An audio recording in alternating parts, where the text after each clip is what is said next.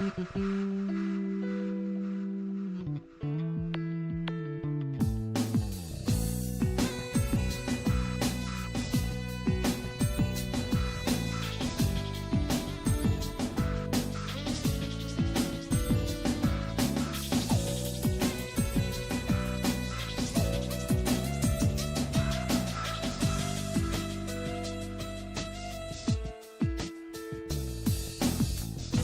с неба падают бисером. Я сижу на окне под звездами, жду удачу, удача близится. Нависает удача гроздями. Жизнь на Марсе, смерть на Юпитере. На Луне есть лунные кратеры, а Гагарина зря обидели. Принесли похоронку матери за звезду полжизни, за луну свободу. Я целую небо, оно льет воду.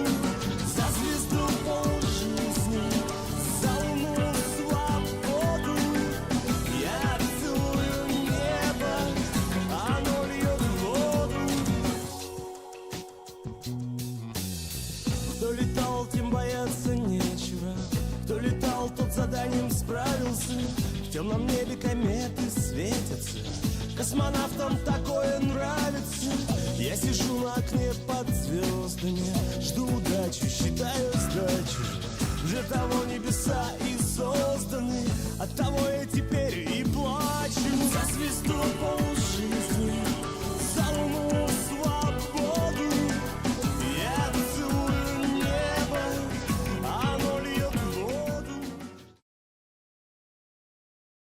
Привет всем. В эфире ДКС. Отдохнем маленько от редактора сегодня, полетаем. Надо поддерживать тонус, так сказать, полетов и боевой тонус. Вот. Ну, получится, если еще миссию, может, протестируем, которую создавал на предыдущем стриме. Вот. А сейчас все по классике, те же миссии, которые играл, буду потихоньку их так тренироваться тоже. Вот, также хотелось бы, конечно, полетать, посмотреть, уже давно не летал в ночное время, если хотя бы взлет, посадку.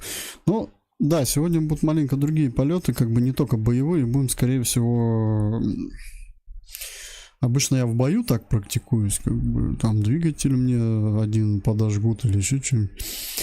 А тут я попробую сам тоже пару раз посадить самолет с какой-нибудь типа неполадкой, ну там двигатель заглушу или что-нибудь. Такие моменты, короче, надо все это тренироваться, потому что одно дело, когда ты сидишь в редакторе, а другое дело, надо еще и уметь летать.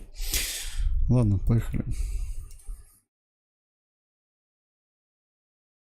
Вот, ну и надо летную книгу-то тоже как-то набивать уже. Просто мы последние вот эти полеты финальные в основном были в кооперативной игре, вот, а так как там в миссиях маленько не просчитано было вот эти очки, результаты основные за полеты, поэтому мы не получили ни званий, ни медали, нифига, хотя мы нормально задачи некоторые выполнили. Вот, ну, уже как бы на будущее знаем, как это все правится.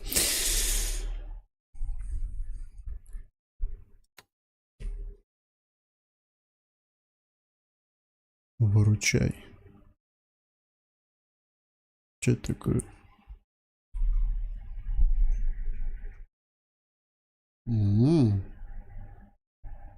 А что это такое? Нет, я такую миссию не видел.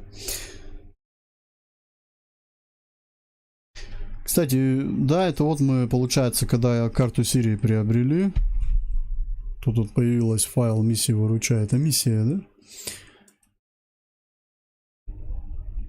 Изоляция поля боя, Кавказ.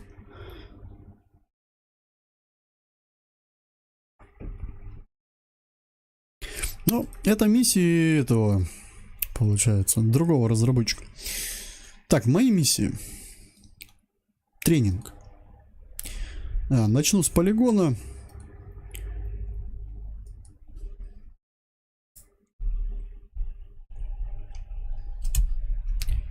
Какие боеприпасы еще посмотреть можно? Часто используем одно и то же, как бы уже проверенное.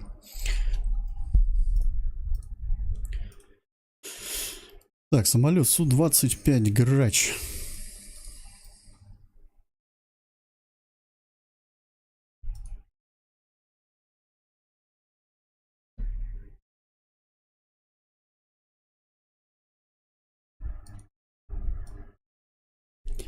Что можно еще использовать? Ну, ракеты воздух-земля на эти пилоны вешаются только С-25 и Х-29. Бомбы разных типов. Вот, с бомбами надо маленько, не маленько, а надо с ними знакомиться. Есть кластерные боеприпасы, есть бетонобойки всякие. Все зависит от того, что ты хочешь уничтожить.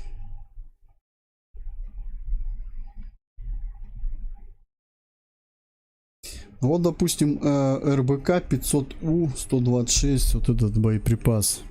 500 килограмм, тоже кластерный. Тоже вот интересная бомба. Можно было ее попробовать. Я думаю, она мощная. Но у нее, я так понял, кластерный. Это не осколочно-фугасный, это кластерный. А есть кластер осколочно-фугасный. Противотанковый, кстати, вот. Можно использовать.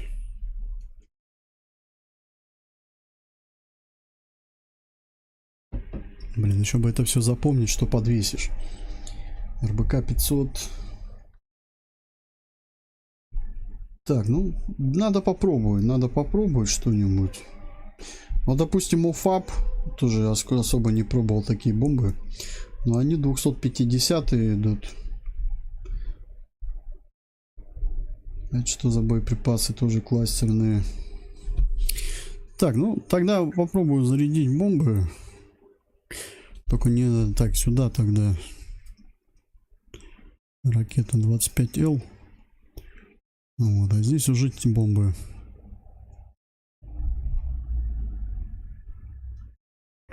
Бомбы, РБК. А вот эти, наверное, 500-е всякие разные заряжу. Так, сначала кластерно осколочно-фугасные.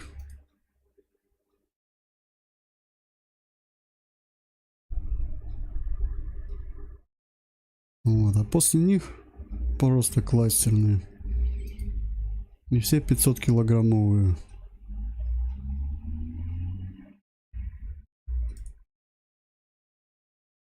Ну, какие-то мощные бомбы. Что там у меня? Вес еще позволяет чем-нибудь навесить?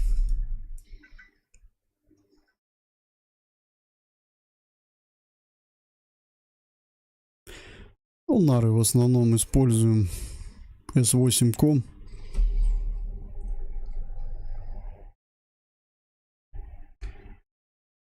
Что за нары такие? АПУ-68 С24Б. Ну это не нары, это типа как бомба идет.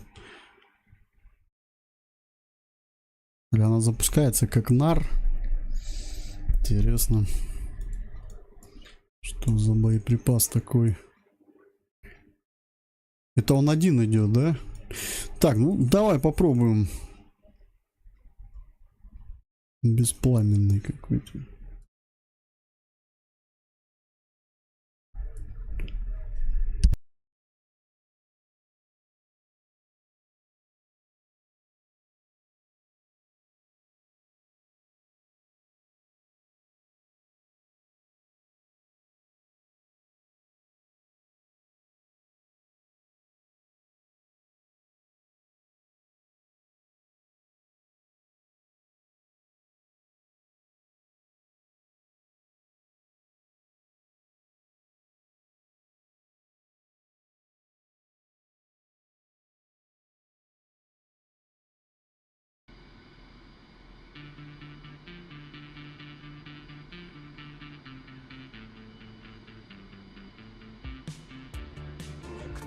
Знает, что я жив, кроме тебя одной.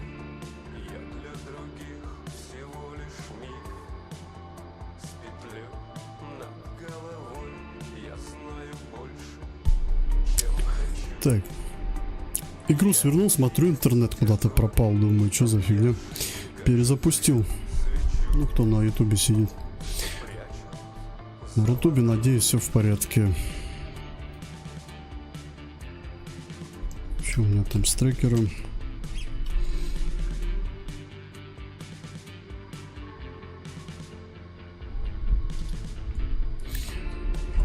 нужен только лишь твой взгляд, живой воды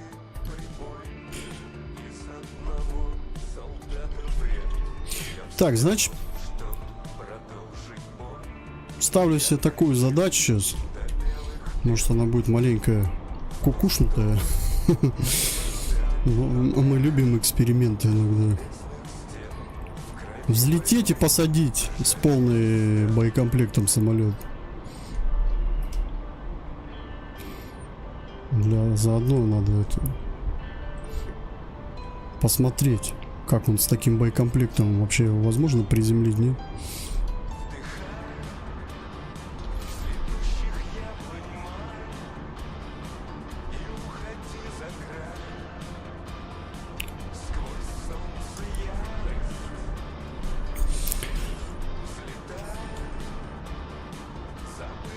Да, самолет тяжелый, я чувствую, прям без его.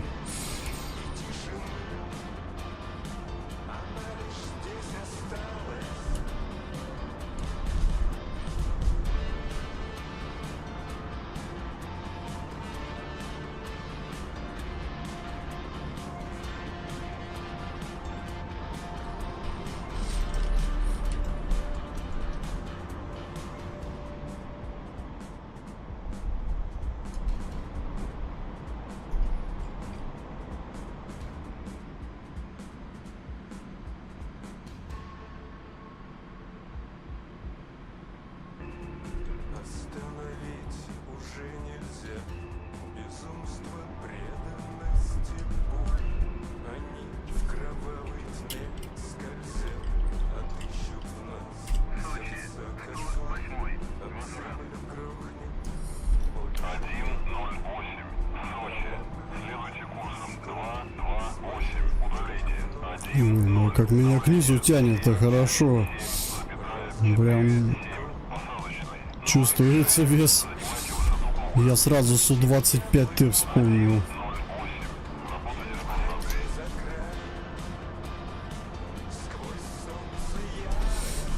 Давай, разреши посадку. Попробую. Блин, колеса прошоркают, стопудовые, вес-то тяжелый.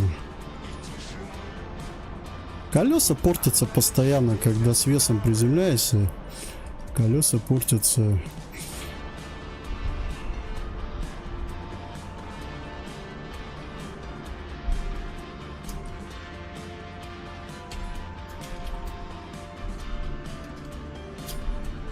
Единственное, что мне нравится с весом выполнять такие задания, то, что он скорость развивает медленнее, и поэтому и сбросить проще. А когда он легкий, он очень быстрый. Он прям сильно разгоняется. Так, ну скорость 600. Нет, скорость большая, она не получится. Давай попробуем. Может, успею сбросить.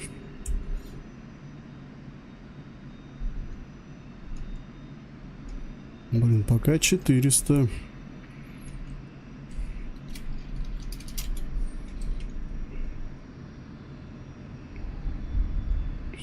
Большая. 350.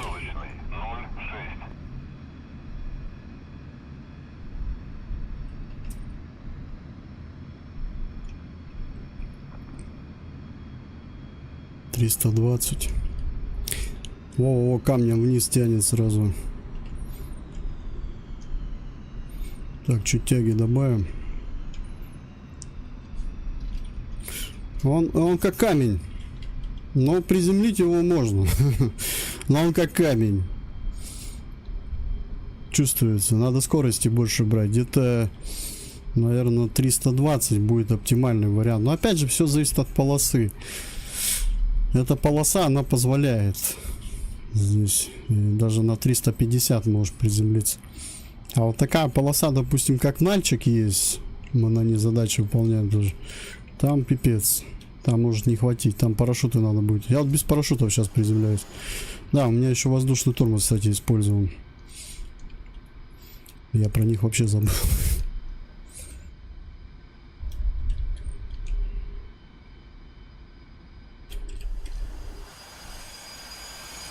Короче, самолет посадили в полной экипировке, так сказать. Что забрали, то вернули.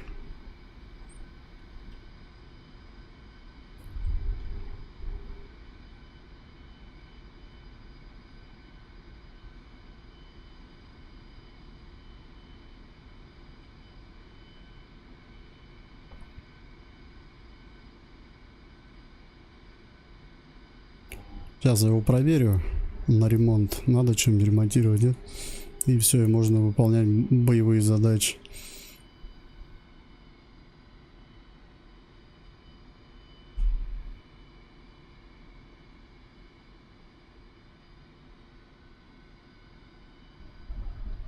А, подожди, тут у нас две полосы же. Блин, не на ту я вырулил. Там вот еще полоса идет. Она основная считается. Стой, стой, стой, стой, стой. Ё-моё, нифига он разгоняется. Да, вон полоса, по-моему, основная.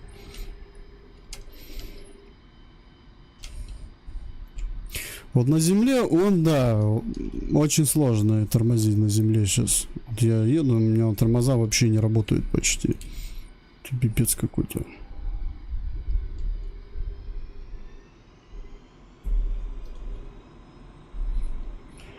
Чувствуется вес, из-за веса он тормозит плохо.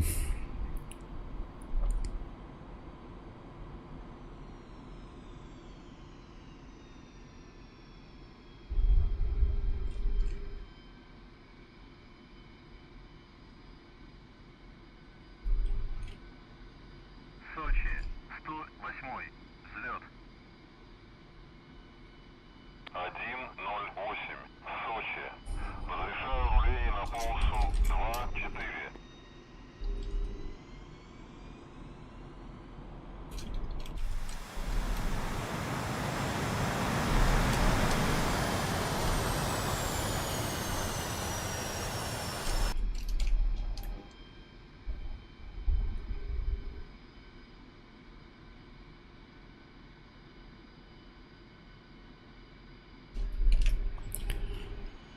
Ремонт надо запросить.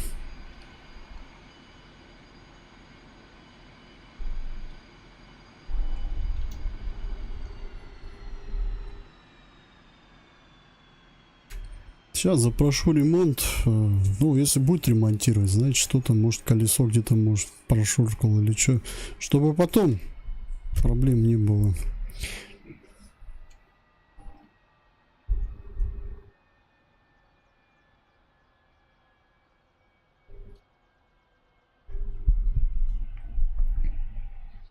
Вот этот прибор сейчас остановится. Тогда можно будет ремонт запрашивать. Все, теперь можно запрашивать.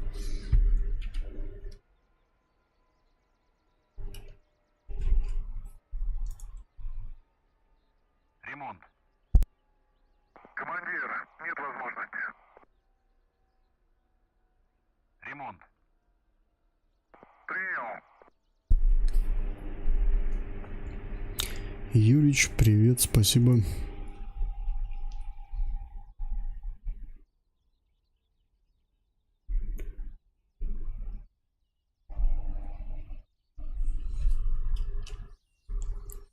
Так-то вроде колеса все целые.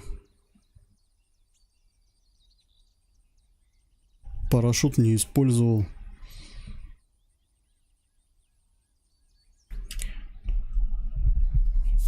Ладно, я думаю, можно взлетать. Нормально я приземлился, без косяков. Ну, мне, допустим, проще самолет приземлять, когда он тяжелый. Контроль скорости проще, чем легкий. Легкий он разгоняется быстро.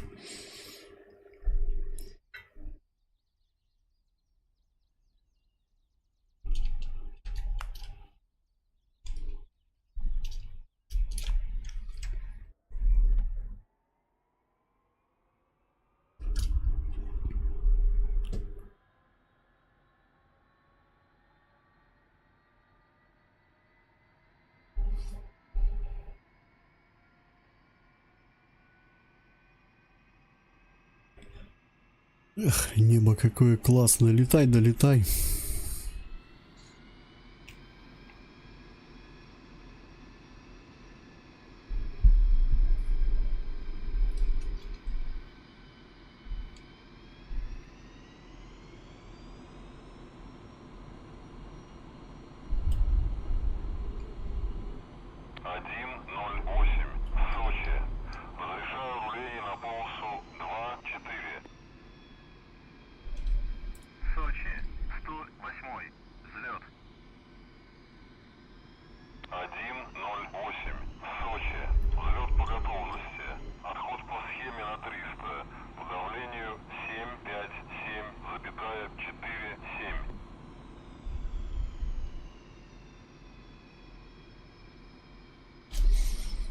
Всего 25 топ.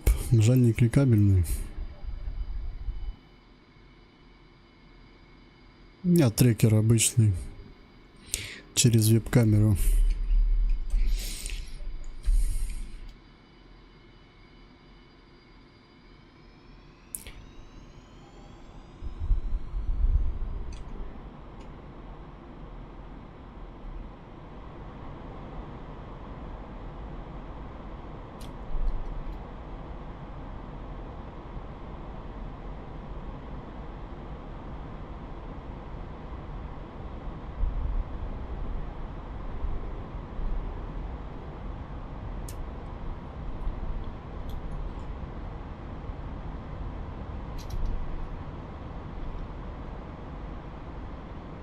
Все, полетело на полигон.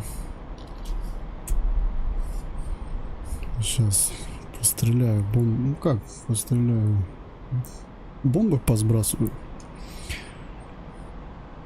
Ну, ракетами, конечно, сейчас это проще простого уже. Бомбами надо. Заодно бомбу испытать. Нары проверить интересные. На бомбы похоже тоже. Так, вот тут самое интересное сейчас. Так, это у нас управляемые, это нары. Бомбы, которые, по-моему, осколочно-фугасные, кластерные. А это у нас бомбы, которые просто кластерные.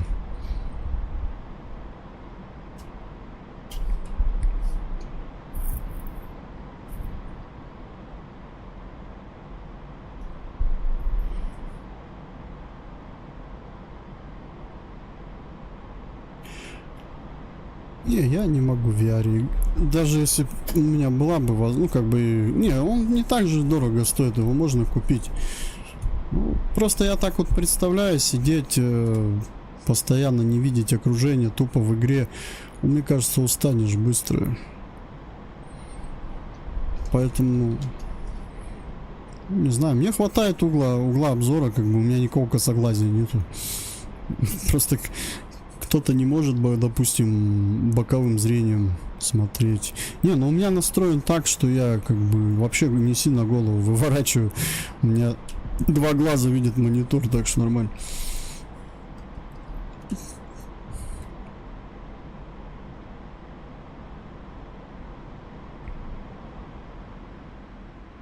Ё-моё, прям что-то так ярко. А, это облако.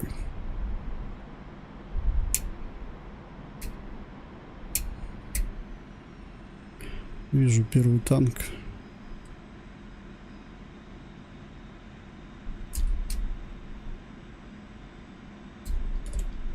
Есть.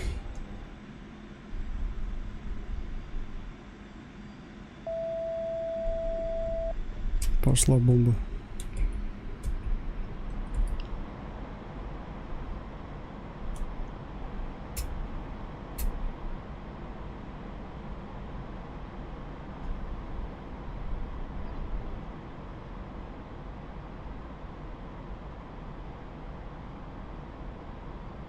Что она вообще упала как-то, не долетев до него даже.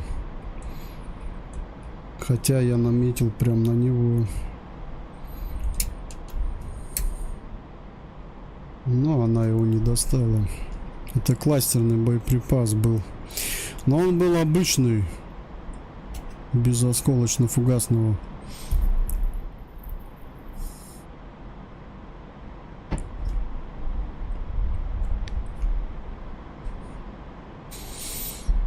Но у тебя вебка есть, он лучше трекер попробуй, может зайдет лучше, чем этот VR.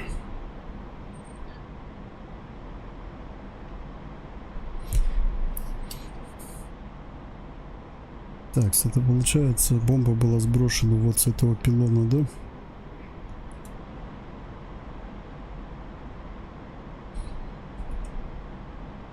Ка попробуем сейчас по пехоте отработать бомбой. Я думаю, результат будет, ну, Там тоже был бы результат, но почему-то бомба не дошла до цели. Вот в чем момент вот этот. Хотя фабы вот сбрасываешь, они под таким углом неплохо летят. Попадают в цель.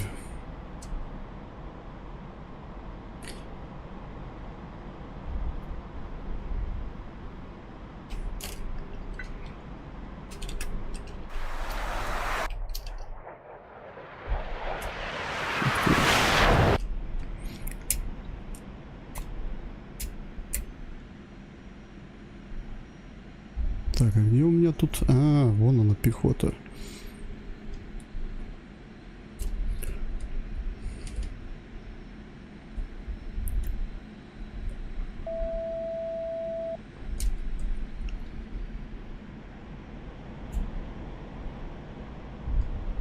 Может, что-то надо дополнительно? Дополнительно, может, что-то надо... Этот лазерный целеуказатель использовать при сбросе. Блин, не вижу.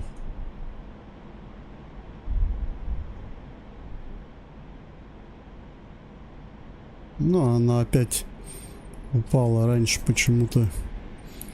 Интересно. Вот видите, бомбы, они отличаются очень хорошо сбросом. Вот это тип бомб, который я сейчас использую, его, наверное, надо брать чуть дальше цели, наверное, потому что он постоянно не долетает до цели.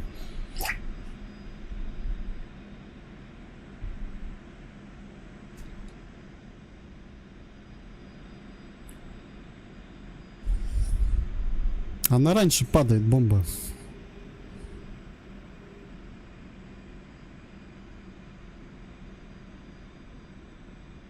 А, ты не можешь трекер настроить? Слушай, ну подожди, сейчас я тебе... Сейчас я посмотрю, я тебе... Сейчас, подожди. Есть у меня для тебя кое-что.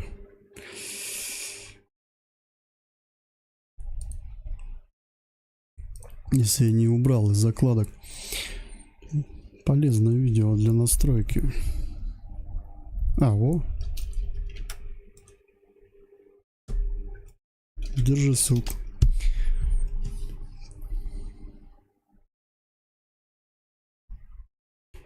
Ну вот попробуй с этой штукой.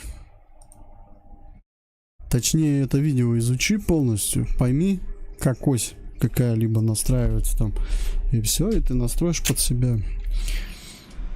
Я раньше тоже не очень все это работало, пока я не изучил. Сейчас играю, мне намного комфортнее, при том, что я на любом самолете могу выполнять любые задачи.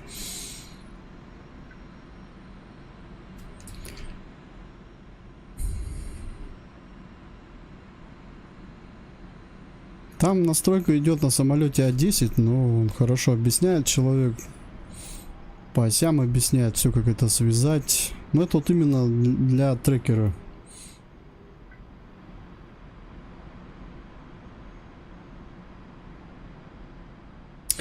Так, что, следующий тип бомб попробовать.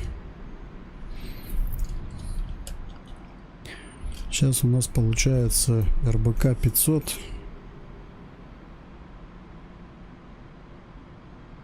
РБК. Как вот РБК расшифровывается? Никогда не интересовался я. Подожди. Может, это что-то особенное? Так, бомба РБК.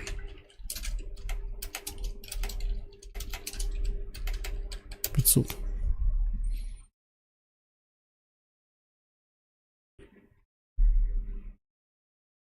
Шариковая, осколочная. Авиационная бомба. Ну-ка, давайте почитаем о ней. Ну, то есть сейчас вот бомбы я сбрасываю РБКшные. Кассета с осколочными авиабомбами. Полутонная РБК 500. Шариковая осколочная авиационная бомба несет все боеприпасы массой по 400 граммов каждая. В одноразовой бомбовой кассете более 500.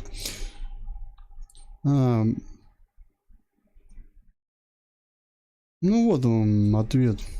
Данная модификация предназначена для поражения пехоты в окопах, самолетов, вертолетов на стоянке, любой небронированной техники, вроде РЛС, грузовики, автосистем. Все.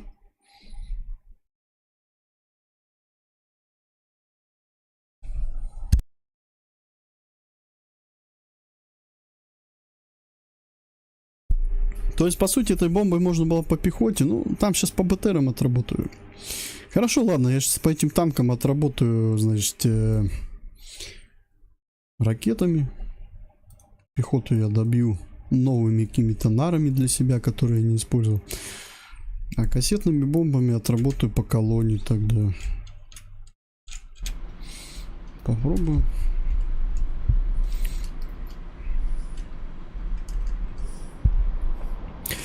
Управляемые ракеты С-25Л.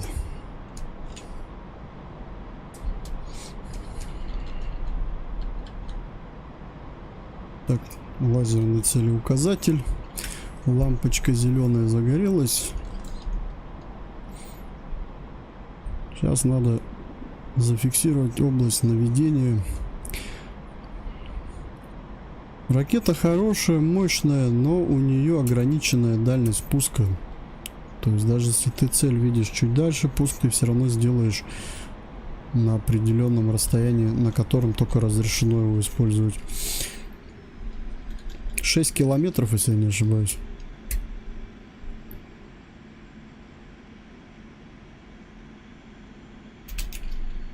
Цель получена. Пуск.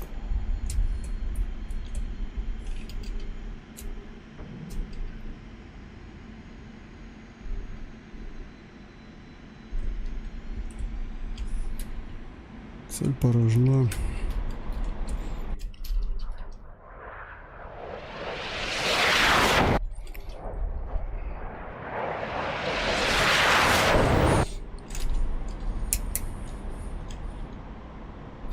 Она мне чем-то по мощности напоминает ракету Х-29. Ну, та, понятно, еще мощнее будет. Ну, только разница у этих всех ракет, то, что Х-29 ты можешь запускать с 12, где-то 13, по-моему, километров. А эту только с 6. В этом вся особенность. Так, танк Т-72 был уничтожен. Следующая цель Абрамс.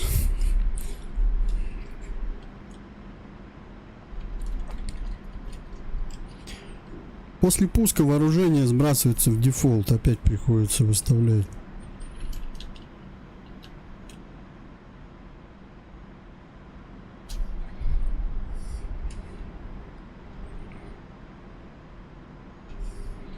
Также постоянно регулируешь вот это окошечко.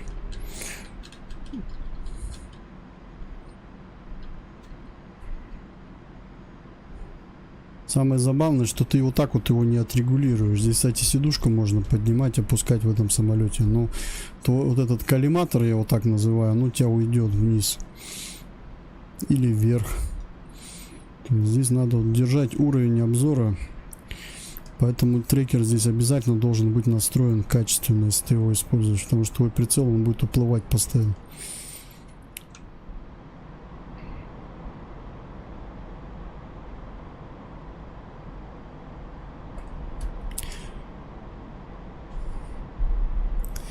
Следующая цель у нас Абрамс. Я, кстати, не пробовал, сколько времени дается на вот этот лазерный целеуказатель, зеленая лампочка, чтобы он перегревался. Сколько времени ты можешь его включенным держать. Его можно вообще, по идее, включать прям перед целью. Либо перед тем, как хочешь уже фиксировать.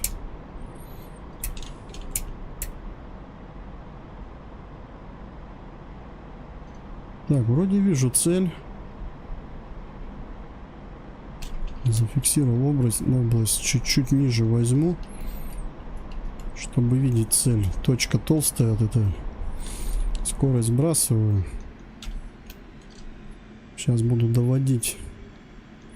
Все, начинаю доводить.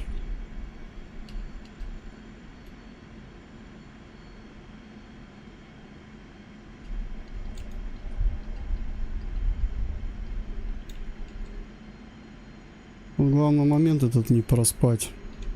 Вот видите, она как гуляет. Все, пуск.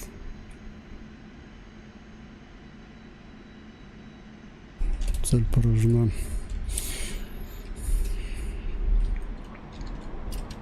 Плавности наведения нету никакой. То есть прицел скочит здесь, вот этот, как по стиральной доске. И вот с таким тебе надо прицелом суметь попасть точкой в цель. А если эта цель еще на расстоянии, на дальнем, попробуй еще ее найди глазами. Вот. А потом еще надо контролировать этот прицел обзором. Потому что если ты чуть-чуть влево, чуть вправо голову отвернешь, все, цель потеряна будет. И твоя ракета уйдет в молоко. Также все зависит еще от того, чем эта ракета хороша, которую я сейчас использовал, С-25Л. Тем, что у нее 6 километров это дальность максимальная, по-моему, пуска. Вот. Но при этом, даже если ты близко к цели подлетаешь, она может работать, по-моему, вот мы сейчас приблизились достаточно близко, и все равно она идет в цель. А если бы я бы сейчас работал вот так бы приблизился с ракетой Х-29 или Х-25МЛ, то эти ракеты бы ушли бы в молоко, они бы либо ушли выше, то есть они бы не поразили бы цель. Вот и все. Поэтому такие ракеты хорошо использовать вот для танков, ближе подлететь, нанести поражение. Все. Конечно, если была бы эта шилка, то ракета С-25Л для шилки уже была бы опасна. Для тебя было бы это опасно подлетать на такое расстояние. Она бы тебя могла бы срезать. Там уже ракета нужна какая-нибудь подальше, стрелять по ней. Вот. Не знаю, используют ли грачи в реале такие ракеты управляемые, но это как ПТУР. Ее надо вести до цели. При этом ведешь ты на коллиматоре, а не на каком-нибудь экранчике. Даже гранатомет, вот когда запускаешь, у них и то есть экран ПТУРа, а здесь нету. Здесь вот этим прицелом ведешь и все. Так, ладно, что, давай по пехоте ударим. Я не знаю, я не пробовал этими нарами работать. Что это за нары такие? Они как бомбы.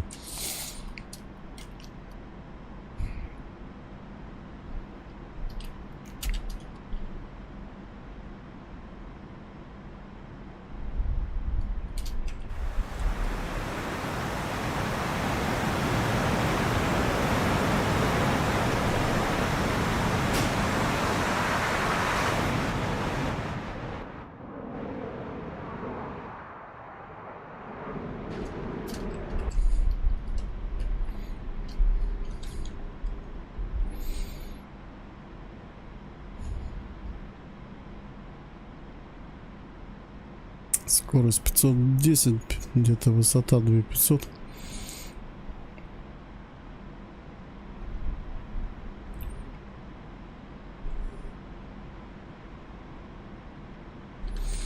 Слушай, да они реально какие-то эти нары тяжелые.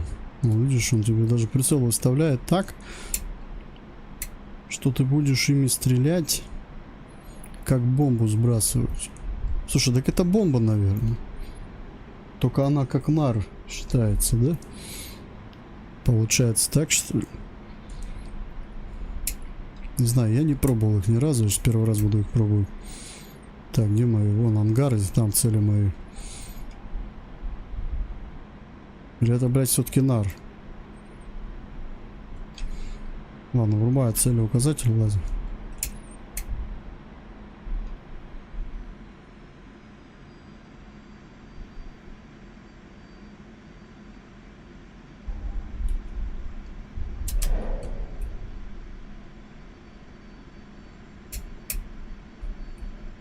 Интересно, оно работает.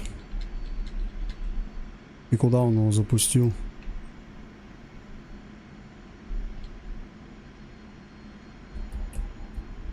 Ух ты, нифига себе.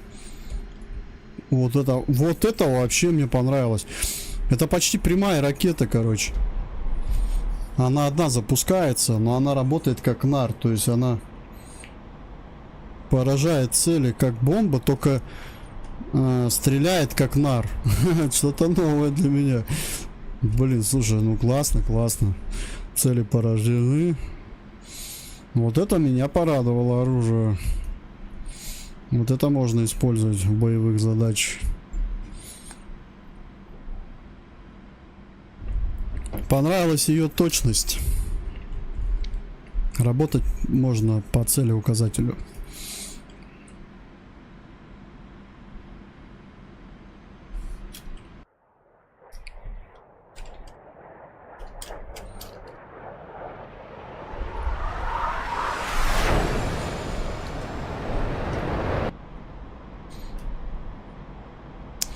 Так, ну что, выполняем бомбардировку тогда. В этот раз будут задействованы 2 бомбы. Кластерные 500-килограммовые, осколочно-фугасные. Атака будет колонна из 3 БТРов. Нет, не БТРов, там будет 3 типа техники. Хаммер, БТР, по-моему, и БМП. Нет, 2 БТРа и Хаммер. Лавка, Страйкер и Хаммер.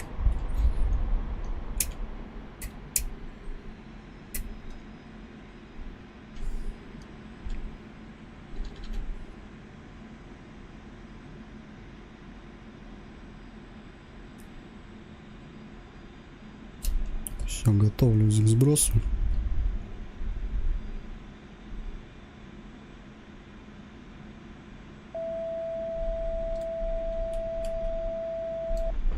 Маленько опустил нос, чтобы они ушли точнее. Я, кстати, частенько так делаю. Фабы обычно так делаю. Так, есть поражение.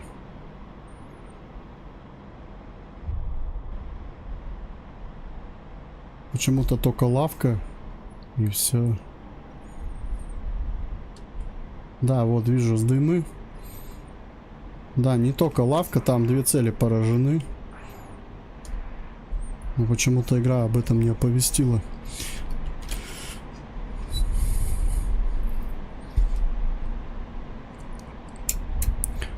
Так, уничтожен Хаммер, уничтожена лавка. 1 единица техники осталась, да? Скорее всего, она сейчас займет укрытие. Надо будет сейчас ее поймать еще.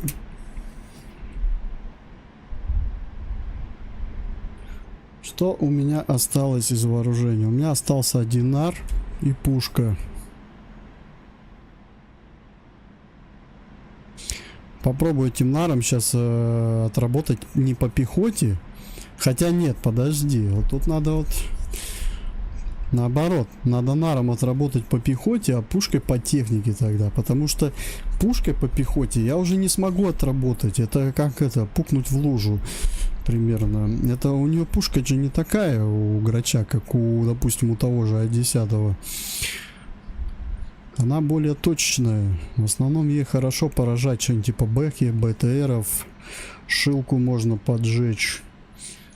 Пехоту плохо ей бить. Потому что в пехоту, чтобы попасть, надо точно видеть этого солдата. Ладно. Выставляюсь на нар. Это нар, это не нары. Нар его правильно назвать. Он один, но мощный. Нар это когда их несколько, там, чуть не по 20 штук, допустим, на пилоне, да? Ими закидываешь. А это нар.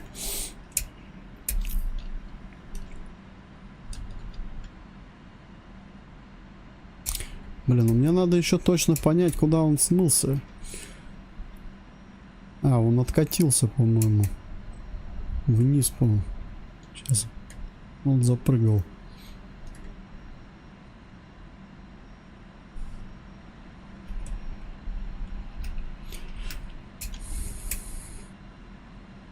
Да, ты спрятался.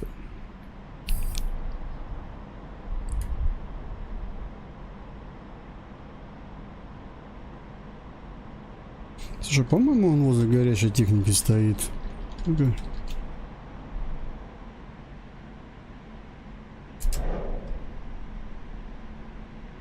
Бах! Четкий выстрел. Слушай, ну мне нравится эта штука. Вообще, прям такая прямая, я бы сказал. Это лучше, чем этими нарами обычными забрасывать, бестолковыми. Только пехоту, если... А этот прям точно стреляет, смотри-ка, что. Я теперь знаю, что мне брать, если что, для уничтожения той же колонны. А это уже интересно.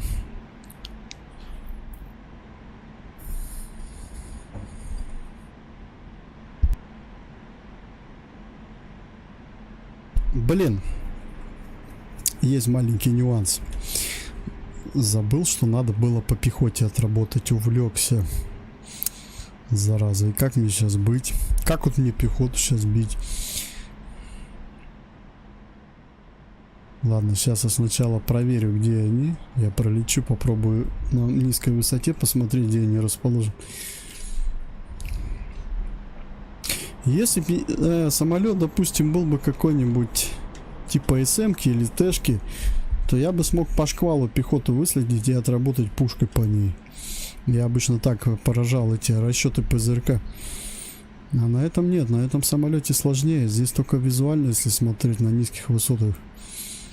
И то не факт, что ты их заметишь.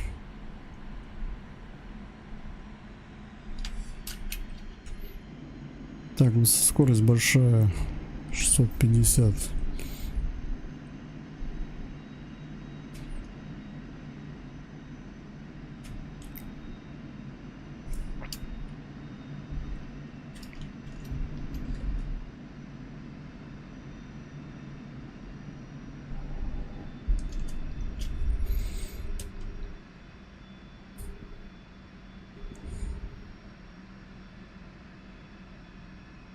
$470 где-то.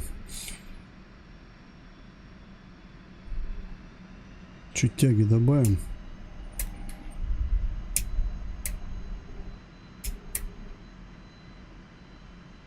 Так, вижу бойцов, вон они стоят вдоль горы. Раз, два, три. Там тропинка, они на тропинке. Но эту тропинку с высоты не видно. Ух ты! Они еще по мне стреляют.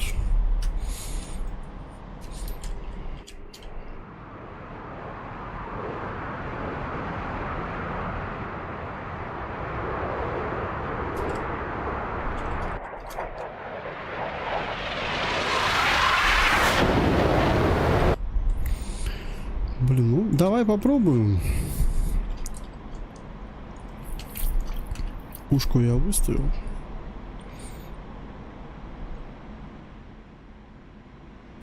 Если пушка не получится их поразить, тогда придется лететь на базу, заряжать нары и добивать их нарами.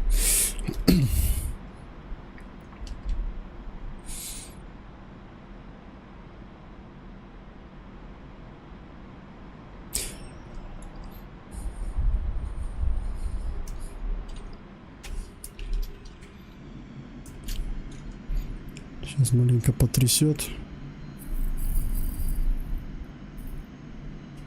Прицел главное тут не профукать, он уходит.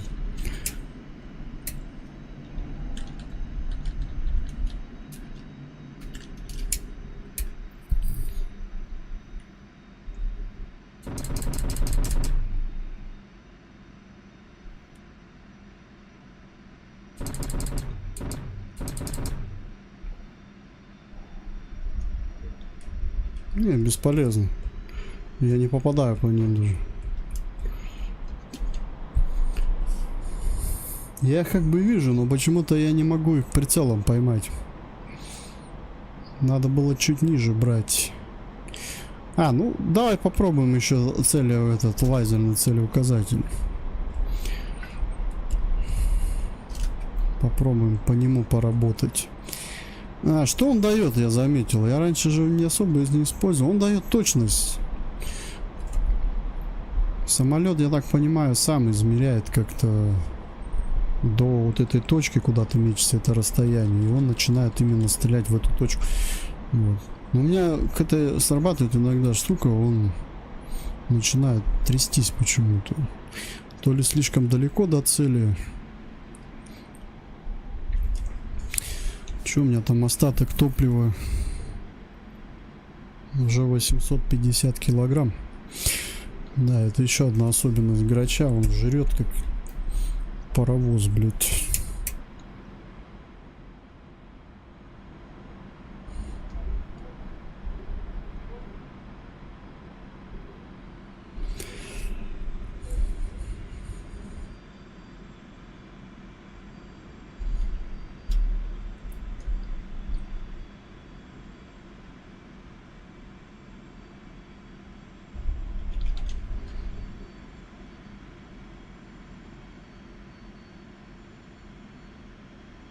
Пробую еще атаку пушкой по пехоте.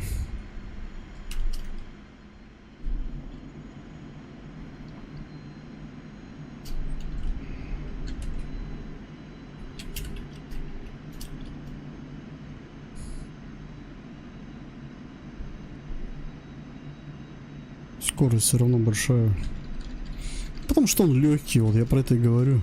Чем легче самолет, тем он быстрее развивает скорость.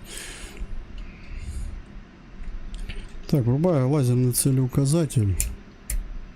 Вот видите, он начинает прыгать. В этом вот мне вот это и не нравится. О, вот что это за говно. Ну-ка еще раз. Да, вот то.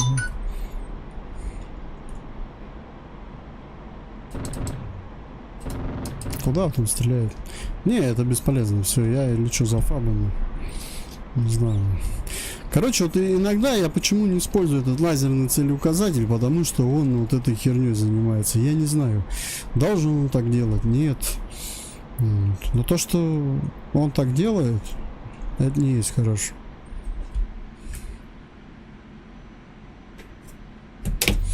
Так что ладно, давайте на базу.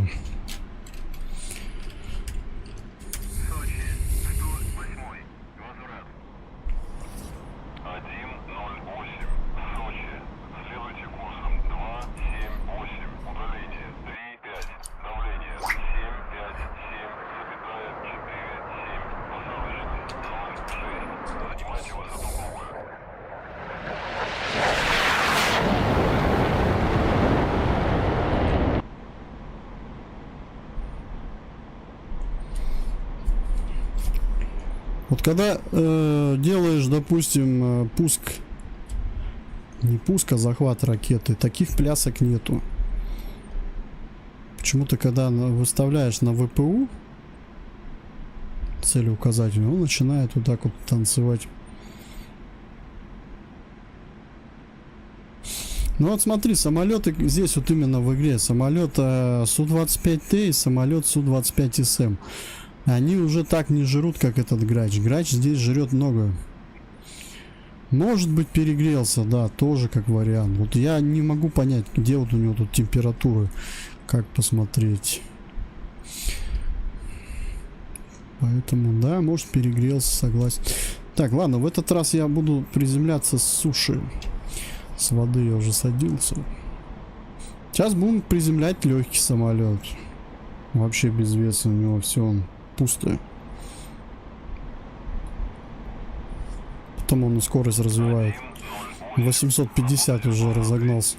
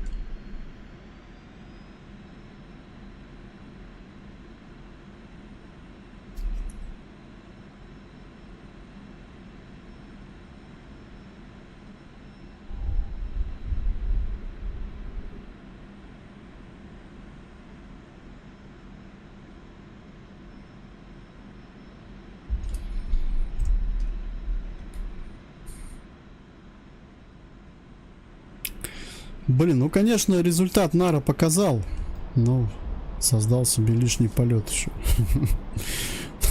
Этот нар можно было использовать четко по пехоте, а пушка отработать по страйкеру и все. Сейчас бы уже задачу выполнил.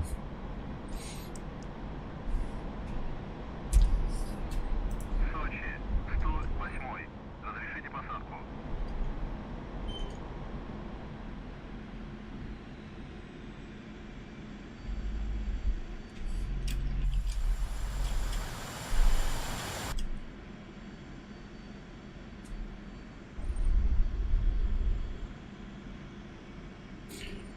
Что там остаток 600?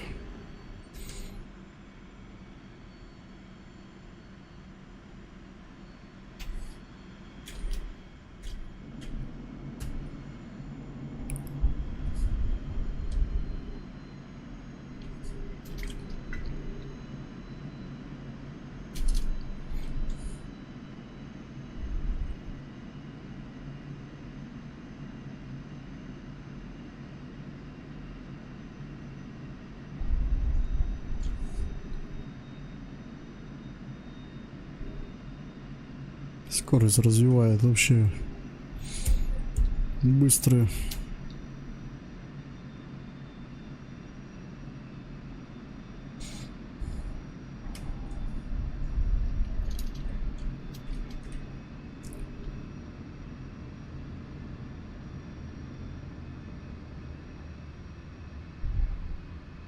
Мне, кстати, понравилось, как он на воздушном тормозе приземлился в прошлый раз с весом. Я обычно их не использую, когда уже на полосу подлетаю, потому что его трясет перед полосой.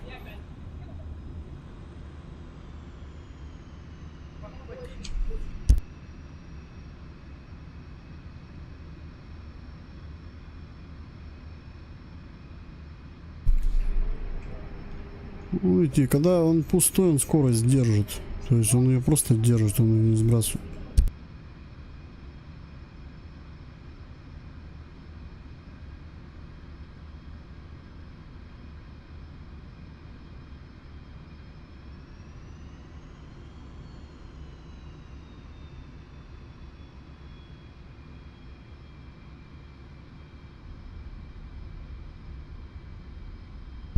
Рановато я полосы. Я даже еще полосы не коснулся, я уже там травы коснулся. Что-то прям сильно я прям это рано.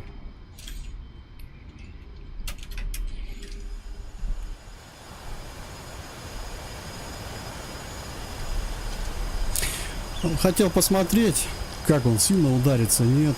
Да нет. Без веса он особо не бьется. Так. Вот если бы я бы на скорости бы разогнался бы сейчас, то да, колеса бы я себе пошуркал бы тут, пока тормозил бы на нем. Чего? Самая сложная часть посадка? Нет.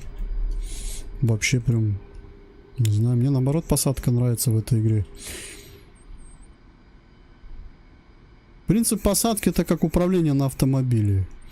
Вначале самолет садишь, а потом как на машине едешь. Главное это удержать управление, чтобы он у тебя прямо шел, а не влево и вправо. Если начинает заносить, выравниваешь колесо, получается. Как вот обычно, в сторону заноса, по-моему. Блин, я теоретически это объяснить не могу. Я вот в жизни как бы как-то сам, у меня само уже до выработки это происходит.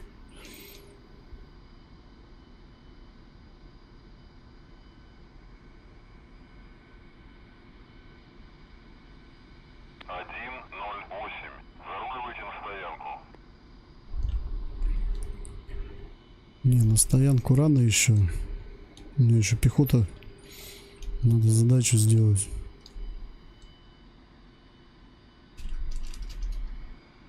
Стой. Блин. Чуть в траву уже не уехал. Мне показалось, что он сейчас уже все не тормознет. Все, прибыли.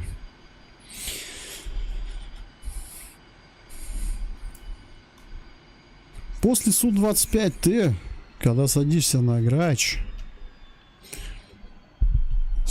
ты вообще просто как пушинка на аэродром приземляешься. Вот этот Су-25Т это пипец самолет. Если ты освоил и хорошо на нем приземляешься, то ты, значит, на других самолетах будешь еще проще это делать. А, ты мотоциклист. Так ты на нем как на мотоцикле гоняешь. Также с наклонами, да? Блин, опасно, можно крыло ширкануть.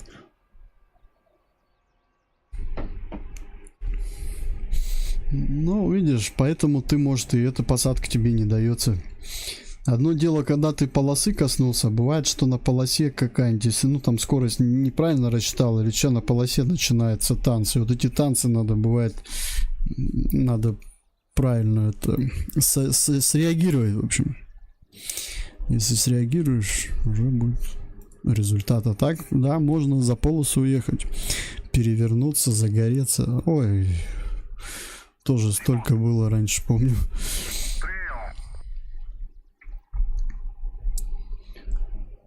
Помню, на Су-25Т не хватило полосы, я ушел в город.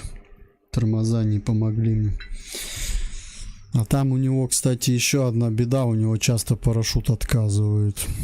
Вот этот как раз в хвосте, который такой геморрой, пипец. Это вот, получается, это одно единственное, что его хорошо тормозит, когда ты уже на полосе едешь. И он у тебя бац и отказал. А знаешь почему? Потому что бывает, когда по нему работает что-то наземное, оно попадает ему постоянно в это место. И все, и парашют он просто перестает у тебя работать. А на естественных тормозах его очень сложно тормозить. Он тупой просто в этом.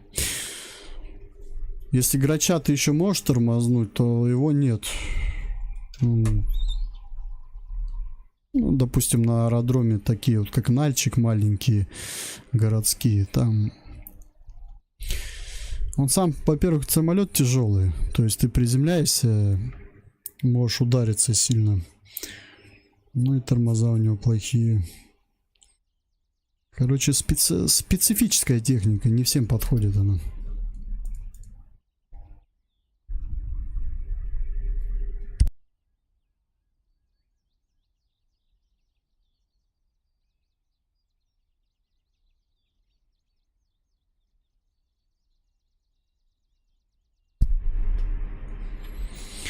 Я кайфанул, когда я начал летать на Граче. Вот на посадке именно кайфанул. Не знаю, мне вот почему-то Су-25Т проще начал даваться. Именно в посадке. Не, взлетать-то на нем еще проще. Но опять же, я прошел полеты на Су-25Т до него. То есть я летал в разных ситуациях, и аварийные ситуации были у меня тоже. Вот. Тогда я сел на Грача, на обычного, и я кайфанул. Если ты, допустим, наоборот идешь на Грача и пытаешься его освоить, а потом идешь на Су-25Т, то, я думаю, тебе будет сложно.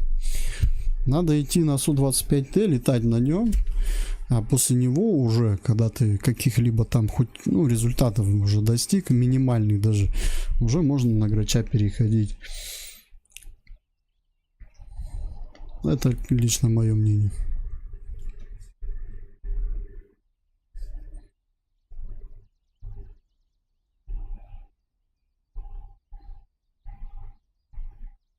Потому что если сравнивать самолет Су-25Т и Су-25, это как штурмовик и истребитель. Ну, у них разница просто по маневренности. Я понимаю, что это два штурмовика, но по маневренности это как штурмовик и истребитель. Су-25 обычный грач, он по сравнению, по скорости и маневренности, по управлению, он по сути как истребитель по сравнению с Су-25Т. Тот вообще небо. И на низких высотах, вот там же компания есть здесь, его лучше не использовать Су-25Т, он более стратегический самолет, его надо использовать на расстоянии, использовать только шквал. А так на низких высотах, во-первых, обзор кабины стрёмный у него, там не видно, там как в бункере сидишь или в танке, я не знаю, хоть в походном режиме летай. Я раньше балдел, у него этот фонарь скидывал в полете, как на кабриолете, зато обзор хоть и есть. Еще обратил внимание, в наших самолетах всех почему-то кабина, она такая вся, блин, зона видимости ограничена, блин, углы эти. Если взять иностранные самолеты, у них более открыта кабина. Вот эти, допустим, даже F-35, да, самолеты, F-18, у них просто сплошное стекло, как в аквариуме сидишь. Вот это я понимаю обзор, блядь. А тут, да, тут как в танке. Края закрой, просто окно спереди оставь и походный режим иногда используй. Ну, все будет. Не зря его называют летающий танк. Наверное, из-за этого. Ладно, все это шутки как бы. Но Су-25Т, он реально летающий танк. И по обзору, и по это его, кстати, он мне что единственное нравится Су-25Т, у него вооружения много. Там можно и Х-29, и вихри вешать 16 штук. Просто представь, 16 ракет на самолете. Это, ну, это танк, ё. Воздушный танк. Да, он танк. Самый настоящий. А, блин, подожди, а чё я? Там у меня ремонт только было.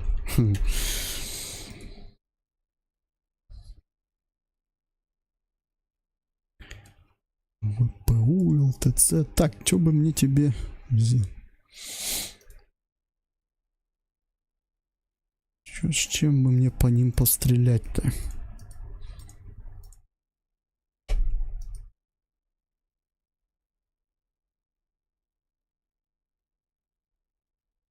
С-13 тоже неплохие нары, 122 миллиметровые, но, блин, их мало. Иногда их вообще не ощущаешь. А, давай обычный комет зарядим, да и все, добьем их.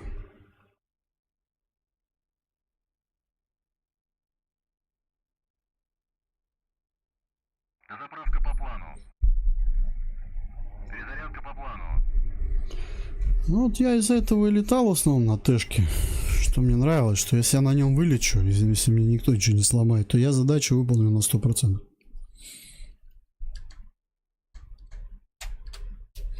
На нем хорошо звание набивать в летную книгу очков, потому что ты можешь, считай, одним самолетом летать, пока горючки хватает, пока все танки не уничтожишь. Я помню даже вот эта компания «Битва за нефть» у них основная. Бывало, даже основную задачу выполнишь и все равно летаешь, танки добиваешь. Да нафиг кассетки. Ну, кассетки я попробовал, как бы. Нормально. Можно их использовать. Да блин, неэффектно, не очень они эффектно выглядят здесь с высоты. Просто что-то там пузырится непонятно снизу. Вот то ли ФАП. И прям так красиво выглядит этот взрыв.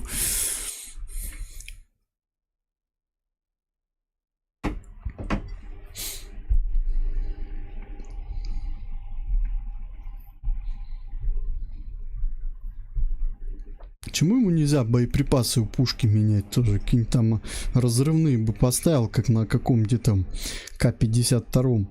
У него уже два типа есть боеприпасов. Бронебойные и разрывные. Вот. Тогда вообще было бы классно. Трыть, и все, и нету пехоты.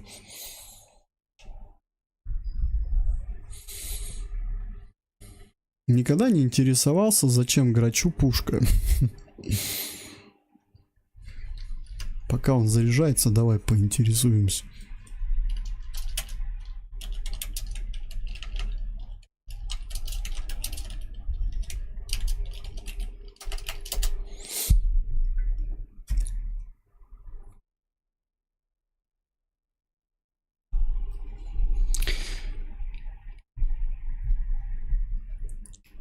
Если нужно было так, вход шла встроена пушечная. Так, если нужно было отработать точно, вот как я и говорил, это точно.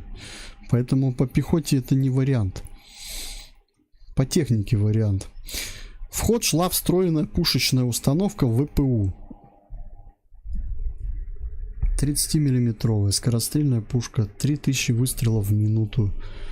Боекомплект 250 штук. Ну вот. А что толку этих 300 тысяч выстрелов в минуту, если у него боекомплект всего 250?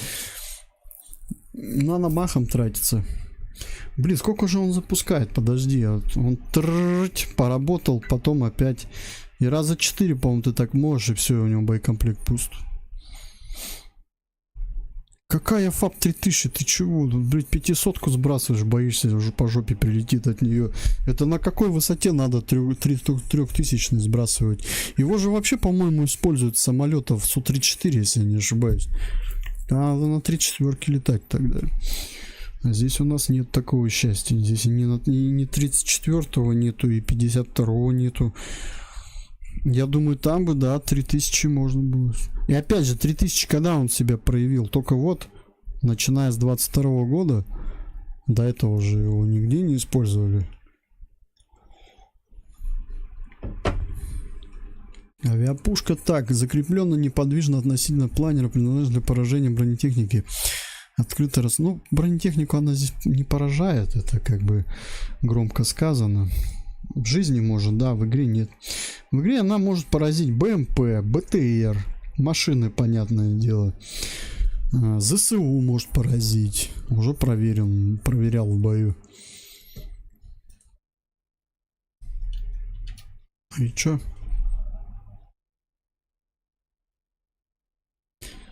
Чё происходит?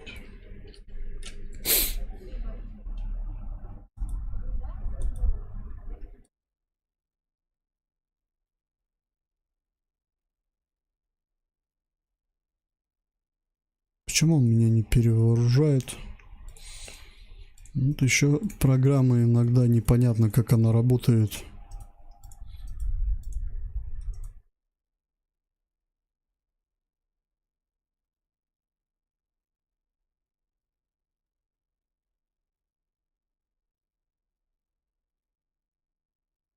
Дозаправка по плану.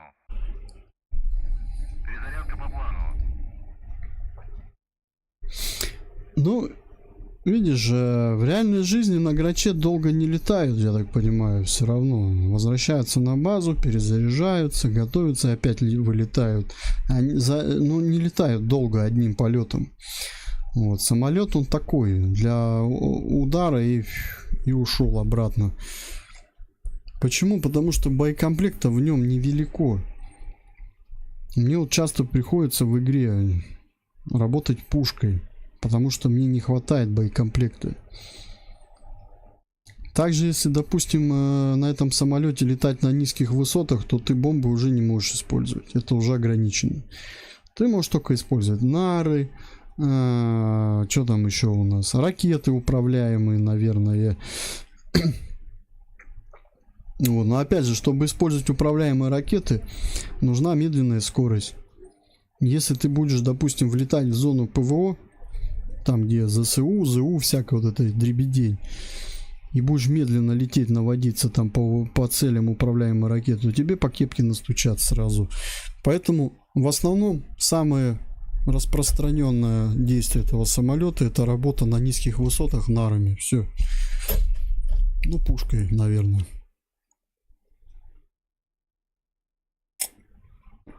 Опять же, это я просто логически рассуждаю, я не утверждаю.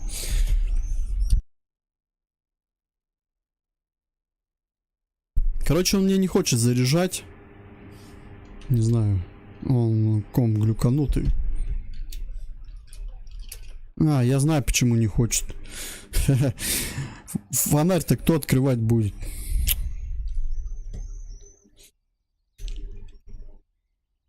Система в игре такая. Надо открыть фонарь, заглушить двигатель и электрику. И тогда можно уже делать запрос.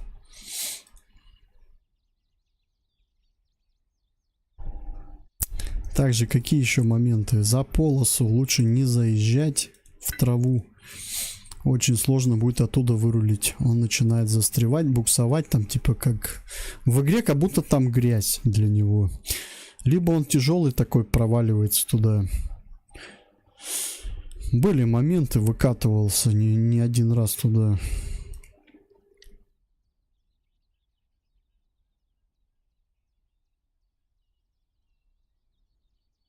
Все, сейчас он зарядит его.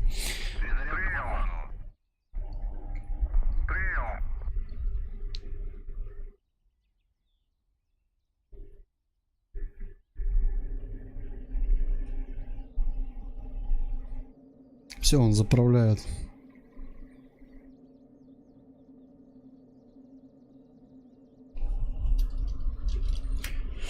Какие еще плюсы этого самолета? Конечно, прорисовка. Он очень красиво выглядит здесь в игре. Текстурки просто радуют. Приятно летать. Даже вот эти часики, как мы их некоторые называют, нифига себе, самолет просто сделан панель часов. Так эти часики, они так хорошо прорисованы.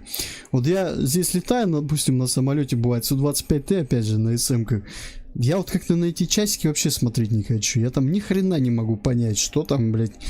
Вон на ЛС смотрю и все. А здесь, ну не знаю, здесь, мне кажется, все понятно, все хорошо. Видно прям каждую циферку. О, Эдуард, привет. Ты подключаешься? Ну, я пока тренировочные выполняю. Так что давай, присоединяйся.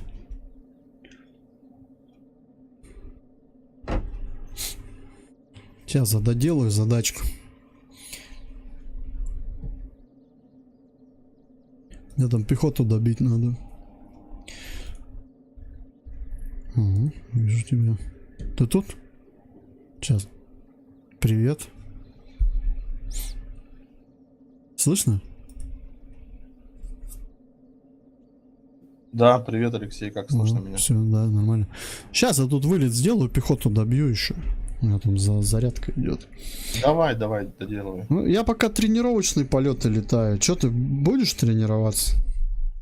Ну, я подключился, смотрю, что ты, в смысле, стрим твой вижу. Этот. Ну, давай, подключай меня, если хочешь, давай Я потренируемся. тут экспериментирую с вооружением. Я тебе тут кое-что посоветую попозже. Нар, есть нар, а есть нар, прикинь. Он пускается как ракета. Но он так хорошо поражает цель. Типа как в тур, что ли? Нет, это вот, допустим, ракета, ну да, типа как управляемая ракета, только ты ее не управляешь, а просто по прицелу ее запускаешь, и все. А она как нар, просто взрывается, и все. Ну, мощный нар такой. Блин, я не знаю, как объяснить. Короче, размером как бомба, выглядит как ракетка небольшая, ракета с острем такая, и запускается как обычный нар по прицелу. Их вешается по одному на крыло, по пилону. А как она называется? Что за вооружение? Самое первое, вот нары выбираешь, когда самое первое С-24, как-то она АПД или АДП, как-то АПД. Ну, ладно, я тебе там подскажу.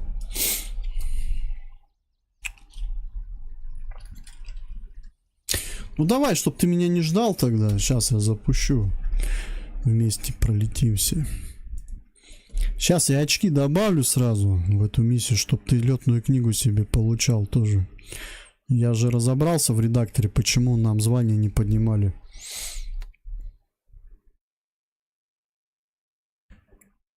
Там надо выставлять онлайн. С твоим упорством я не сомневаюсь, что ты добился своего. Вот, я удивился, почему, видишь, там для одиночки ставится, для оффлайна, и есть для онлайна ставится. ДКС, да, ТГС топ игра. В плане графики. Так, я сейчас пока буквально на 1 минутку отойду и приду сразу. Давай. Тут, видите, оффлайн в скобочках. Это, короче, основные очки, результаты в каждой миссии. Если они есть, то вы получите, так сказать, результат в летную книгу, которая в игре. Вот, а там уже поднимается звание, поднимаются медали, появляются какие-либо, вручают за успешные задачи. Вот. Если в миссии нет вот этого, то говно, это не миссия. Можно даже не играть в нее, чисто только для интереса. Поэтому прошу обращать внимание на это. Вот. На данный момент это все создавалось для оффлайна, то есть для одного игрока. Что такое оффлайн? Это один игрок. А есть онлайн, то есть сейчас вот делаем просто клон. И выбираем здесь красный только в сети. Все. Вот. Как это работает, система? Ну, это надо связать с условиями миссии в редакторе. То есть, допустим, задача у тебя уничтожить пехоту. Проверка в игре. Пехота уничтожена тобой, допустим. Тебе добавляется за это 20 очков. Основных, результативных. Вот, сейчас мы проверим. Так, ведомый на связи. Хорошо, сейчас я проверю кое-что. Так, 1, 2, значение 3. Вот, сейчас здесь проверю. Так, первые цели, если мы уничтожаем, значение 1. Вторые цели, значение 2. Завершение, если мы прилетаем на базу. Вот, и тут мы нифига нету, да? А третий нету. Ну, тут косяк.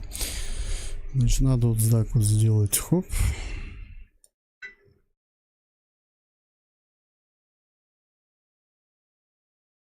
По поводу всей этой темы я подробно объяснял на предыдущем стриме, когда я создавал миссию по редактору. Кому интересно, даже ссылка в описании есть.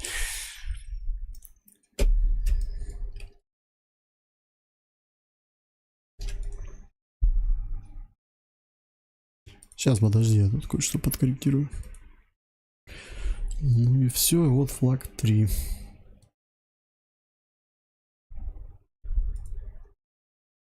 Угу. Все, я сохраняю. Пойдем, пролетимся. Ты, кстати, можешь это заказать у меня. Я тебе могу снарягу поставить. Или как?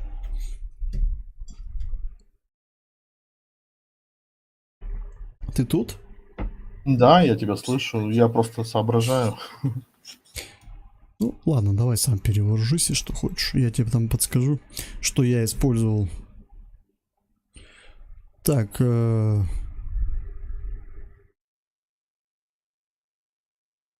Тут так не сделать. Ну, ладно. Так, мы сейчас на Кавказе, для понимания, да? Да, да.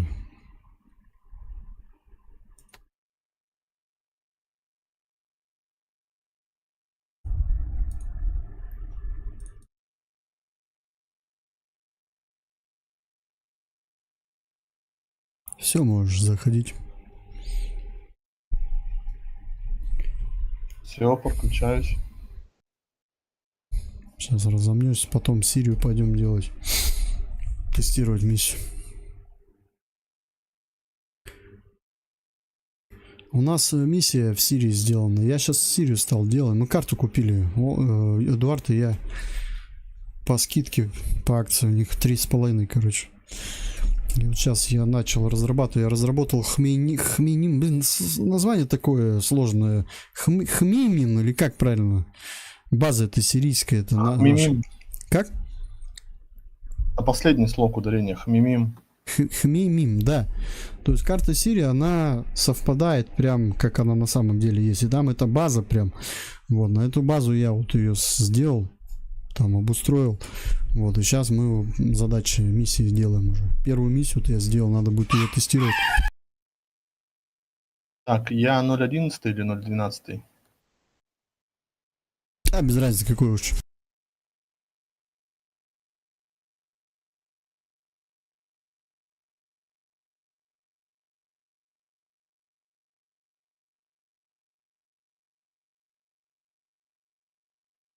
Один.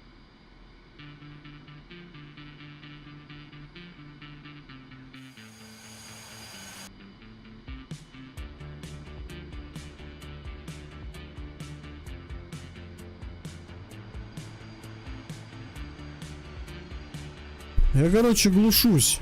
Перезаряжаться буду. Хмейнин, блин, название такое, пипец. Я почему-то не могу его все и запомнить, и выговорить нормально. Это пипец. Мне такие названия не даны, походу. Что я жив, кроме тебя одной. Я для других всего лишь миг. С петлей над головой я знаю больше, чем хочу. Ты говорил, там какие-то нары, типа это АПУ, вот эти нары. Сейчас, подожди, секунду. Так. Значит, нары. Да, АПУ. АПУ, вот эти попробуй. Су-24, С-24Б. 200, они получаются 240 миллиметровые. Ой, нифига, там вообще есть, короче, 420 миллиметров. Это что за нары такие, С-25? Фига не мощные, они как бомба, блин. Офигеть.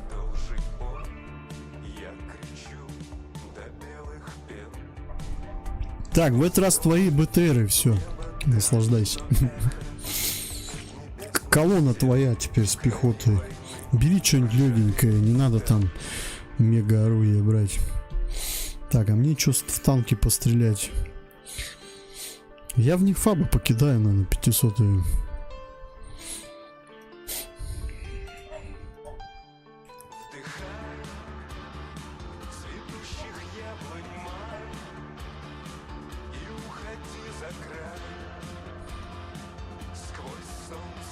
Кривая вот эта ракета, кстати.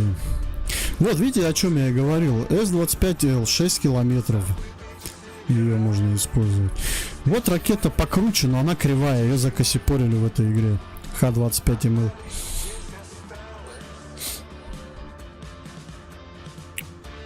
Можно сделать вот так. Можно, допустим, сюда ракету Х-29 зафигачить. А сюда бомбы. Ну и мои недавно которые я полюбил, нары. Блин, вес, правда, будет побольше. Так, у них что там, специфика управления какая-то другая, да? У этих АПУ. Да, вот это целеуказатель лазерный врубаешь, как на управляемую ракету. И все. Просто пуск делаешь по месту. Она прямо стреляет прям. Но она мощная какая-то, она беспламенная какая-то. Вот ты не видишь даже, куда она попадает почти, но она поражает цели. Интересно работает.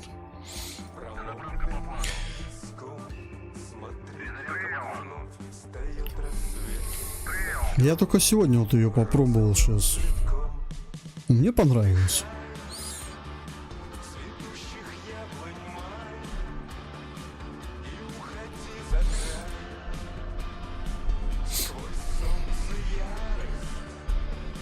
Я уже соскучился по этому треку. Да? Я что-то вот так уже наслушался. Ну, что-то прям уже это... Что-то другое хочется, а нету пока ничего такого. Да нет, и чё, блин, это уже визитная карточка твоего канала для ДКС именно.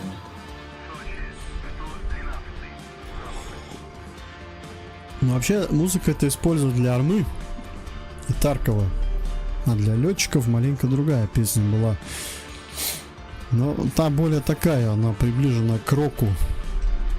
А там больше она подходит для этого, для истребителя, наверное, чем для штурмовика.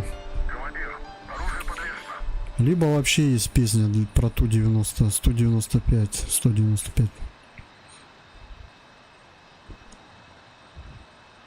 Так, ну все, я готов.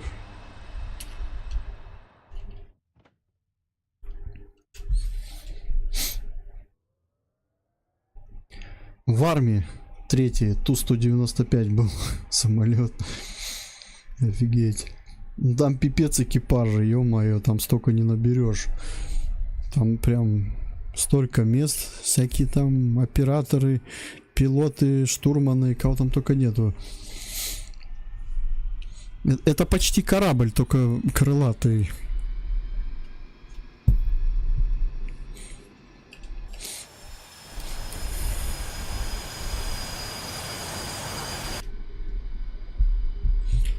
Чё, взлетай, я за тобой.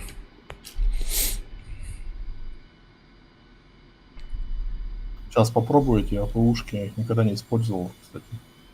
Ну, мне понравились, вполне интересные. Я думаю, их можно использовать вместо обычных наров, но они, по-моему, потяжелее по весу.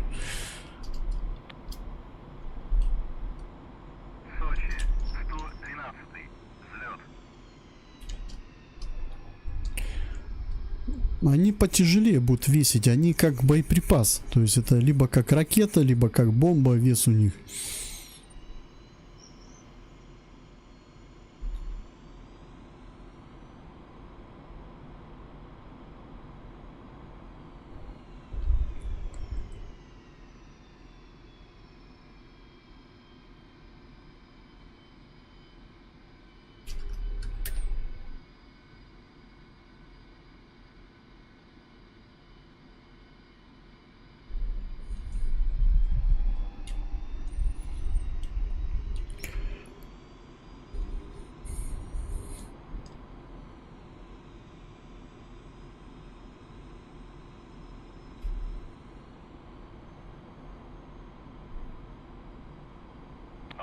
Один, два. Взлет запрещаю. Ну вот в основном в армии 3 летали. 1, 2. Сочи. Полетами там занимались. Ну, там в основном я любил вертолеты. Самолеты я там не очень использовал. Как бы. В основном вот эти последние Су-35, только Т-50. А так, Грач мне там не нравился. Вообще не нравился. Я Грач только здесь от него кайфанул.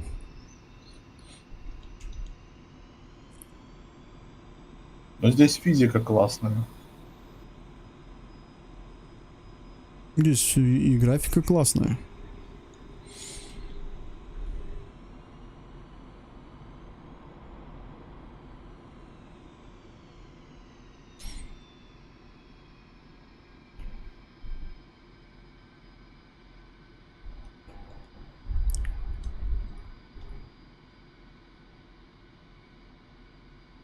Не, самолеты там, ну, А-10 я вот помню, летал, брал.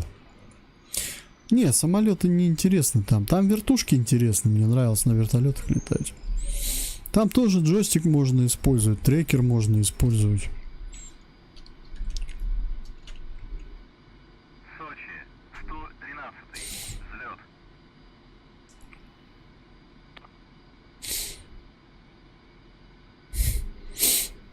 Блин, а тут нету этих очков, что-то они не отображаются.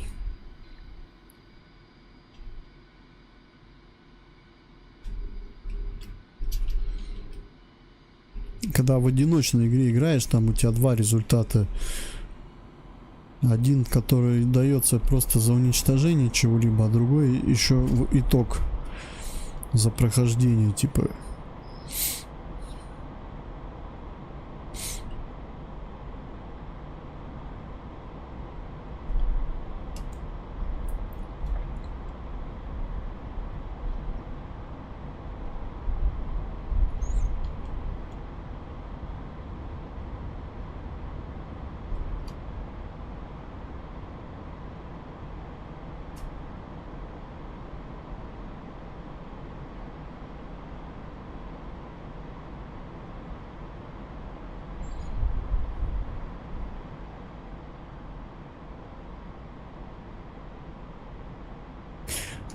Мне вот больше понравилось в армии.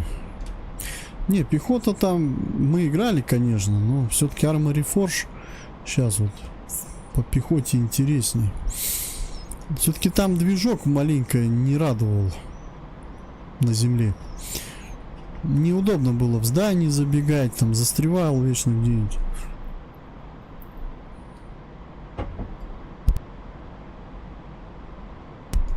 Ты к БТРам... А, у тебя БТРы появились, да? Или ты не по ним работаешь? Слышишь меня? Так, я по Т-72 отработал, или что-то я тебя не понял. Я думаю, ты колонну будешь бить. Просто вооружение для танков взял. А, колонна это вторая, да, цель? Да-да-да, там, ага. Ну, я чуть-чуть его ранил. Ну, я его сейчас добью.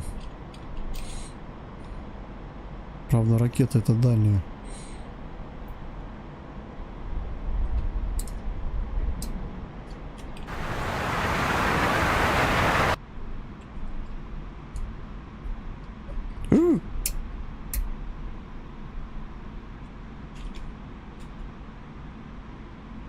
Косо. Вообще не туда. Вот что значит далеко целился. Вот так вот. Это вот на дальняк, когда целишься. Думаешь, в прицел попал танк, а на самом деле он вообще не попал. Вот ты думай, что лучше использовать, Х-29 либо С-25Л. А чем ближе подлетаешь, ее уже можно не использовать. Она уйдет мимо. Вот мой совет, если будешь играть в арму сейчас вот на данный момент, надо переходить уже на рефорж, там в пехоте интересно. Совсем другие ощущения в игре. Правда, после армы 3 резко не получится кайфануть. Со временем привыкаешь и понимаешь, что оказывается это интересно. Я тоже долго отвыкал от армы 3, я долго троллил этот рефорж, пока не поиграл на нормальных серваках. Не понял, что к чему.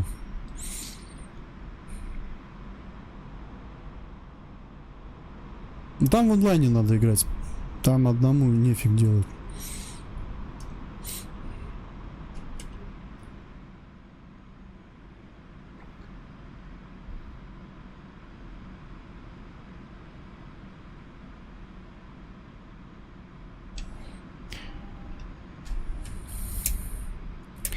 Ракета Х-29. Пробую еще раз. Блин, ну что-то как-то это, после С-25Л мне сейчас с ней как-то не очень. Там поближе можно было подлететь.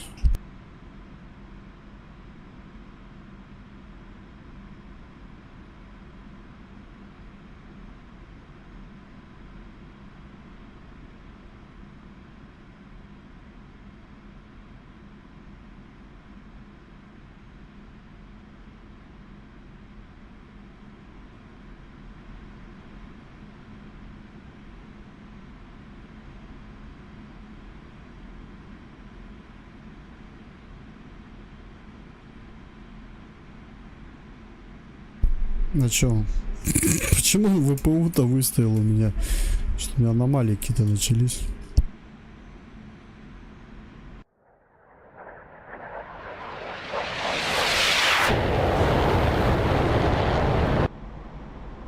Думаю, что у меня захват не идет. Смотрю, у меня ВПУ на вооружении. Прикольно. А я сам, наверное, не выставился, да, на них? Ёб твою... Все, я долетался. Дивизию. Я разбился, прикинь. Да ты чё, ты так? Ну, я засмотрелся и все. Глупо разбился. Мне просто отойти надо сейчас. Летай. Пока без меня.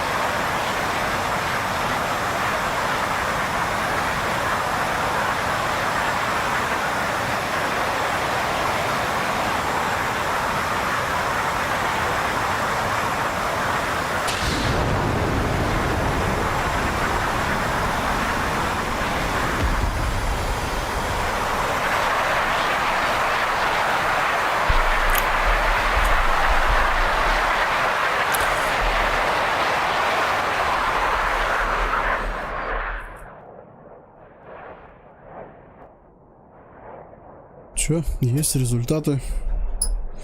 Да, поражаем потихонечку. 1-1-3.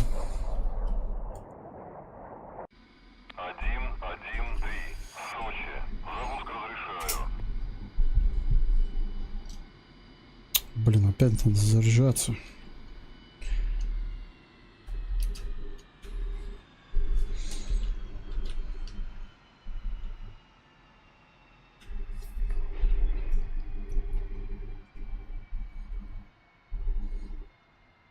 Тут еще главное перед боевым заходом надо скорость снижать, чтобы было время на, ну, так сказать, на реакцию.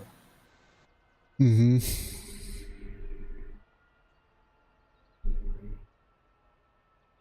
А я вебку вырубаю здесь, в этой игре. А зачем она? Вообще с вебкой, ну, играю. В этой игре я не использую. Раньше использовал, а сейчас думаю, смысл. Здесь надо в самолет погружаться, в окружение, в игру, а я тут только буду все портить. Так. Блин, что бы взять-то тогда? Не, после 25Л, Х-29 мне ракета уже не заходит, не знаю. Для этого самолета самый оптимальный вариант это Х-20, это С-25Л, все. Х-29, она для него, ну, мне не нравится наведение. Точка вот эта, блин, на таком расстоянии далеко, попробуй попади. Если только в скопление техники стрелять, то да.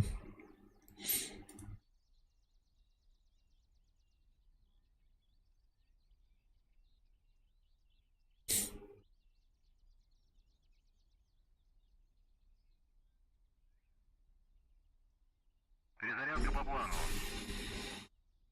Прием.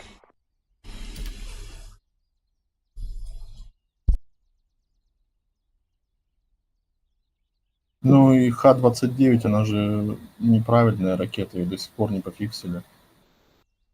Не, Х-29 она нормальная, Х-25МЛ неправильно. А, может быть, я ошибаюсь. Запомни, Х-25МЛ закосипоренная.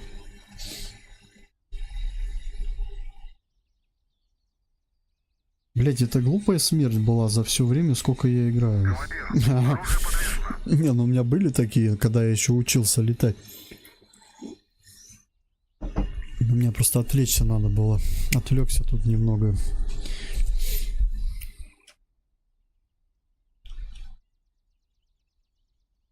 Ну, я смотрю, у меня мало того, что что-то это... Область-то не захватывается. Думаю, что такое? ВПУ запустит.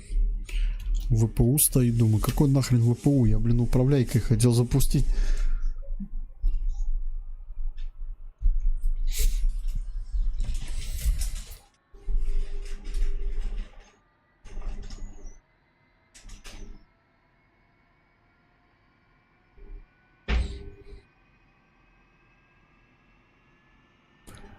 Я, кстати, что-то обдумывал всю миссию-то, которую создал. Не переборщил ли я там с ПЗРК, блин?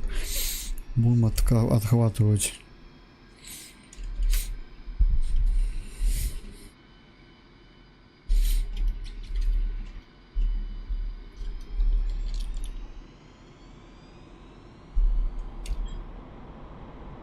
Ох ты, 4 наземки у тебя уже поражены. 1-3. Сочи. Ты там что оставишь? На полосу 2-4. Сочи. 112-й. Взлет. Давай, тебе тоже удачи, спасибо. А, все, ты все цели поразил. Ну, я свои поразил, да. Почему миссия завершена, неизвестно. А Твои что, цели. танки еще целые, да? Тут, видимо, надо тебе триггеры отработать на этой тренировочной миссии. Немножко некорректно работает. Не, там, видишь, упирается, наверное, в последние цели. А последние цели появляются после первичных. А так как мы играем в кооперативную игру, я открыл сразу и те цели. А условия остались. Что после завершения вторичных целей миссия выполняется. Вот и все. Понятно. Ну ничего, сейчас танки добьем. У тебя что там, боекомплекта нету, все? Нет, у меня еще управляемые есть. Я взял эти АПУшки, которые ты мне порекомендовал. Я вот по танку отработал. У меня там не совсем получилось, но немножко я его ранил. И этот сейчас управляемый по БТРам отработал, у меня еще остались. Понял. Ну, если там еще не всех убьешь, то я, может, успею. Да, конечно, успеешь.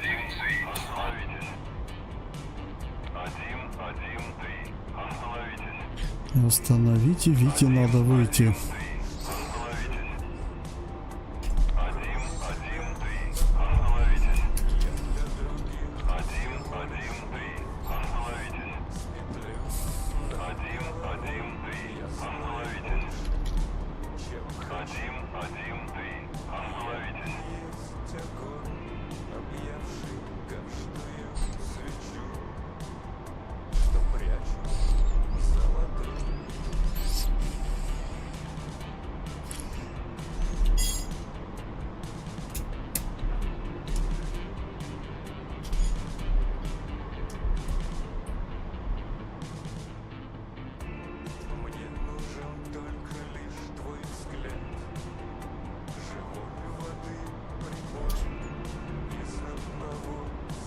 Так, что там, в этот раз управляемую поставил.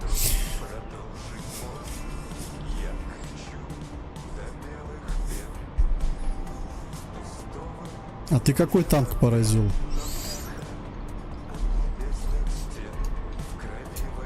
Блин, честно говоря, не знаю. Т-72 Абрамс какой? Абрамс. По тебе Т-72 сейчас стреляет, я вижу.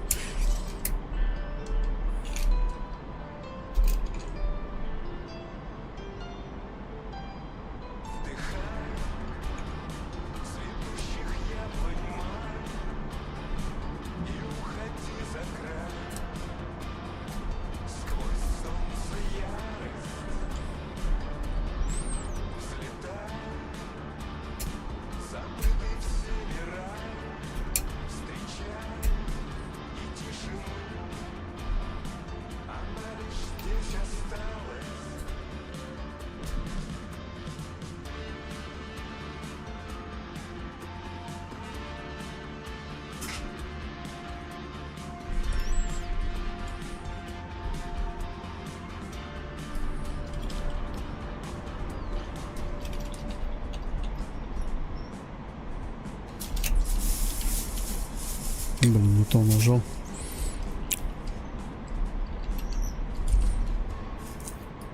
Ну все, танки мы поразили все.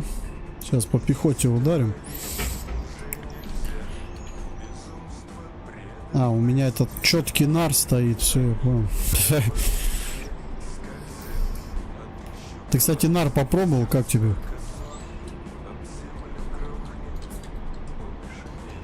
Я еще не понял, как он работает, но попробовал, вроде стреляет. Как неуправляемая ракета. Ну, как обычный нар, только он стреляет не пачками, а по один этот пуск делает большой. Ну, боеприпас большой.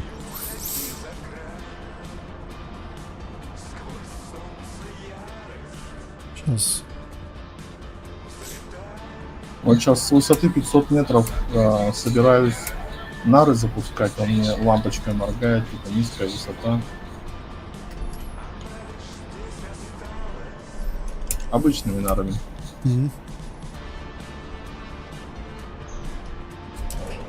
Все, вот он, пуск пошел. Нара. Цели поражены. Вот, видишь, он пишет, приступайте ко вторым целям. И в этот момент должны типа вторые цели появиться. Но ты их уже уничтожил. Все, понял. Вот все. Так что можем на базу возвращаться.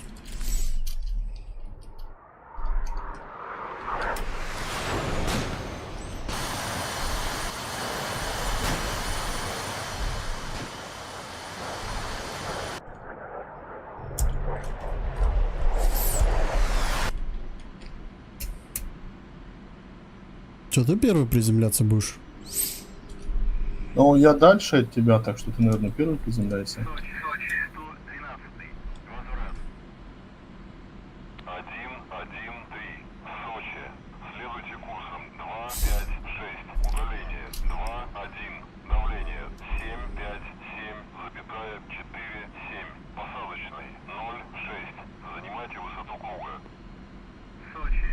112-й. Разрешите посадку.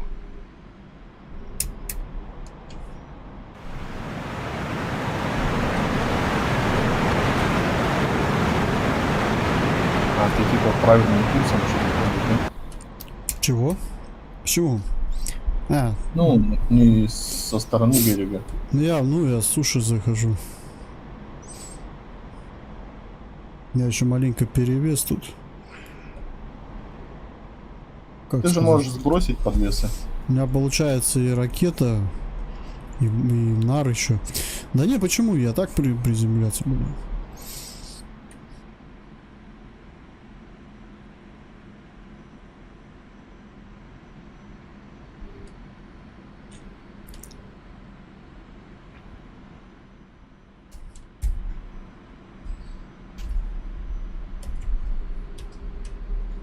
Я так понимаю, у тебя как основной самолет, наверное, тебе тоже на базу надо сейчас приземлиться.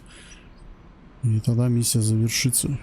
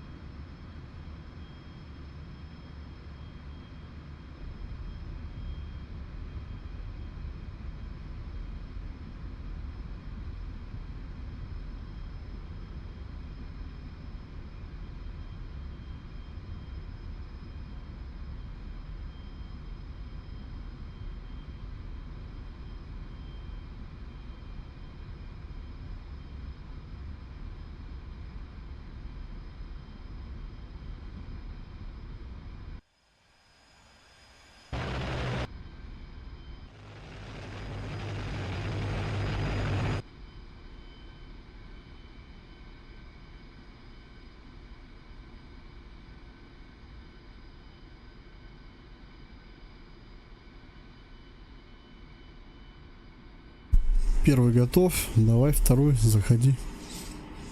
Я на базе. 1-1-3. Заруливайте на стоянку.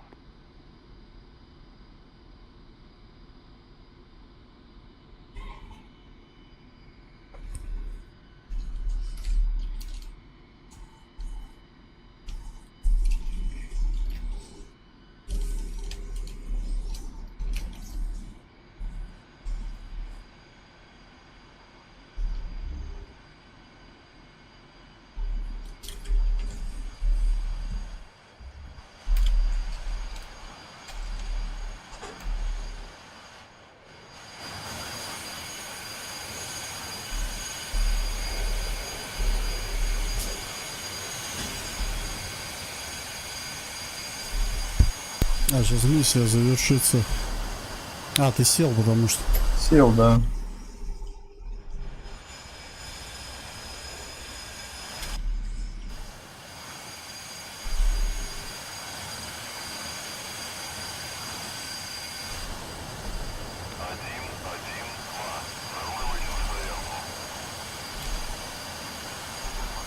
Ну все, отлично сработали. Да, все, поздравляю.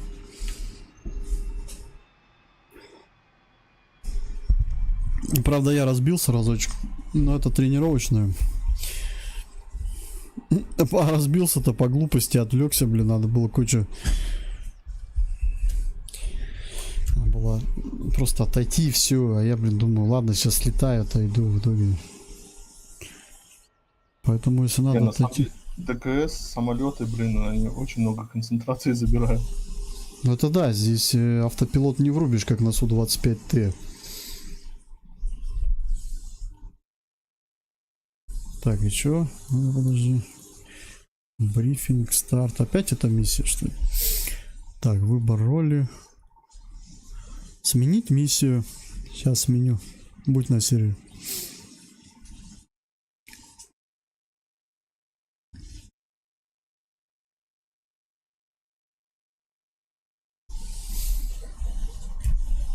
Ну, прикольно, мне даже не пришлось перезаходить. Не надо, не надо, тут можно все менять.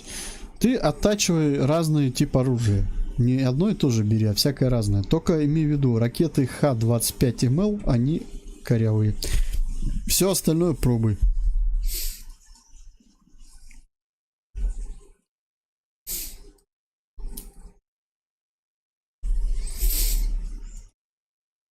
А, тут и СМ у нас самолеты. Блин. Не, надо грача поставить. Не хочу на СМ-ке сегодня летать. Давай я выйду, на сервер зайдешь заново, да? Давай на грачах слетаем, конечно. Попробуем. Так сказать, начнем с наименьшего на большее, да? Посмотрим, как на грачах получится.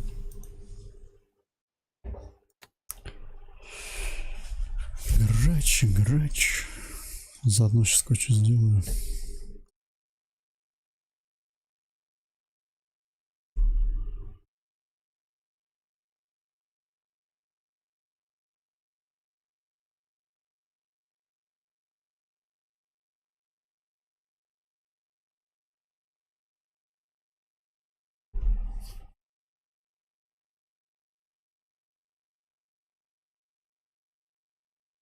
Блин, дома даже сейчас жарко, капец.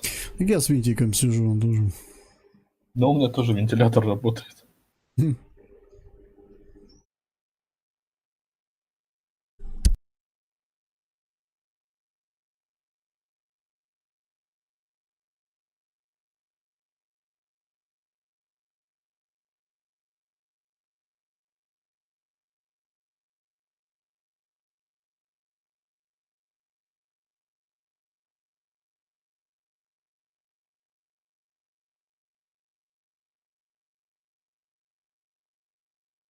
Запускаю. Блин, не туда зашел.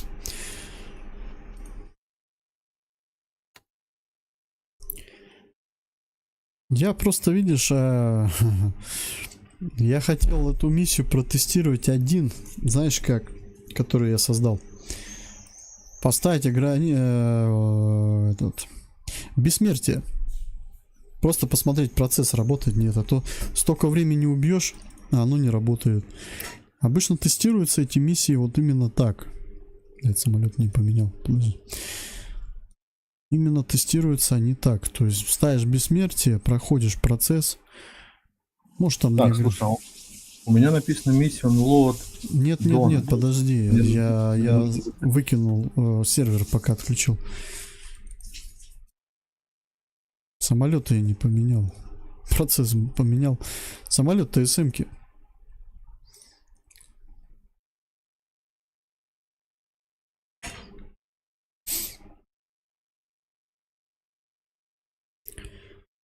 Ладно, давай в этот раз с иркутским камуфляжем полетим.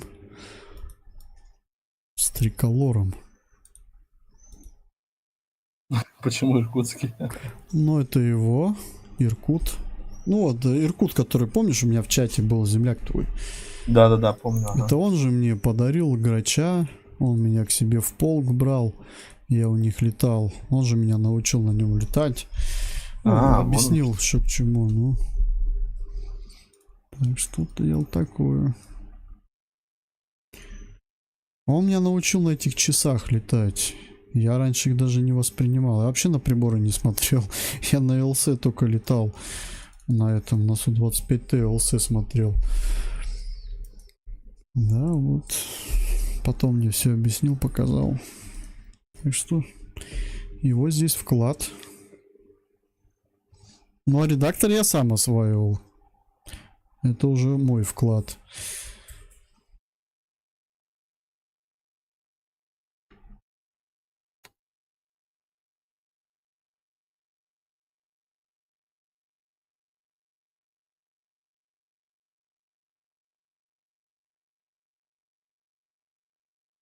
Так, подожди, это что я запустил? Не то опять. Блин, забываюсь, что сетевая игра.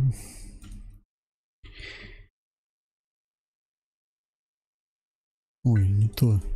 Блин, где она? Вот она. Все, заходи на сервак.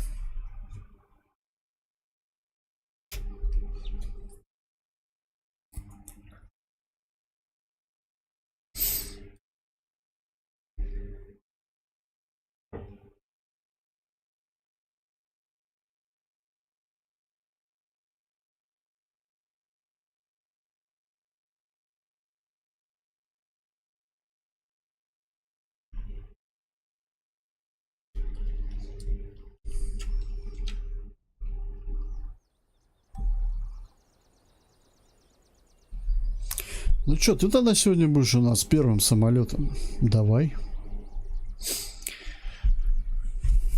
Так, а мне походу придется игру выключить, потому что у меня висит загрузка миссии. XK это нажми или Alt F4. Перезапустись.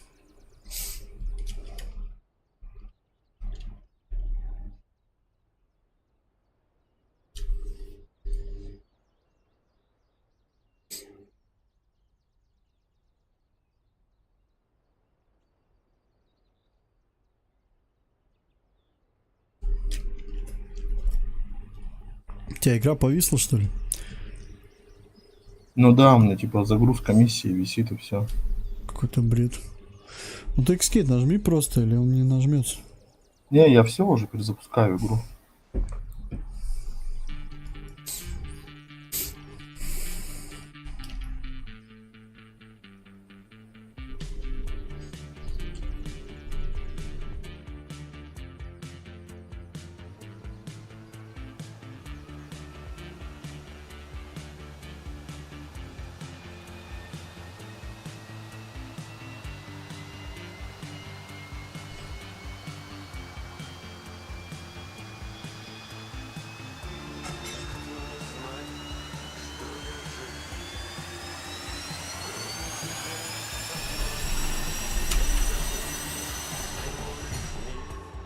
Так, все, я переподключился. Над головой я знаю больше, чем хочу. Я и есть огонь, объявший каждую свечу, что прячут за ладонь.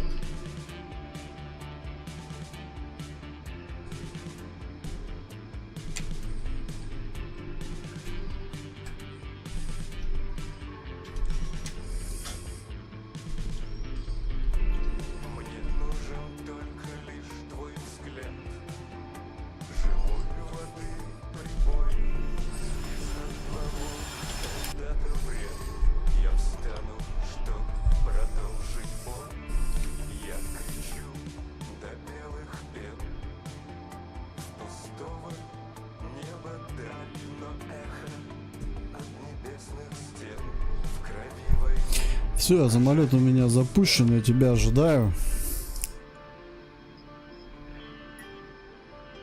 Я зашел, смотрю на вооружение. Слушай, я пока его заглушу. Потому что горючка нужна. Цветущих Как готов будешь, скажешь, я запущу.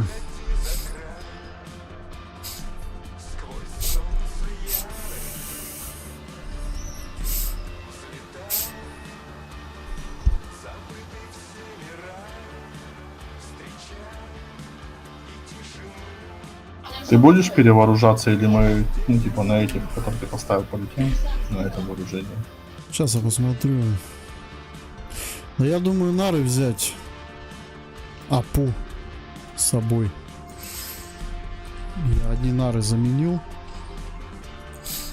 Кластерные бомбы, я не знаю. Ну, блин, они БТР это уничтожают, но там у нас танк будет. Ну, кластерные бомбы нужны по массированным этим. То есть, если колонна длинная, а это оправдано будет. Для точечных целей не особо. Ладно, я, короче, нары чисто вот эти АПУ возьму. Я заменил обычную все на АПУ. Также у меня ракеты С-25. И эти фабы. А кто у нас первый удар будет по колонне наносить? Ее же надо остановить. А, ну ты первый самолет, значит ты будешь наносить. Смотри, тебе понадобится ракета Х-29, она на дальняк бьет. Чтобы ты не попал в эту подшивку. Там же шилка. Х-29 бери на 6-5 пилон. Будешь работать на расстоянии по колонии. Потом я фабами по ней ударю. Ну или эками добью остатки тоже.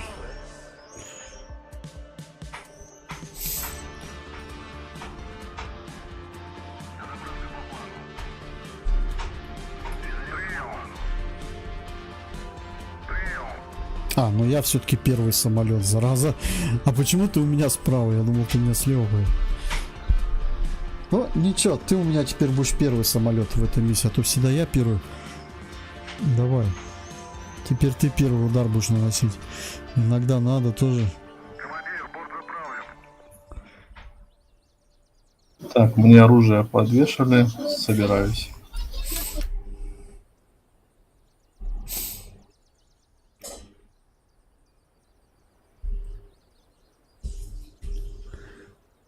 Кстати, я смотрю, зеркала в ДКС очень много FPS отбирают. Ну это да. Ну, мне не нравится в Граче такие зеркала. Вот Су-25Т, да, там классные зеркала. Там от них даже польза есть. Командир, оружие подвешено.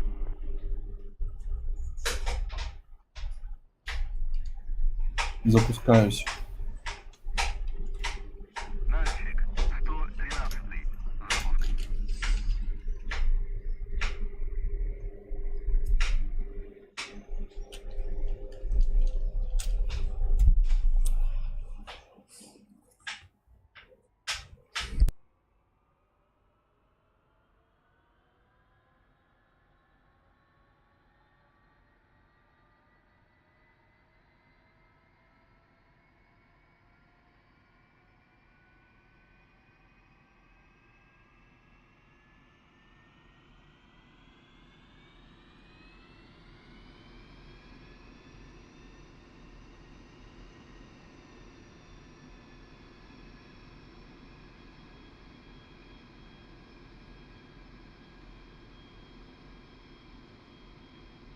Ну, у меня самолет запущен. Ты что там, как?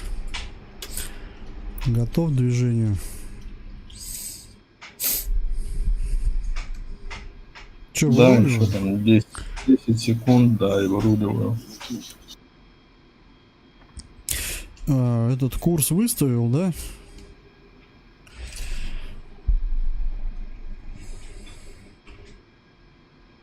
Лампочка у тебя должна гореть самая, по счету получается вторая снизу. А подожди, нет, нифига, первая снизу. Первую снизу выставил, слева. Ага, сколько показывает километраж?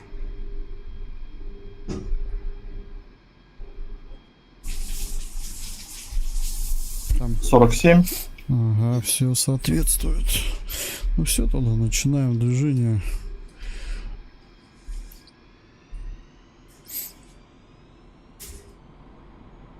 Так, надо высотомер подрегулировать. Да, подрегулируешь Shift минус. Нальчик, 112-й, взлет. Кстати, на базе можно фонари включать сплошные. Если ты летаешь не в боевой обстановке, моргающие фонари врубаешь вроде как. А вообще потом уже их вырубаешь полностью. Да их все равно днем особо не видно. 114, Нальчик. Разрешаю руление на полосу 6. Да, только я сейчас соображу. Ага.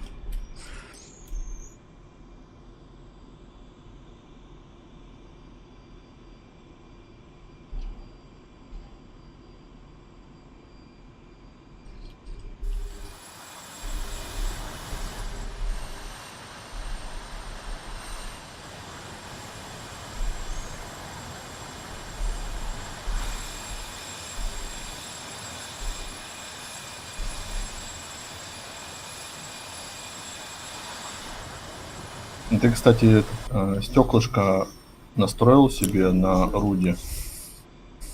Или ты на клавиатуре Не, у меня на переключаешь? клавиатуре, я кнопки уже запомнил.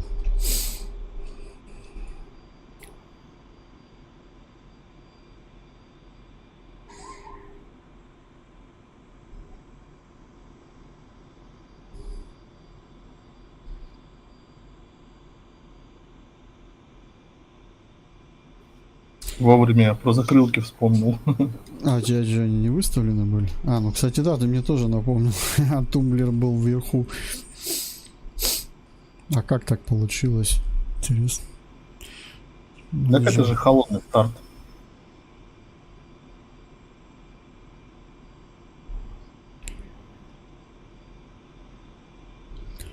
Ладно, Ну, чуть-чуть. по крайней мере, у меня на самолете был холодный старт.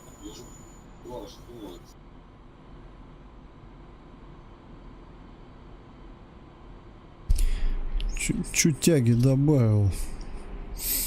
Ускоряться надо, а то у нас там колонна уйдет. Так, у тебя...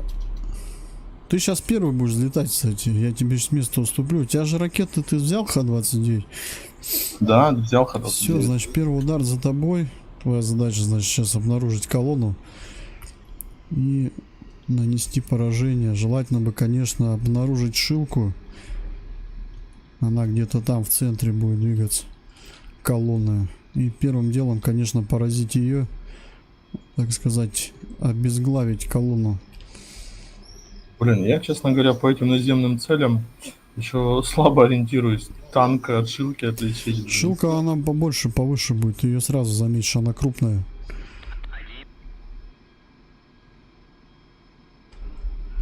Все, я на исходной. Ожидаю тебя.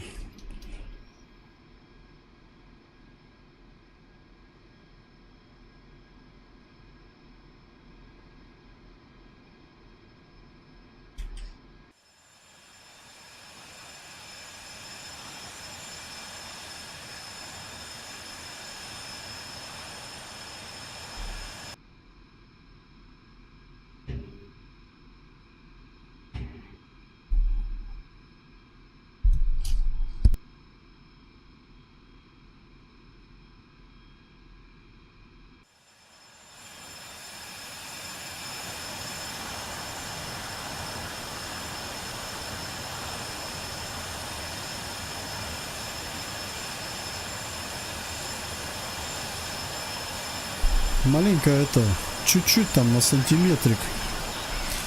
Продвинься вперед. Еще продвигайся. Не стесняйся. Еще чуть-чуть. Все, этого достаточно. Стой. Вот так вот. Вот так надо сейчас одновременно все это дело выполнить, чтобы никто не оказался сзади следа. Ну, насчет следа ты уже понял, что такое след, помнишь, да? Да. Так, смотри. Ты будешь как бы первым взлетать. Ну, давай начинай тогда. Говори, что мне делать, я буду делать. Давай, отжимаем тормоз. Ага. Ставлю тягу 80. Угу. Отжимаю тормоз и тяга 100.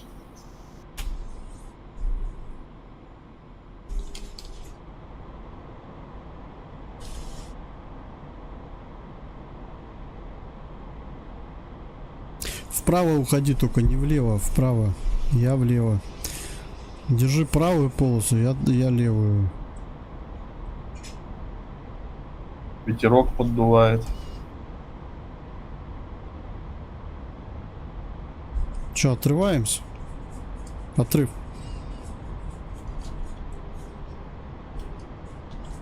Я чуть левее беру. Смотри, я сверху над тобой, лево.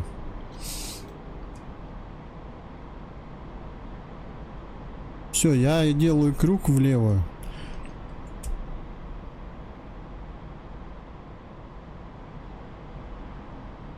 Может, ты выше ушел? Ну, короче, на курс выходи. Блин, мне надо тебя поймать. А, нет, подожди, ни хрена.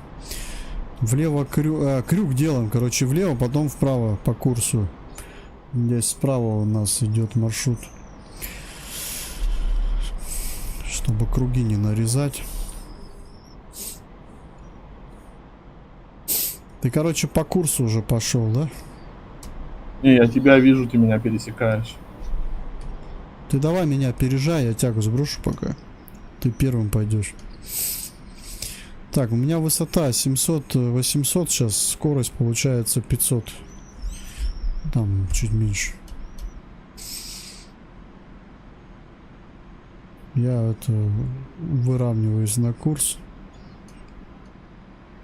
39 километров до первой точки. У тебя какая высота? Высота 900. Ты чуть выше Я над идешь. тобой. Да, чуть выше. Фонари, кстати, выключи. Понял.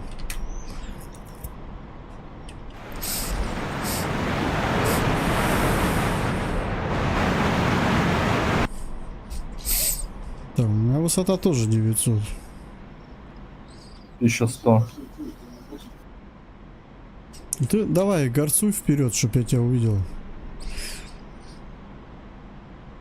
Главное, курсу иди.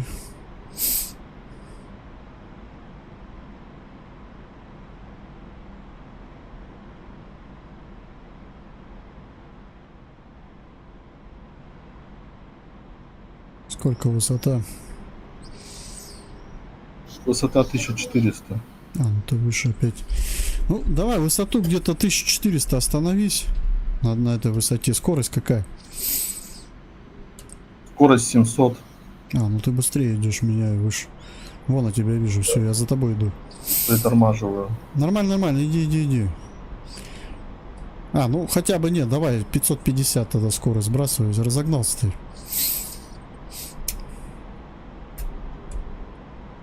Ставлю тягу 80. Все, следуй курсу, а я буду уже тебя вылавливать. Главное, если какие-то изменения в высоте, в скорости, сообщай об этом. Если прям глобальные. Так, ну ты у меня оказался ниже. Почему-то. Нормально, ладно. Самое главное, ты у меня в зоне 1300 видимости. у меня. Скорость какая? Скорость 550, 1300 высота.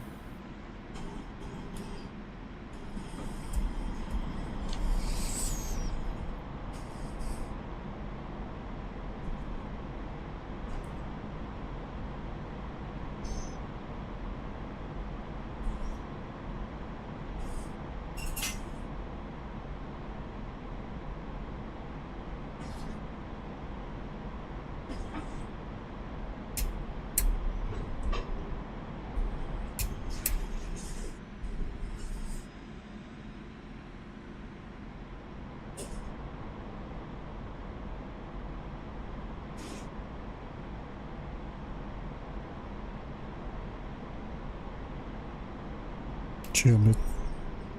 Я походу тебя обогнал. Сбрасываю скорость.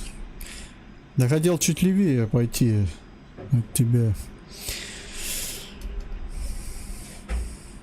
А тут, блин, пока за скоростью, за высотой следишь, курс уплывает. Короче, вообще. Ну это да, это надо тренировать. Блин, а чем мы так от курса отклонились?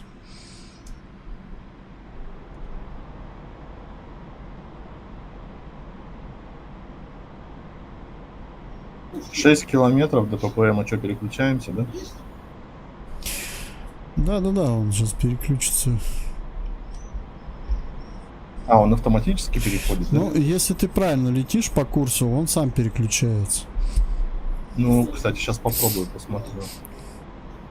Я на самом деле, когда сам-то летал, я никогда этому не следовал. ППМ и все это мимо меня проходило.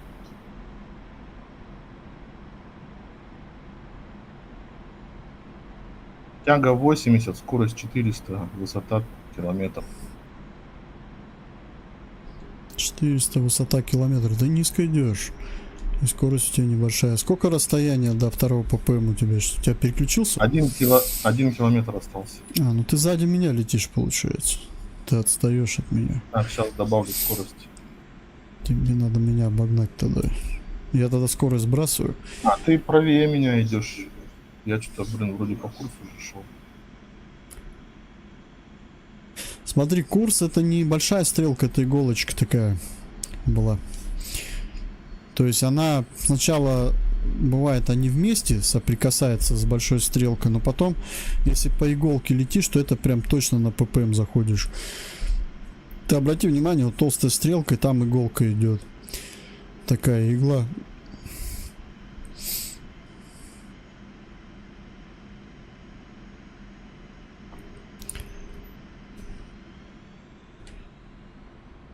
Прорывайся вперед, все, я скорость сбросил, сейчас лечу на высоте вообще 300 по курсу прям.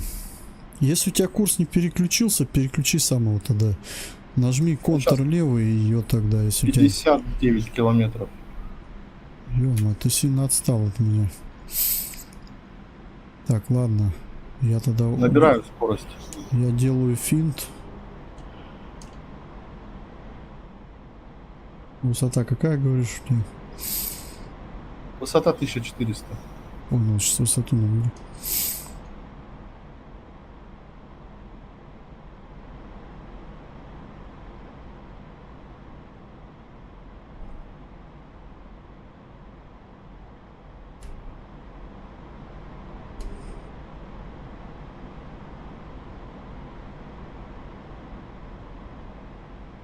Почему 59 километров у тебя? Нифига разница в 10 километров. Сейчас 51 километр у меня. Ага, ну все, тогда ништяк, все, я сейчас...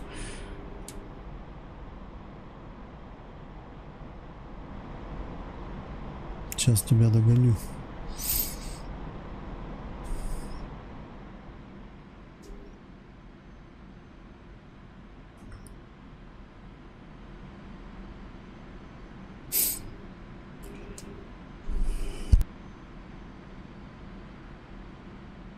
Так, высота, скорость, еще раз скажи мне. Сейчас немного обороты прибрал. Скорость 550, высота 1500. Высоко идешь. Ну ладно.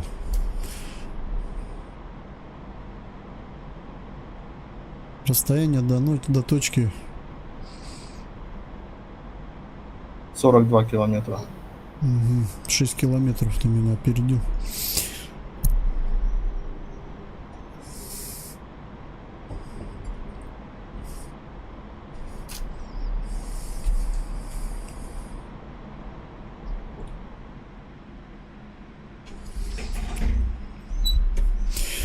Ну смотри, твоя задача, значит, провести наблюдение дороги.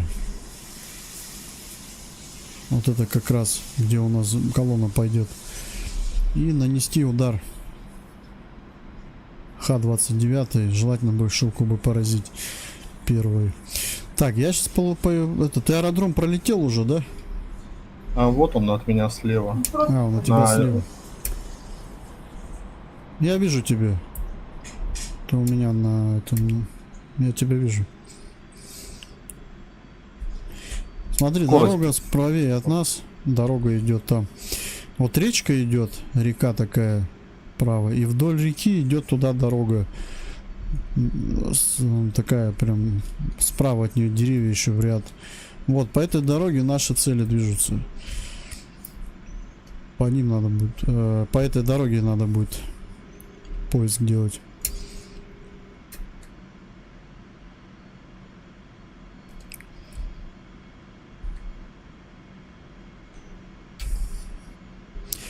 Так, ну я, короче, на подстраховку тоже выставлю ракеты тогда.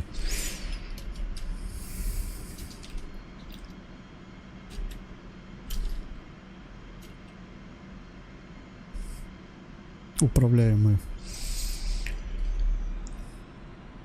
Так, что-то я снизился, 800. Немножко поднабрать У меня надо. такая же высота. Я тебя вижу, ты у меня слева.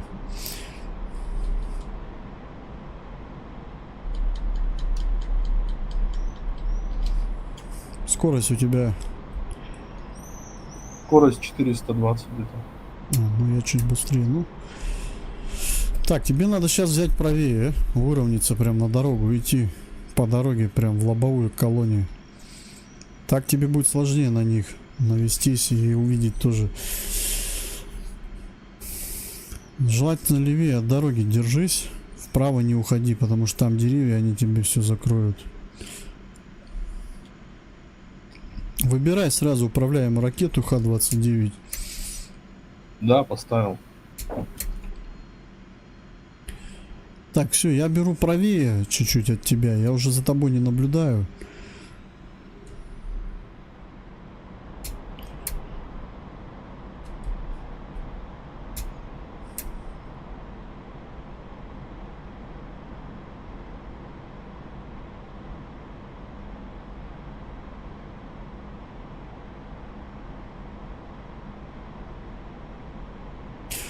Фишка в том, то, что они будут идти в движение. Тебе вот под таким углом их сложнее будет взять. Поэтому желательно бы выровняться на дорогу и идти в лоб к ним. Сейчас подкорректируюсь.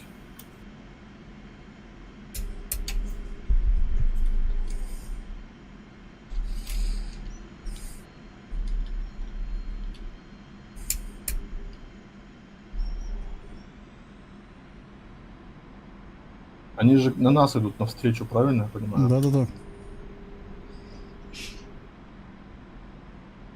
Слушай, я, по-моему, их вижу. Там колонна целая. Темно-зеленое поле, и они, получается, к нему только подкатывают.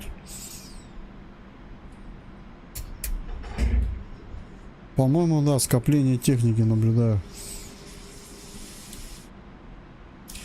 Видишь темно-зеленое поле?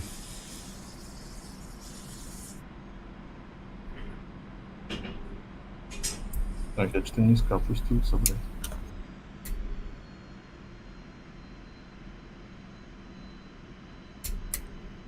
Ты как не видишь, да, пока цели? Пока не вижу, сейчас повыше поднимусь, я опустился сильно. Смотри, я могу первую атаку сделать тогда. И если ты не успеваешь, нам их нельзя потерять.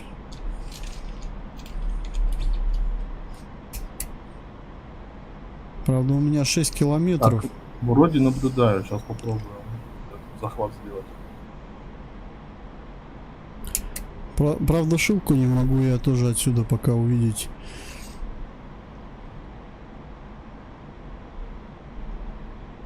Так, вы... Давай, скорость высокая.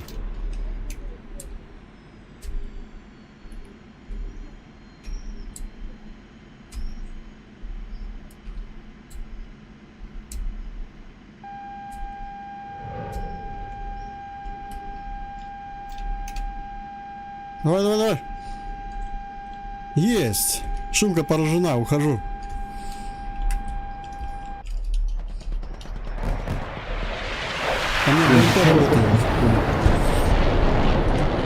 Все, ПВО уничтожил. Дорабатывай, чем можешь, чем хочешь.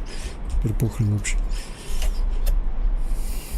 Главное, остаток топлива тоже смотри. У нас нормально мы потратились, пока колесили. Я не смог отработать, у меня ракета не сошла, не могу понять, в чем причина. Ухожу на второй круг. Скорее всего, либо дальность была близко сильно. Х-29 работает на расстоянии, видишь, сильно близко подлетаешь, она в молоко идет. Но он, видишь, он он мне показывает, этот индикатор уменьшался. Я нажимаю пуск, он не срабатывает. Сейчас еще раз попробую, не знаю, в чем дело.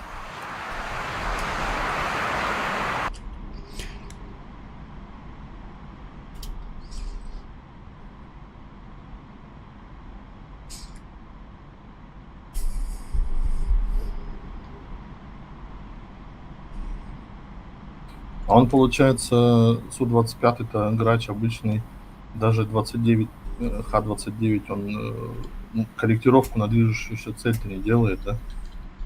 Нет, ты сам корректируешься. Не все механическое.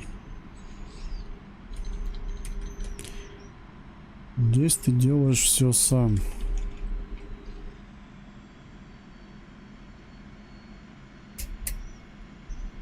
Так, вижу цели.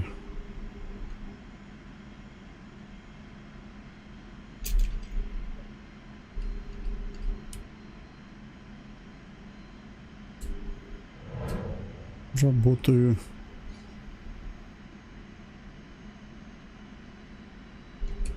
Танк уничтожил.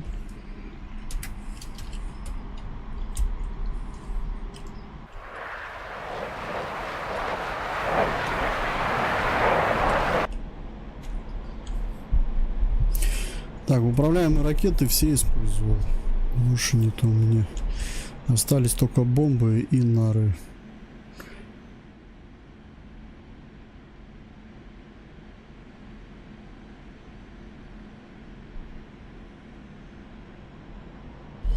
Все, я тебе обозначил колонну, там уже 2 дыма. Можно добивать. Помимо Х-29 ты брал еще какие-нибудь ракеты?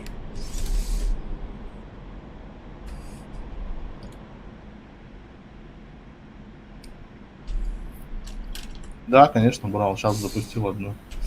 Короче, видимо, я слишком близко был. Сейчас посмотрим. О, Урал уничтожен. Да.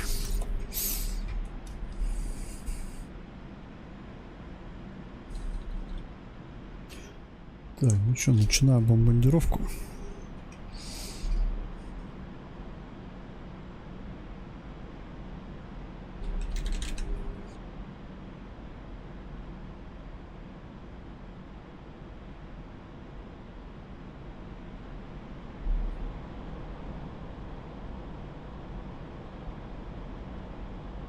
Видимо, я все-таки слишком близко был, поэтому не сработало. Да, у нее ракета минималка у нее есть. Если сильно близко подлетишь, она уйдет вообще не туда, куда надо.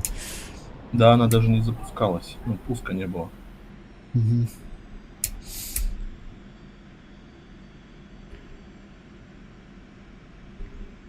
Блин, прикольная миссия, она мне нравится. Да где Бэха? Что-то я не вижу ее. Куда она спряталась? Вон, вижу какую-то цель. Сейчас буду атаковать.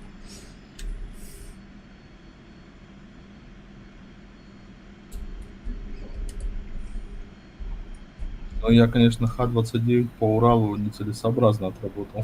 Бывает. Хопа, ФАП пошел 500-й.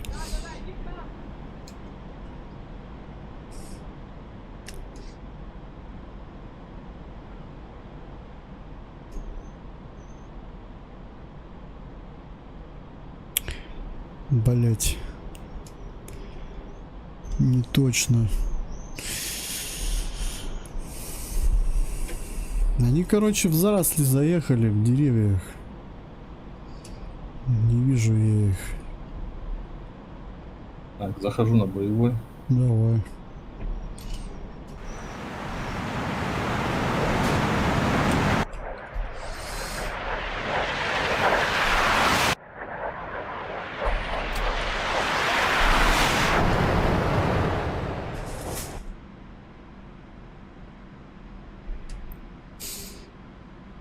Остаток 1200. У тебя сколько? Также 1200.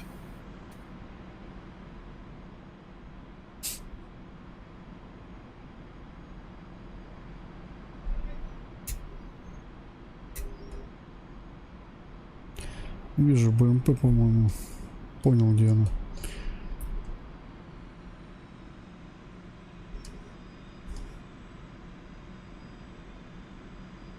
Нет, с этого угла не смогу атаковать. Пуст. Это сошла.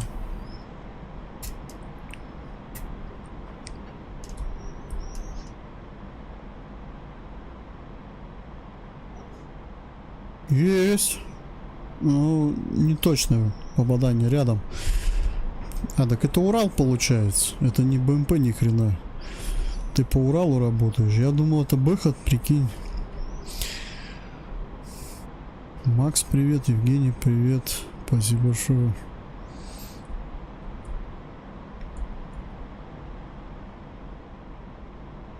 Блин, а где БМП-то опять? Смотри, что. А, ну ты уничтожил Урал. У меня написано уничтожил.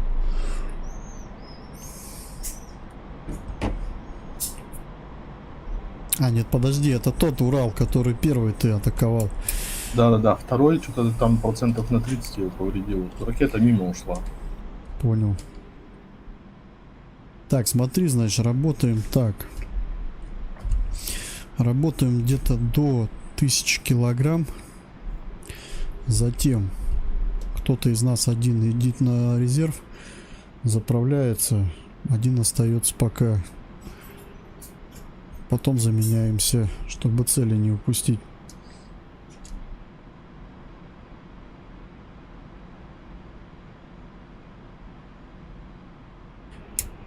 Ты там не видишь, где БМП спряталась? Пока делаю разворот, сейчас на боевой буду заходить. Я вижу еще цель. Сейчас я сброс сделаю. Так.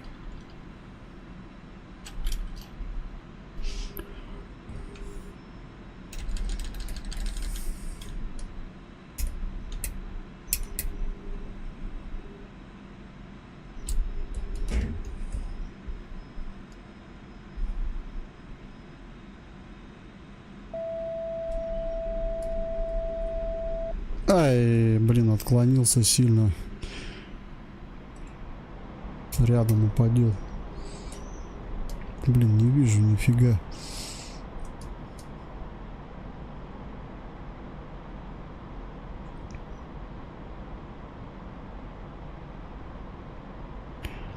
Блин, я что-то разорвал, но походу это был труп уже. Фига, у тебя там низко. Ты там на какой высоте летаешь? У меня сейчас высота 2500. Некорректно высотомер отображается. Я вот сейчас лечу, блин, но ориентировочно метров 700, а показывает 200.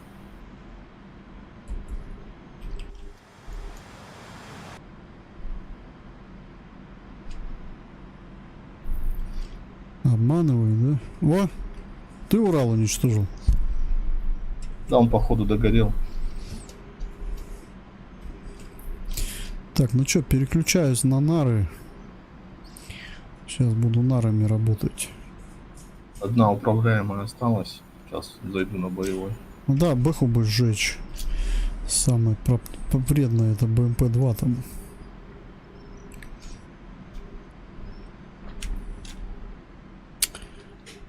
Ладно, спускаюсь я ниже тогда.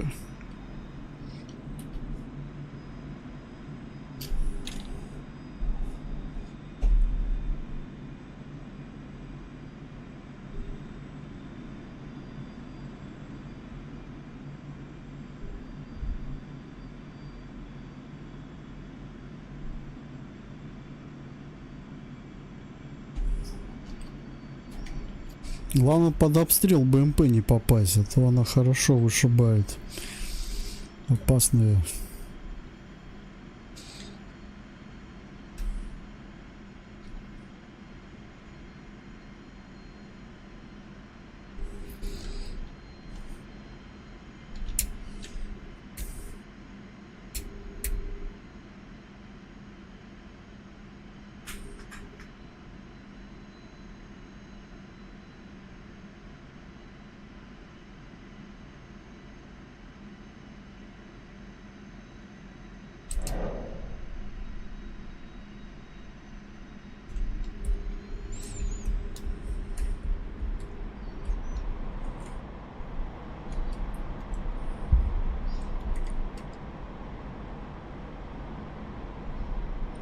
Блин, что-то как-то косовато отработал.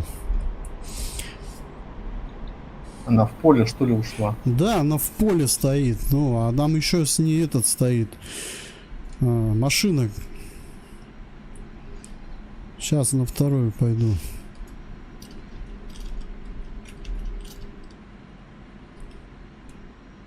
Сейчас захожу на боевой, пробую пуск. Так, ракета сошла.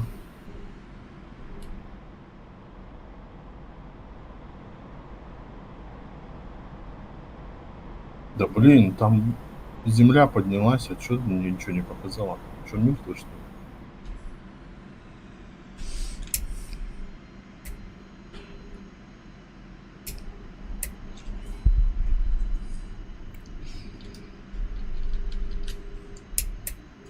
Ну, я вижу цель.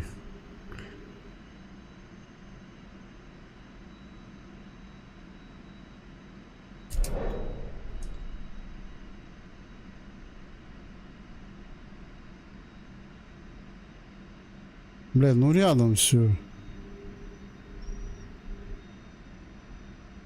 Что это за это машина? Блядь, это грузовик. Ёп. Где эти сидят? Они где-то в кустах засели, надоели. Я думаю, что их слушай, не а цепляю. В поле-то кто был? В поле машины были, танк был, это все поразили. Осталась бэха где-то, а нас в деревьях сидит. Ну я походу по отработанным целям, по сухарям уже отработал. Ну да, ты скорее всего по тем же отработал и все. Так же, как и я вот сейчас на армии работаю по тем же, блядь. Она сидит в деревьях где-то. Надо как-то выкуривать.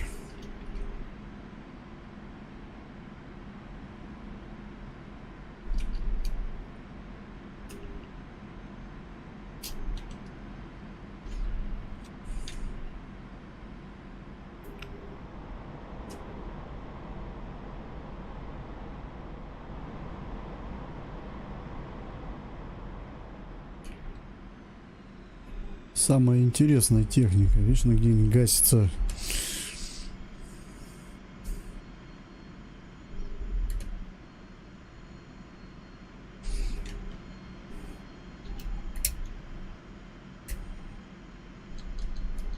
О, я вижу. Сейчас буду работать. Так, где мой нар? Готовлюсь к атаке. Они начали движение. Они едут по дороге. 2 единицы техники вижу.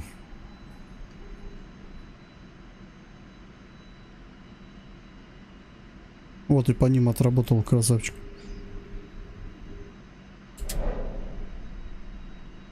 Я их в последний момент увидел.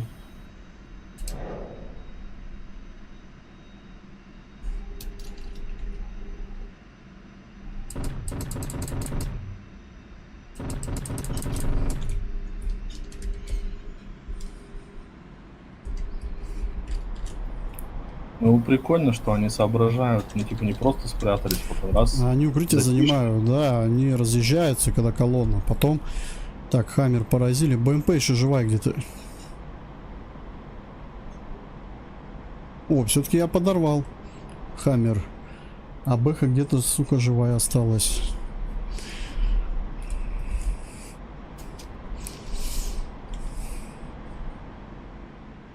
Че у тебя из боеприпасов остается? Ну, у меня нары остались. Понял. Пушкой, значит, буду работать сейчас по БМП. По остатку. Остатку у меня чуть больше 1000. Понятно. Нам надо будет потом резерв использовать для дозаправки. Так, ориентир горящий Хаммер. Где там Бэха у нас спряталась теперь? Сейчас будем там ее выискивать. Так, все, у меня боекомплекта нету, осталось только ВПУ и все. Я все отработал.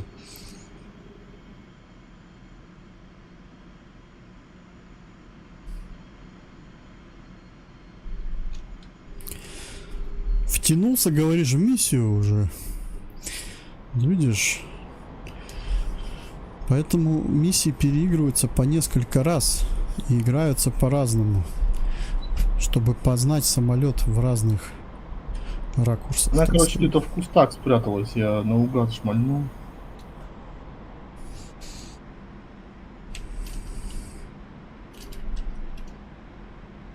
Да, миссия прикольная. Вот только вот, получается, мы с тобой ее третий раз проходим, и я только сейчас как бы соображаю, что делать. Ну так я для этого их и запускаю. Повторяюсь, чтобы ты закрепил их. Чтоб тебе потом легче было уже.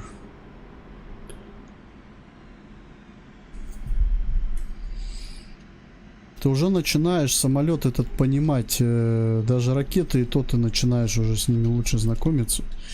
Это уже результат. Блин, я не вижу БМП. Она в кустах, короче, просто я от вижу, работаю по ней.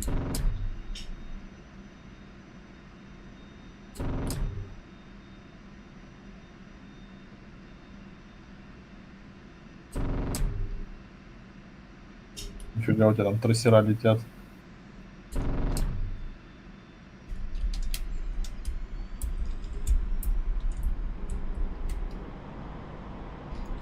Что-то я мне вроде как один раз зацепил ее, но не пробил ее, что ли. Сейчас на второй пойду еще раз. А блин, я что-то как-то не очень-то и горю желанием к ней близко подлетать, потому что она может выстрелить. Так-то не хочется попадать под ее бронебойные.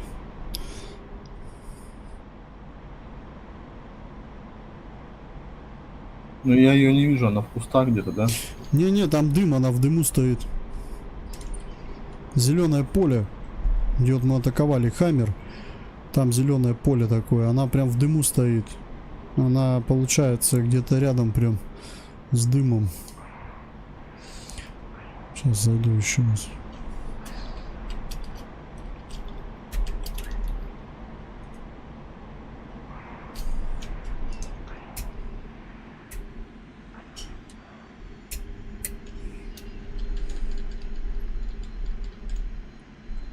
Ну я отработал, ну короче, видимо, это уже сухари.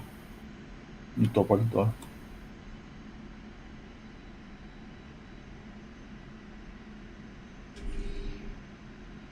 Так, это не те цели. Не-не-не-не-не, ты не туда отработал. Сейчас я с этого направления зайду.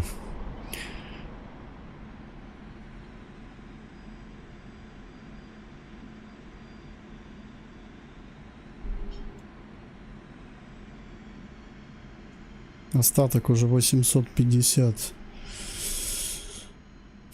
Блин, нам бы бэху доработать и все. Чтобы потом ради нее еще полет не делать. Вижу тебя.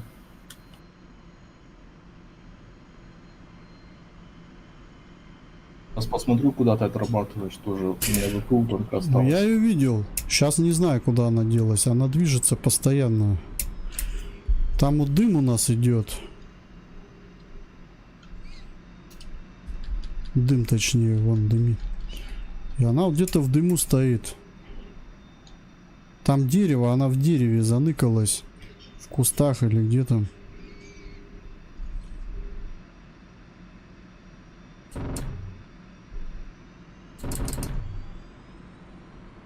Все, поджог. Ура. Все, цель поражена.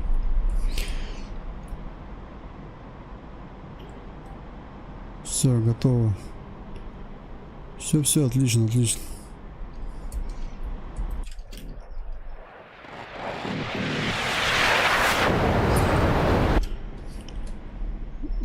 Поджег ее. Так, ну что, у нас остается с тобой 800 килограмм топлива. Давай тогда заходим на посадку сейчас, на моздок. Ассистент, 113-й, возврат.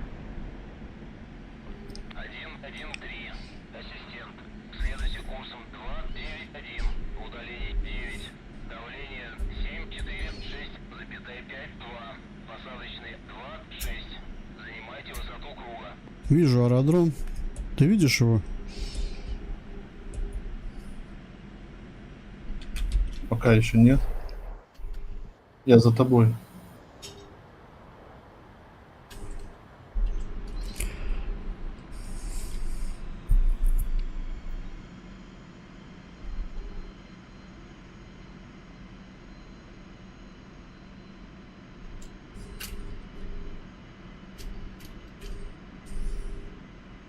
Блин, вроде тебя видел. Чуть-чуть глазом моргнул, все. Ну, я высоту сбавляю. Сейчас тормозить буду. Так, ну если ты за мной, тогда занимай это. Я на правую полосу буду стараться. Ты тогда левую бери. Да, я за тобой где-то километров 5, наверное, сзади. Ага, ну тогда я вправо, а ты влево. Сможешь довернуть-то, если что, в левую сторону? Да, конечно, конечно.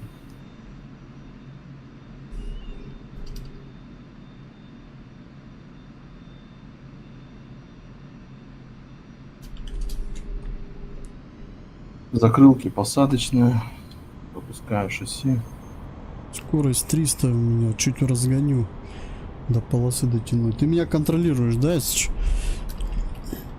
Или ты где-то... Я по карте посмотрел, ты на достаточном расстоянии. Мы друг другу не создадим помехи. Я уже притормозил 300 и лечу, поэтому... Не, я разогнался. 1-1-3. Работайте с посадкой.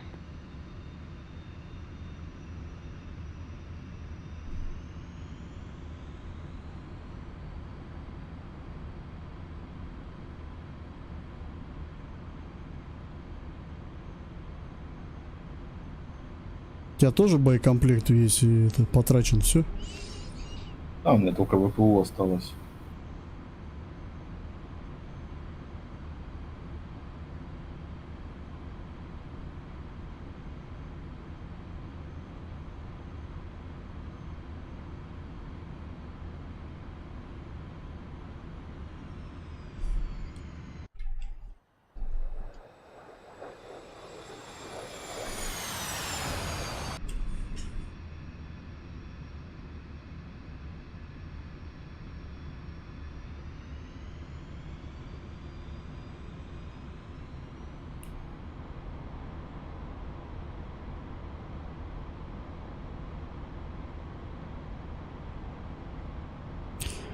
Запомни, левая полоса твоя, правая моя. 1-1-3.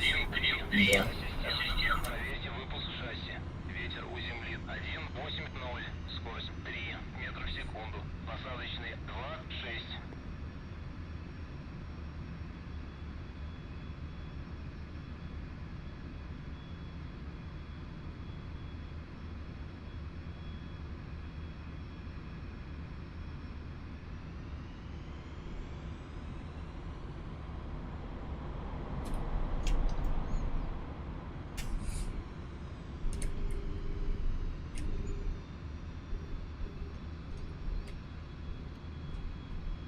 Все, я приземляюсь.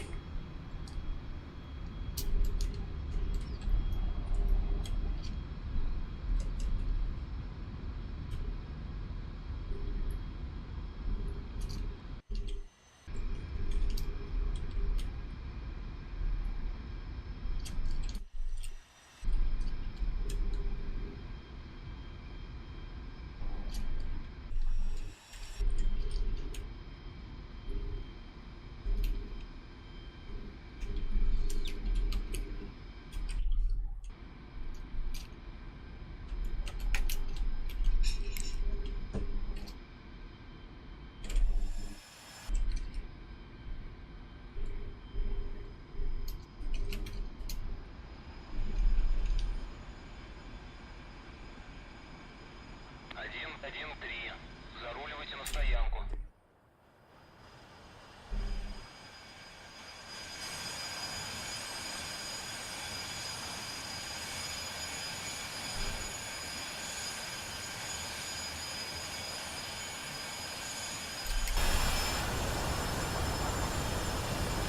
Левее, да-да, правильно. Сюда выруливаю на левую полосу.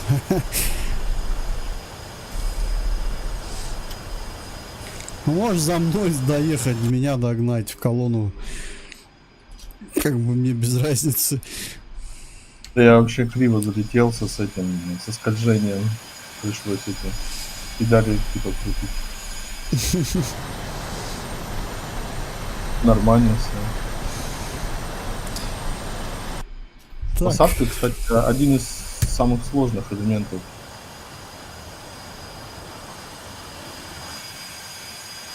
нам надо заправиться.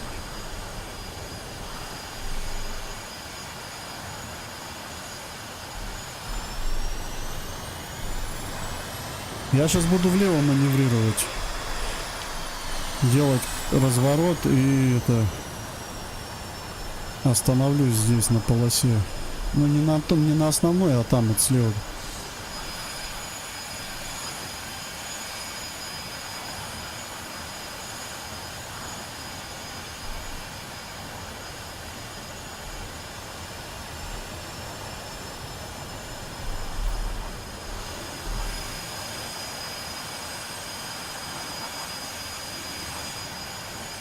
Ну, сюда тоже паркуйся, да и все, сейчас топливо заправим и свалим.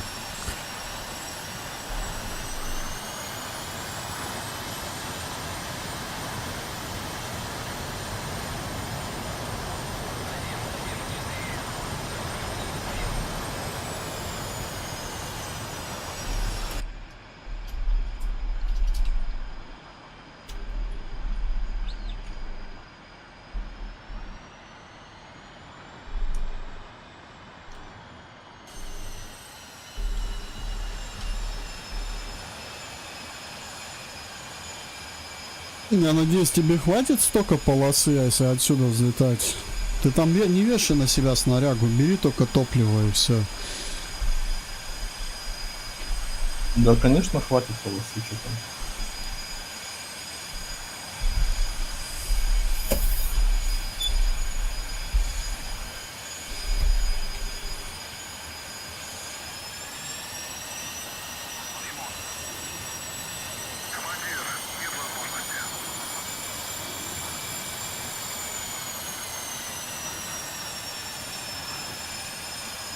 У меня, как у тебя, не получилось миллиметраж делать. Да нормально так и стоит. Тебе единственное надо будет это, потом на полосу как-то так выровняться или крюк небольшой дать. Вот. Либо отсюда сразу разгоняться, только выравниваться. Ну, блин, это опасно, если не успеешь, можешь уйти в сторону сильно. Я как-то пару раз, не, я так делаю иногда. Я самолет разгоняю, прям на полосе его подравниваю, и все, взлетаю. Ну, это такое уже, знаешь. Раз на раз не приходится. Не всегда все классно.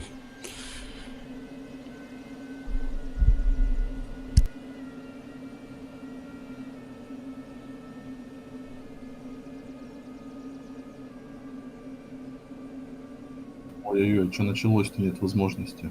В чем дело?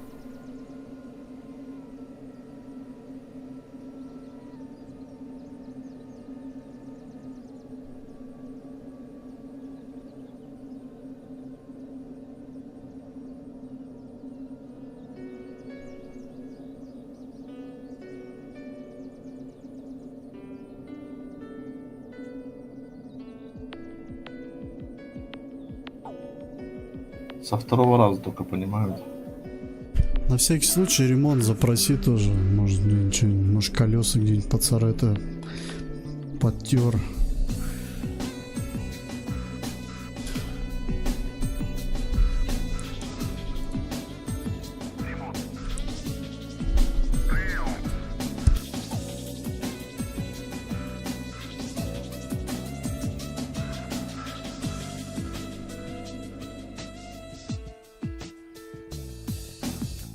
Звезды с неба падают бисером.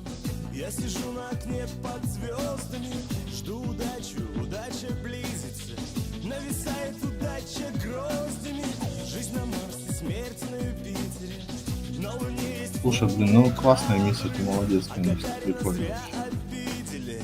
Принесли похоронку матери со звездой. Ну, я рад, что ты ее оценил.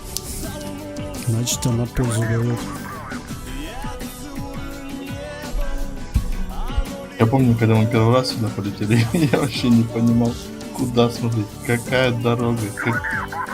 Что там за озеро? Ну ничего, видишь, уже осваиваешься, привыкаешь. Это называется сыгранность, знаешь. Результат есть. Как говорится, тише едем, дальше будем. Но у нас как, тише летим, дальше будем, да? Ну а что на самом деле у меня часов налета немного, тем более. Ну ты же одно мне дело. говорил про часы, я понял, что ты еще... Ну, кстати, для такого количества времени ты вполне хорошо играешь. Ты очень хорошо ухватываешь здесь все, так сказать, на лету. Поэтому молодец. Чем мне с высотомером, блядь? Нифига себе. А вот, кстати, по поводу высотомера, он мне показывает сейчас 9700. Ну вот у меня такая же фигня, я его в ноль убираю.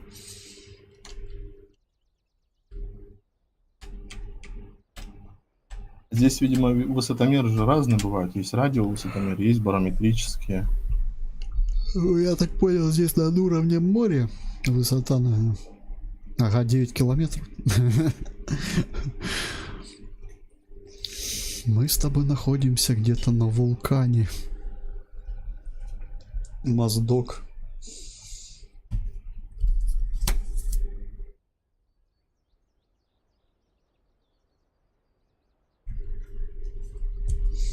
Ну и чё он молчит?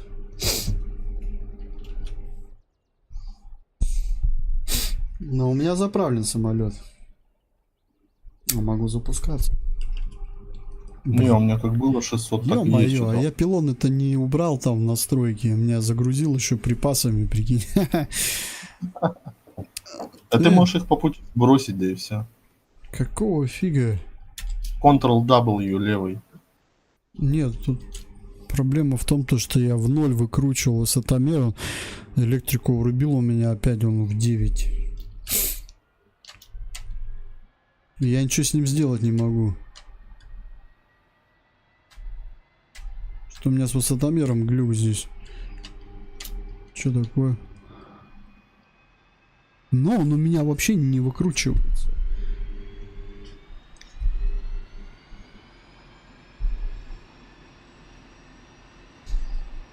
Слушай, мы в какой-то с тобой аномальной зоне, походу.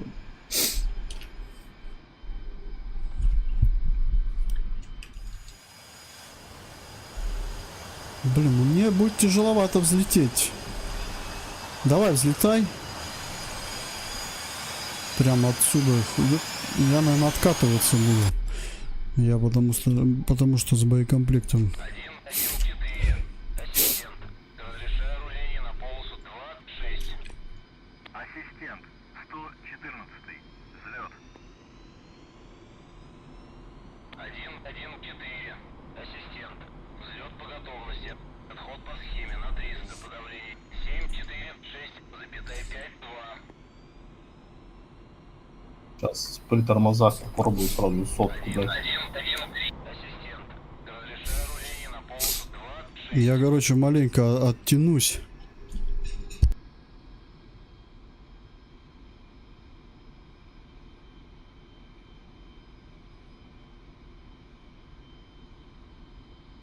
Рубеж возврата выстави.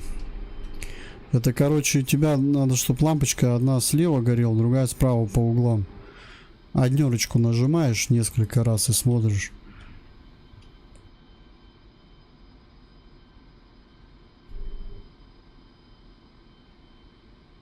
Как взлетишь, скажешь, я тоже начну. Все, я взлетел. Понял?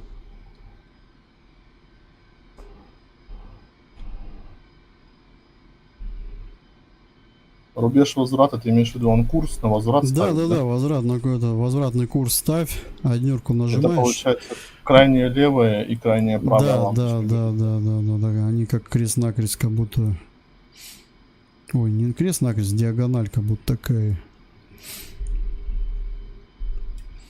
Так, ну что, я тоже взлетаю туда. Ассистент. 113. Взлет.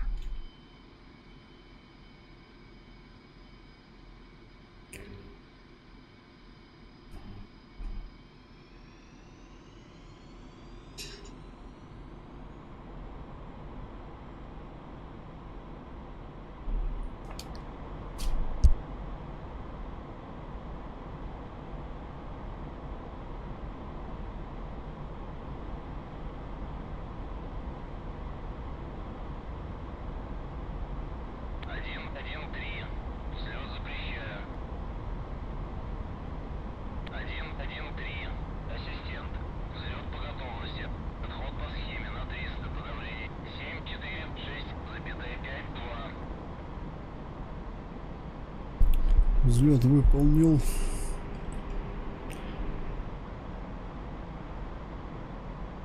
Сейчас на курс выхожу. Тебя должно где-то сейчас уже 60 километров до места назначения. Может, Ну чуть да, больше. 62 показывает.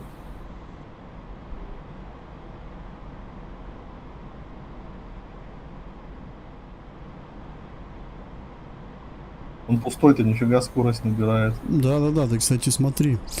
Не переусердствуй, а то он реально... Мне вот почему-то больше на груженном нравится летать. Потому что пустой он сильно такой, скорость развивает. Хоть вообще на тормозах летай.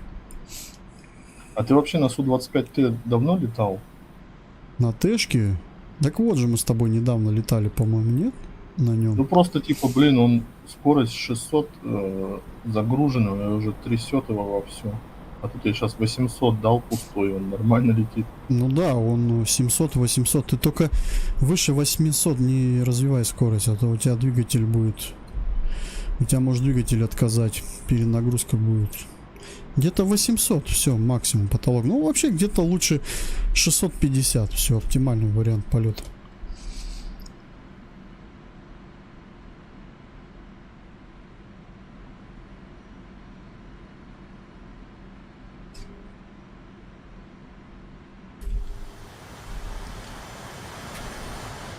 Блин, у меня еще джойстик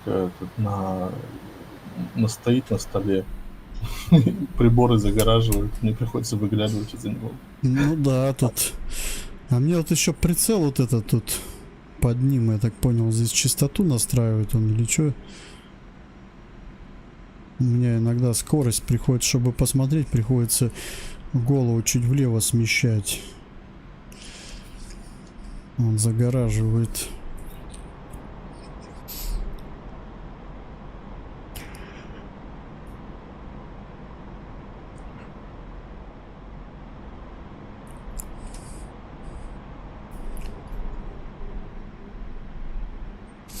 Что у нас там с тобой? Земля 7. Вот 3 цели у тебя. Зато уже точные. Я просто помню, мы с тобой летали, у тебя здесь 0 вообще раньше было, но ты как бы старался, все, но у тебя не получалось. А сейчас ты уже начинаешь поражать цели. Это говорит о том, что ты уже по боевому уже осваиваешь этот самолет. Ну, знаешь, как вот обычно говорят? Хочешь быстрее что-то научиться, сразу переходи к процессу. Вот, ну... Ты считай уже... Нет, тут, конечно, только опыт и решает. Тут, блин, хоть сколько видосов пересмотри, книжек перечитай, пока ты не сядешь на этот самолет, грубо говоря, да, даже в этом виртуальной авиации, блин, нифига ты не сделаешь. Тем более ты летал на Су-25Т, осваивал его. После него тебе уже на граче, так сказать, дверь открыта. Но что касается боевого, это управляемые ракеты, бомбы, вот это все. Здесь вооружение посложнее, чем на 25Т. Там шквал врубил, навелся, сделал пуск. Главное вовремя. Ну, бомбу я, кстати, до сих пор не научился метать нормально. Это надо тоже руку набивать, короче. Суть та же, как на управляемых ракетах, только это неуправляемая.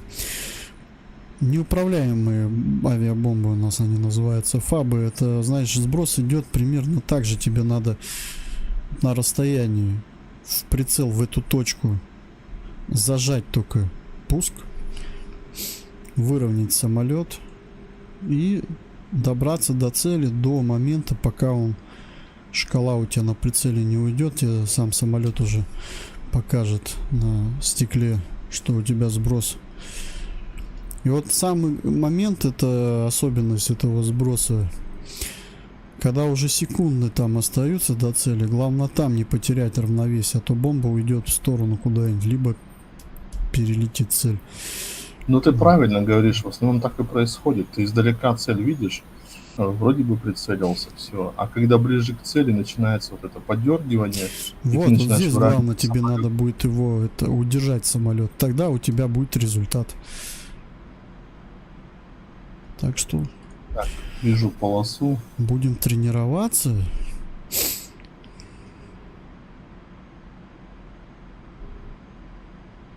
Но тут, знаешь, зависит от плавности уже джойстика. Чтобы не перескакивать вот эту точку. Ты эту точку, допустим, зафиксировал уже сбросом. Вот дальше уже идет у тебя плавность джойстика. Чтобы самолет не потерял равновесие и шел, так сказать, заданной цели. Ну, какой бы ни был джойстик, он, конечно, тоже помощник, но руки в первую очередь. Это да. Какой бы ни был точный джойстик, все равно, если нет понимания, как клинить самолет, как поворачивать, скользить, он не даст тебе джойстик этого преимущества. Меня в этом смысле этот ВКБ Гладиатор спасает очень сильно.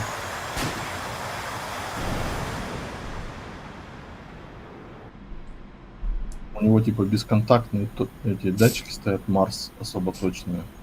А ты вообще на резистивных летаешь и, блин, такие пируэты выписываешь. Ну, это много о чем говорит. Понял.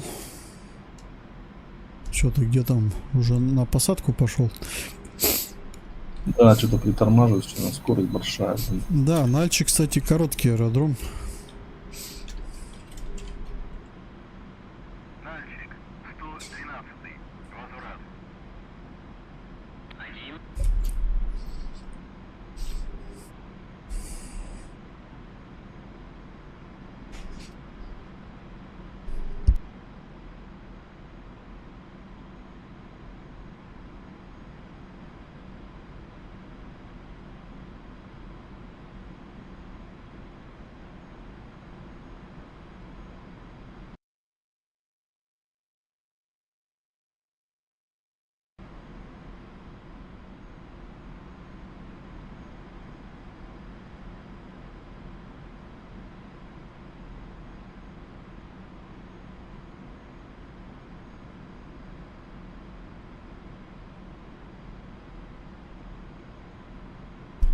Где этот вредный мальчик?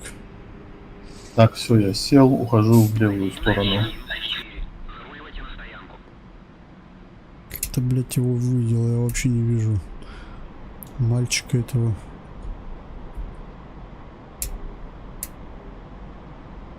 Ну вот сейчас на этот мальчик приземлился, 200 метров показывает. А вон вижу полосу. Ё-моё, ее вообще не видать. Или это дорога, блин? Полоса. Нет, это дорога. Дим, где аэродром-то? Где-то... А, он прям в городе, короче, в самом этом... Вот как вот таким образом надо компенсировать высотомер? Сейчас 200, говорю, 80 метров показывает. У меня вообще он мертвый. У меня он сдох. Я получается, без него лечу.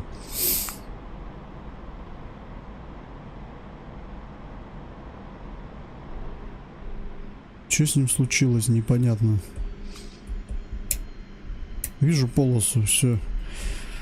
Работаю. Закрылки посадочные, шасси. Бомбы, ракеты, нары по полосе. Пипец, я сейчас еще буду с боекомплектом приземляться. С полным. Переключился на тебя, посмотрю, как ты садишься. Бля, я на эту полосу смотрю. Это пипец. Она такая маленькая.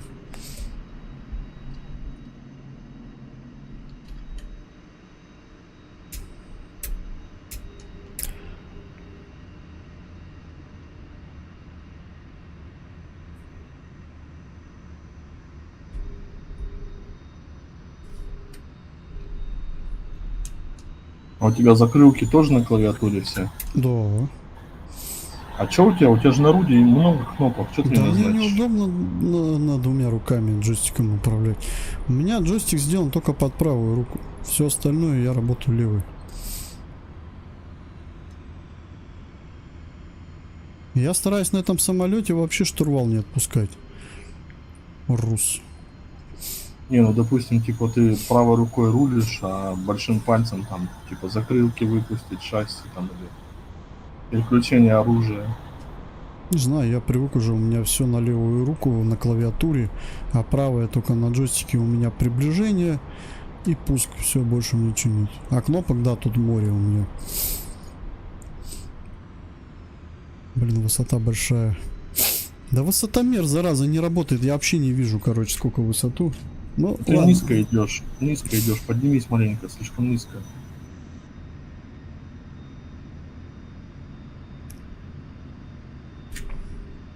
Я просто, видишь, еще выравниваю скорость, чтобы у меня комфортная была. Еще из-за деревьев полосу не видать.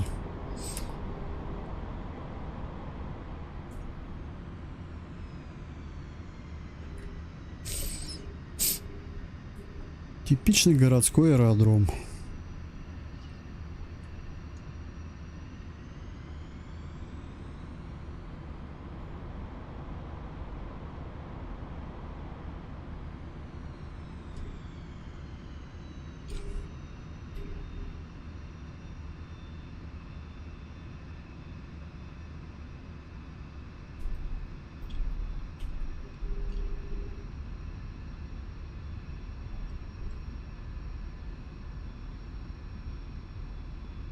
Ты хорошо, мягенько сел. Че, не надо парашюта, я надеюсь. Да, он так вроде ходу сбавляет неплохо. Вес, потому что...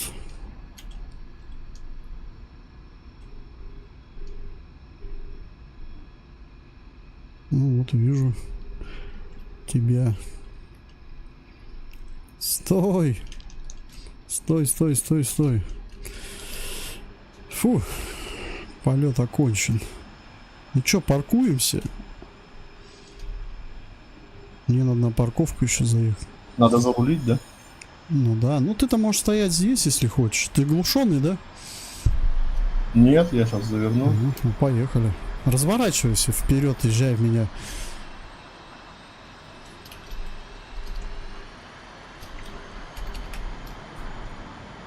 Ты, говорит, глушенный.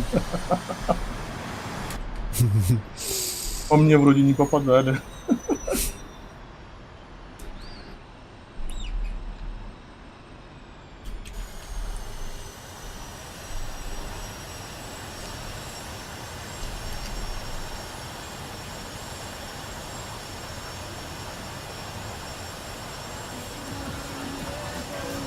Оно льет воду за звезду жизни, за луну свободу. Я целую небо. Оно льет воду за звезду жизни, за звезду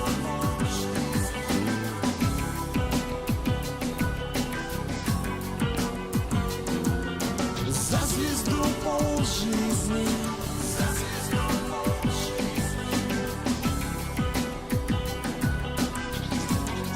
А у тебя тоже этот трекер не работает, когда внешний вид самолета покупаешь? Сейчас. Чего не работает? Ну, Трекер? трекер не работает, внешний вид, когда подрубаешь, он только в кабине срабатывает. Почему? У меня везде он работает. Даже снаружи Да, я могу голову крутить. Да? Да. У меня наклон. У тебя наклоны не работают, да, на нем? Не, у меня все работает, у меня просто снаружи, когда вид переключаюсь, у меня не работает трекер. Только мышкой. А, нет. У меня снаружи и мышка работает, и трекер. У меня в кабине единственное мышка не работает. Когда я трекер включаю, все. Ну, у меня так же.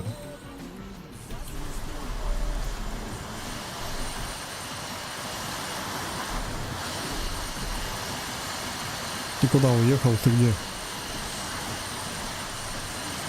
Я тут к какому-то комплексу С-300 подлетел, что ли. Это, к пожарной части я подъехал. Типа перед борщи увидели.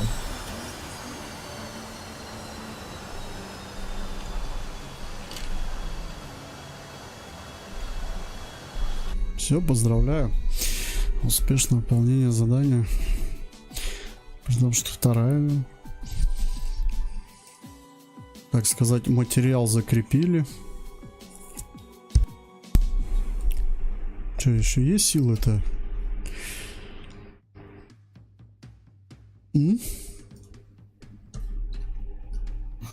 Что ты мне предлагаешь? В Сирию? На полеты. Да, пойдем в Сирию. Заодно посмотрим, как...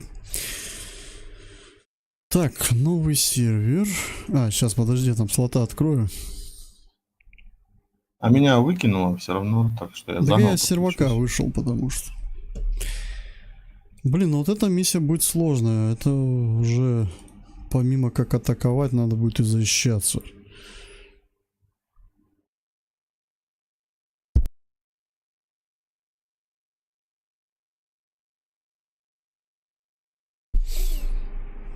Тут тебе понадобится стопудово уже маневренность, хитрость, обман. А ты ни разу, ну еще видишь, ты не маневрировала. Зенитка, надо от них маневрировать.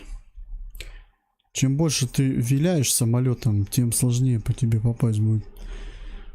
А вот ПЗРК, тут видишь, все зависит от того, какая у тебя высота будет. Если ты будешь где-то высота меньше 1000, то можешь еще их обмануть. Если выше, ну, только на твой визуальный взгляд. Короче, не так все просто.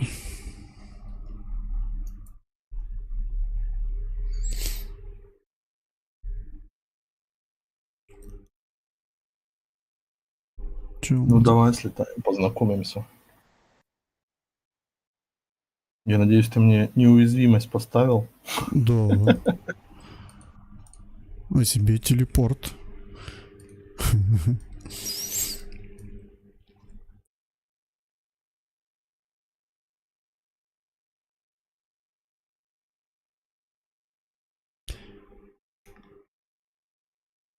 Перевес пипец.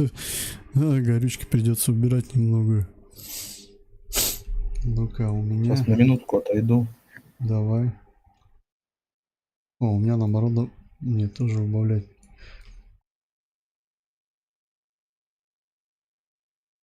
Чего знает, что за снарягу здесь брать. Так, ладно. Сейчас буду рассказывать, что надо сделать.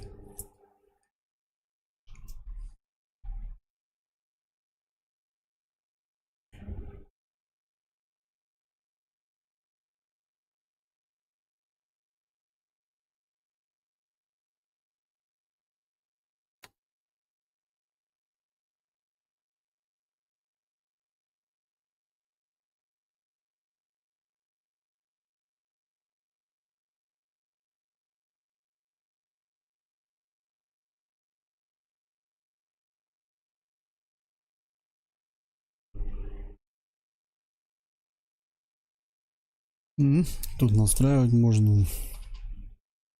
Блин, что ты сбросил-то зачем?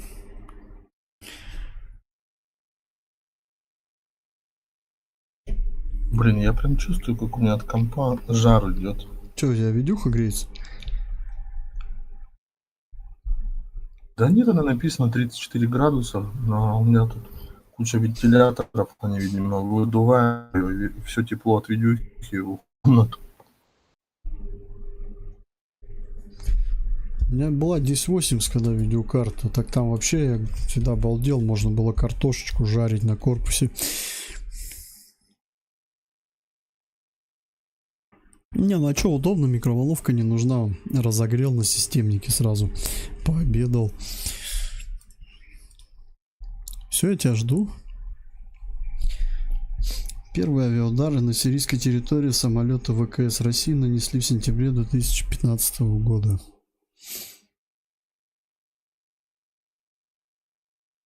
Так, переходим самолет. на что-то более легкое. Это водичка карачинская. Брифинг. Так, миссия называется «Гроза небес» на Нафтанас. Задачи. Нанести удары по целям на захваченным боевиками аэродроме Нафтанас. Основные цели. Захвачены вертолеты сирийской армии и колонна специальной техники боевиков. угрозы. А, ну тут они включены, да? Короче, смотри, значит, я облегчаю нам работу. Я не вырубаю маркеры на карте. Вот. То есть на карте все будет отображено. Вот, так что смотри.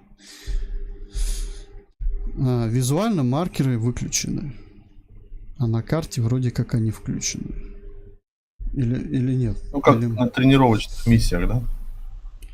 Так, значит, ветер в миссии у Земли 2 метра в секунду, 2000 метров, 5 метров.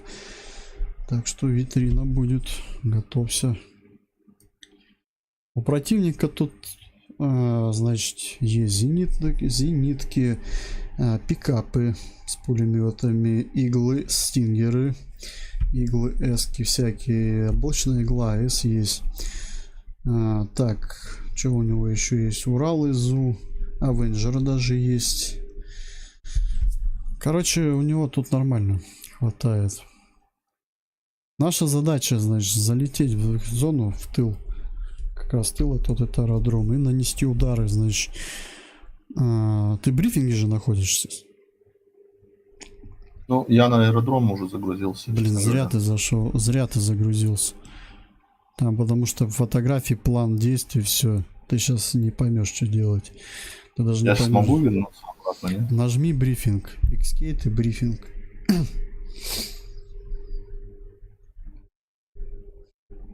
Нажал? Да. Все, у тебя брифинг прям табличка. Да? Да, вот переключился на вторую картинку. Все, вот, изучай. Значит, вторая картинка, это вот база, которую мы сейчас будем атаковать. Тут даже указана северная часть, южная, запад. Это вот удаленное расстояние, это вот ориентир КПП справа базы, там боевики, если что, будут. Колонна снабжения, не снабжения, а специальной техники. Она недалеко от КПП слева. Вертолеты у нас прям на самой базе указано. Да, там будут вертолеты разбитые. Главное не перепутать цели. Вот. Численность вертолетов листает дальше. Мы, кстати, будем заходить с юга, либо с юго-запада. Следующая картинка, ты можешь изучить вертолеты поподробней, где они расположены. 4 вертолета, из них 3. О, так тут даже на брифинге можно типа картинку увеличить. Да, прям увеличивать, да, колесико. Вот, значит, 3 вертолета Ми-8. Это значит по цифре 1, 2, 4 это Ми-8. Третье это у нас Ми-24. Четвертая картинка, это вот КПП обозначен. И колонна это вот со специальной техникой.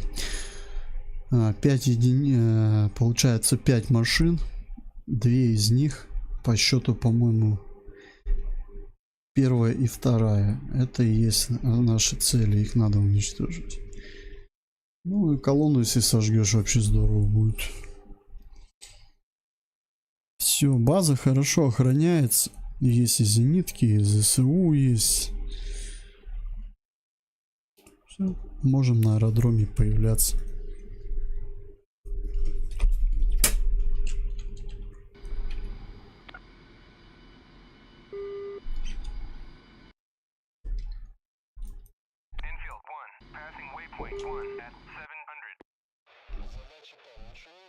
Так, а вот что у нас, воздушные цели будут, да? То есть Р-60 брать нам надо. Воздушные нет. Но будут у нас ПВО. Я тогда их снимаю с пилонов. Так, что у нас из вооружения? Баки надо дополнительные брать с собой. Короче, смотри, тут получится только сыграть командно. Без командно уже не получится тут полетать Здесь надо нанести удар периодичностью. Значит, вертолеты.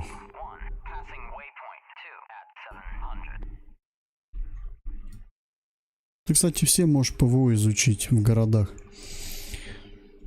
Если что, патрули тоже есть в этом. Что, нам топливные баки вешать надо, да?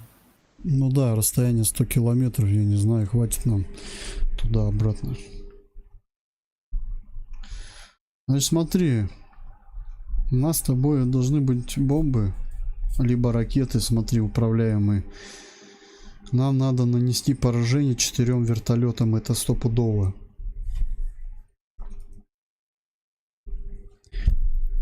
Вот, скорее нам надо просто определиться, кто какие вертолеты будет брать. Слева, справа. Но без разницы, одним фабом их не поразить, потому что между ними расстояние. Поэтому, скорее всего, придется сбрасывать по 2 фаба. Бери с собой 2 бомбы. Либо управляемые ракеты. Уничтожаем вертушки. 4 взял, С-25. Хотя, знаешь, еще есть один момент. С бомбы придется сбрасывать. Бля. Опять же, можно под Стингер, да, залететь. Да, насчет тактики я здесь еще не думал. Я создавал миссию, но тактику надо продумывать здесь. Короче, нам потом надо будет технику поразить еще. АП-5 и М978, 2 единицы вот эти в колонии. Ближе к КПП туда. Вот так, берем тогда 2 бомбы, 2 управляемые ракеты, нары. Кстати, нары лучше использовать те, которые мы с тобой на аэродроме крепили. Попробовать с ними, может. Они точно бьют. Ну, они по типу управляемых, получается. Ну, да.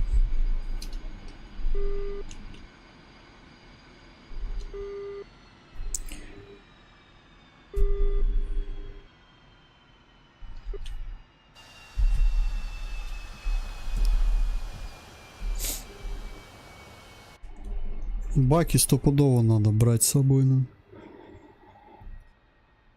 Нам просто может не хватить на обратку. Там нету резервных аэродромов у нас.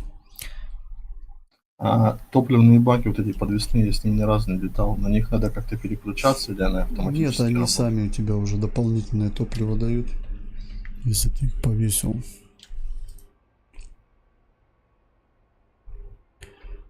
Так, ну у меня 500-й фабы, 2 ракеты, баки и ракеты воздух-воздух я убираю. А вместо наров я креплю АПУ. И придется маленько ГСМ уворачивать. А, нет, все. Все, их прикрепил. Итого, значит, 2 фаба. Ракеты С-25Л. Баки по 800 литров. И нары. Вот эти опушные. У них вес небольшой, кстати. ЛТЦ не забудьте вывернуть, когда заряжаться будешь. Что-то не в тему, в 0 было.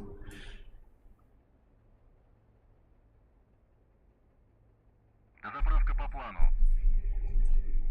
Перезарядка по плану. Как у нас этот аэродром называется? Ты его сегодня мне писал. Ты там сам-то его можешь выговорить? Сейчас я оружие пока смотрю. Помнишь свою установку, которую ты так хорошо ее хотел поставить? Мы же ее создали, вот они, С-300. Ты вообще тут, смотри, техники понаставил, вообще красавчик. Ну и то я сильно не жестил. ФПС-то вроде нормальный. Сейчас посмотрю, сколько. Командир, борт заправлен. Ну 72, 80, 60. Ну он прыгает здесь. Карта еще сама не оптимизирована, так уж прям как Кавказ. Но она требует ресурсов карты. Здесь прям пипец. Только свободная камера есть. О, ништяк. Могу летать.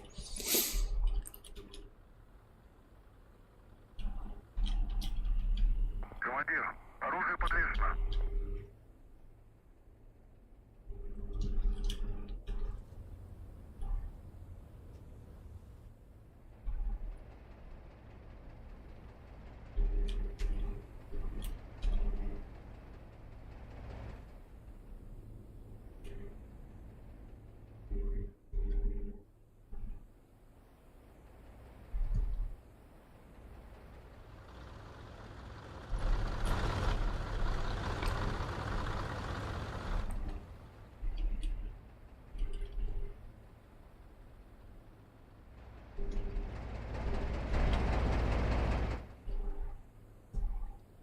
Ты как будешь готов, скажи.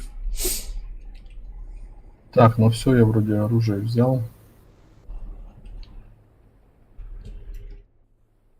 Буду запускаться.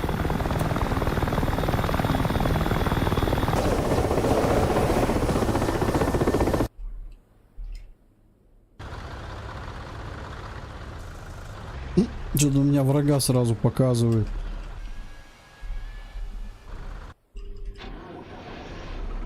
Ну, наша же этот облучает.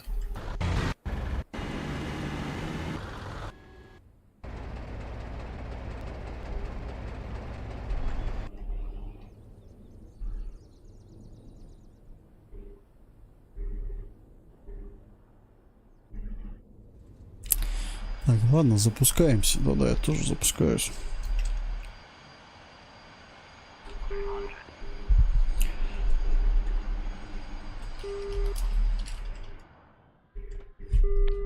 Первый. Запуск. 100-й.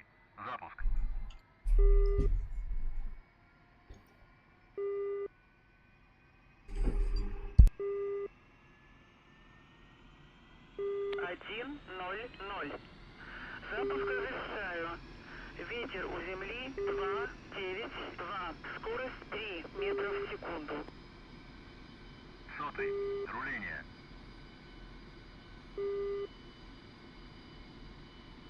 1:00. Разрешаю руление на полосу 1,7. Ты еще себе камуфляж модный поставил. 1:01.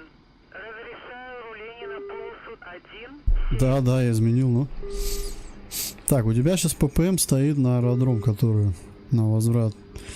Ну-ка, выставим, давай.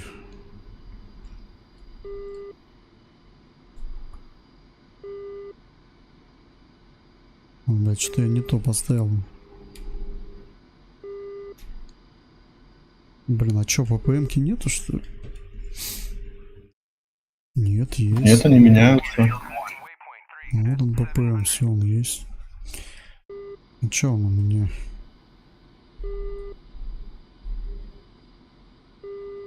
Мозги компасирует. А вот все, выставился. 98 километров лететь до цели. Да, так же. Так, давай определимся тогда. Давай, какие левые, правые вертолеты будешь брать? Так-то. Блин, давай долетим, я хотя бы посмотрю, что там есть. Ну давай. Чтоб Так, не- все тогда выкручиваем.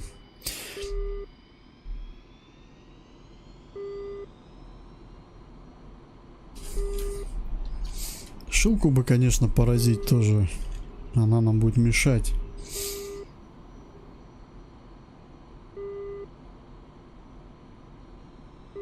Да, карта требовательная.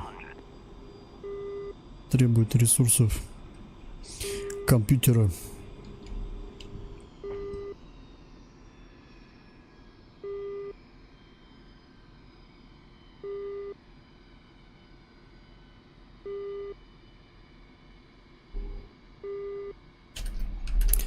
Ну я это на полосе готов, если что. Ты слева, да? Все. Да, так Вот, точно. выруливай.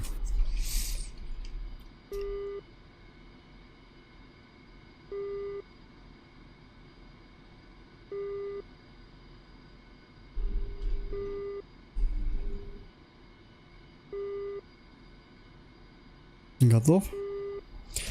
Все, Да, выжим. готов. Что там, выжим? 80.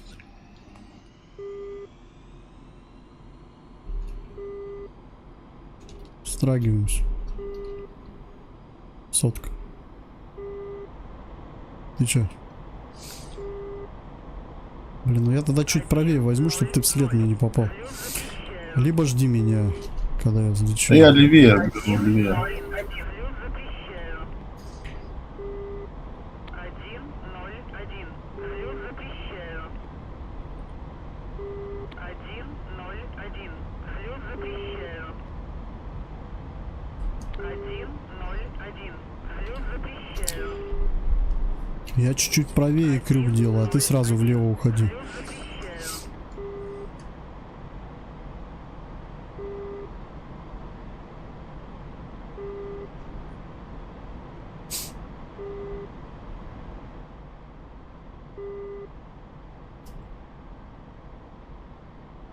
Ты еще не взлетал, даже смотрю, да?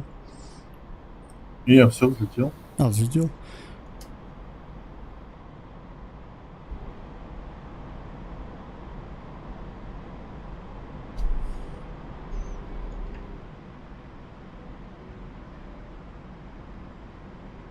Пытаюсь встать на курс. Да, на курс выходи.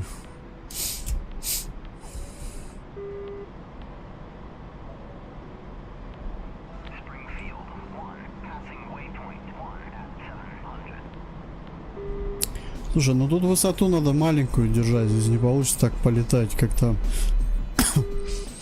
500-ку где-то.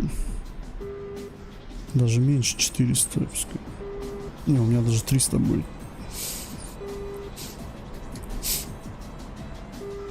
Посмотрим, баллонов хватит, нет нам на.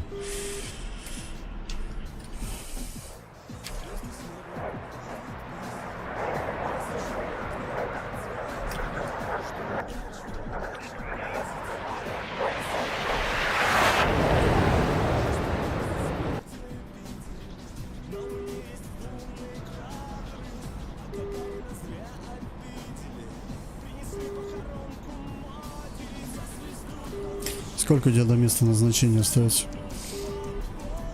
89. Ты чуть сзади меня летишь. Высота, скорость. Высота 1200, скорость 500. Понятно, выше идешь, чуть отстаешь. Снижайся.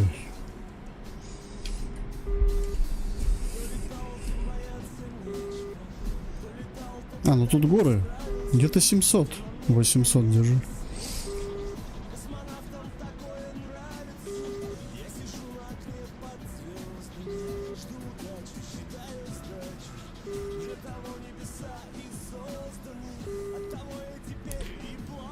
Фига себе, Сирия.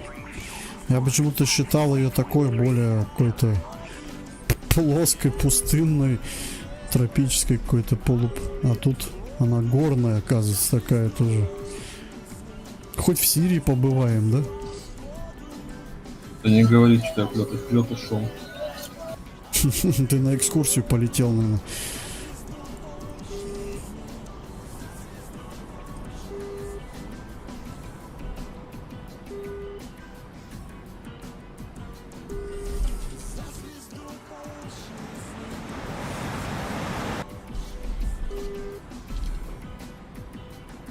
Я пытаюсь тебя наблюдать, что не наблюдаю пока.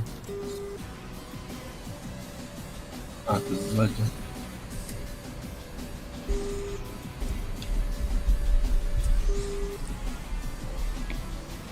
Ты, наверное, должен меня видеть. Да, я тебя вижу. Ты у меня справа, ну.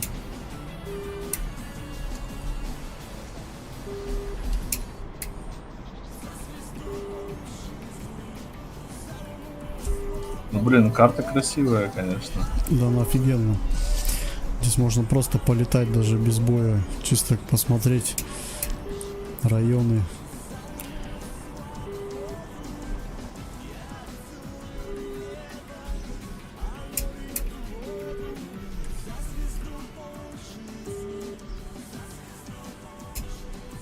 А, я вижу тебя, ты выше идешь.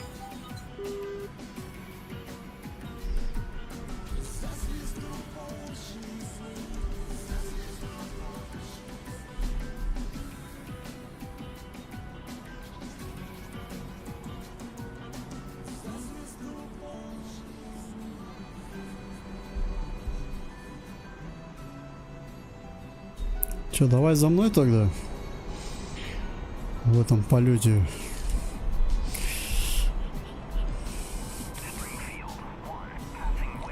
«60 километров.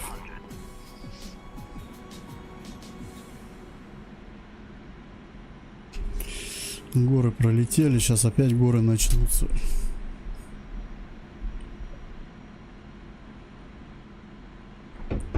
Там потом позже, уже ближе к Алеппо, аэродром сделаем резервный, если что, и будем выполнять задачи. Какие-нибудь такие объекты поражать будем. Не только технику, а объекты статические. Склады, здания уничтожать.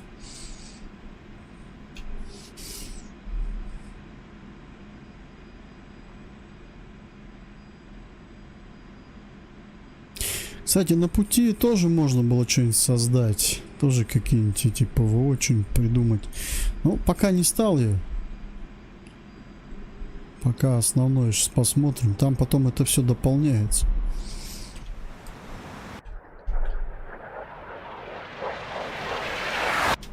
Я лечу на высоте 270 метров. Ты на какой? Ты меня видишь? 1500. Нет, сейчас снижаться буду.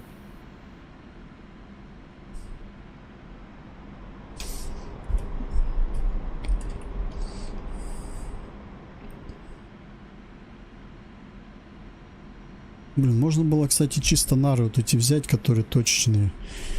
И ими отработать, и все. Не знаю, зачем эти фабы. Фабами высоту надо набирать. А это, считаю, уже под прицел ПЗРК.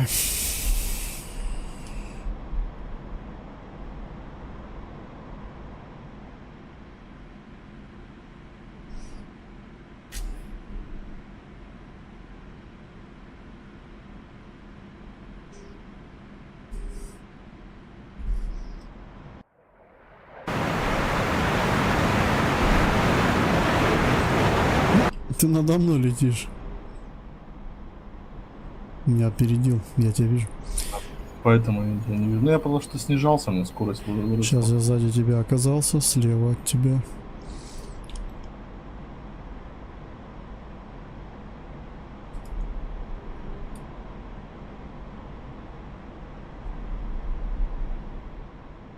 Где-то тебя вижу потерял. тебя. Блин, какой там... Я справа, ниже. Видишь, я редко использую вид третьего лица. Обычно для таких маневров надо его использовать. Наблюдаю тебя.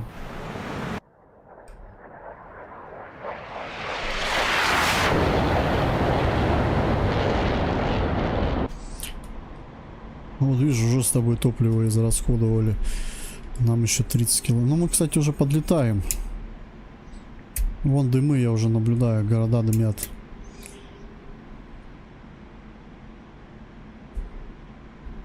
Добро пожаловать на войну. Видно, что там война идет. Выставляемся. Бомбы. Я бомбы буду сбрасывать. Ты чем будешь работать? Сейчас посмотрим, что у меня там. Вы находитесь в зоне боевых здесь. Осторожно, враг использует ПВО против наших самолетов.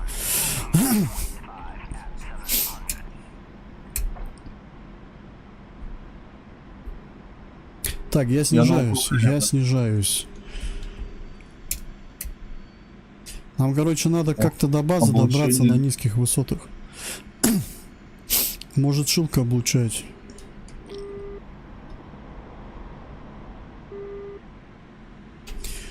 Так, на всякий случай ЛТЦ, короче, над пролетом над городом.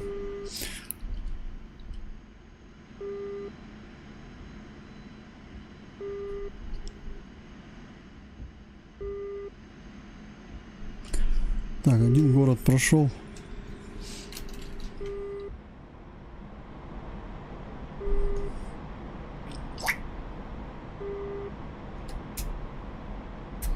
Так, мы откуда будем заходить?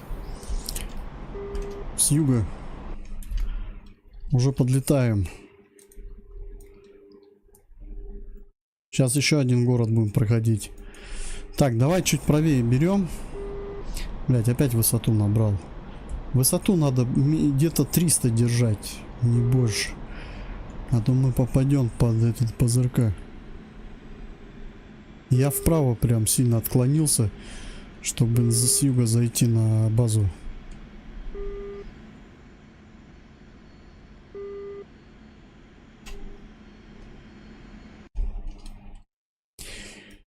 Здесь еще можно войска было наши поставить. Тоже как вариант. Что они типа как атакуют. Это все тоже дополнительно идет.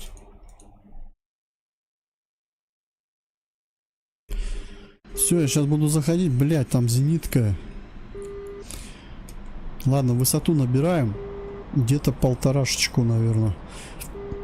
На то под зенитку попадем.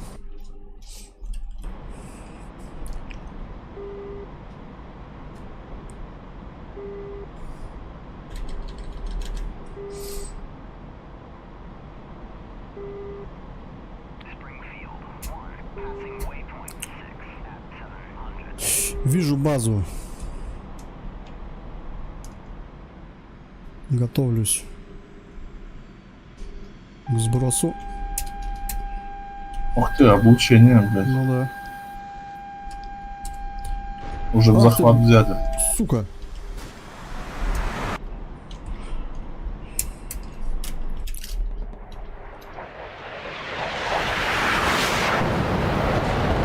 Есть, одна цель поражена.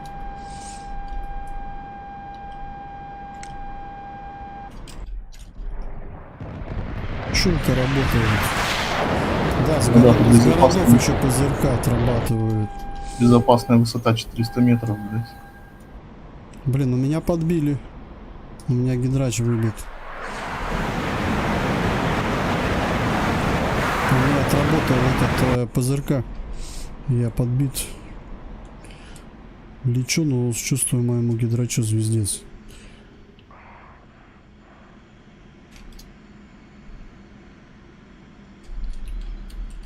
Так, ну что, у меня еще фабы пробую отрабатывать.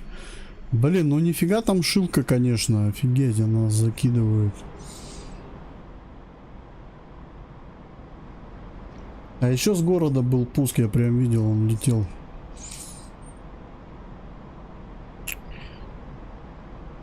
Да, у меня крен влево, все уже мертвый. Ах ты, блядь. Меня подожгли. Ха. Заглушаю левый двигатель. По мне стингер работает, по-моему. Я говорю, тут надо еще потренироваться с высотой. Не так все просто. Блять, опять работает.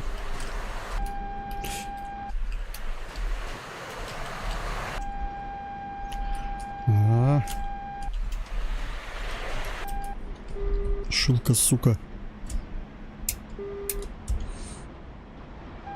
Ты там цел?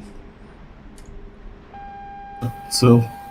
Пока что. У меня облучение жесткое. Пипец.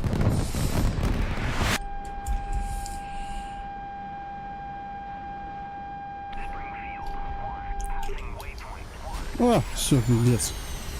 Это был правый, да? Все, у меня все двигатели мертвые. Я без двигателей лечу.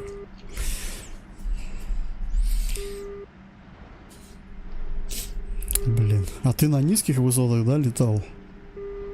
Блять. Все, сбили?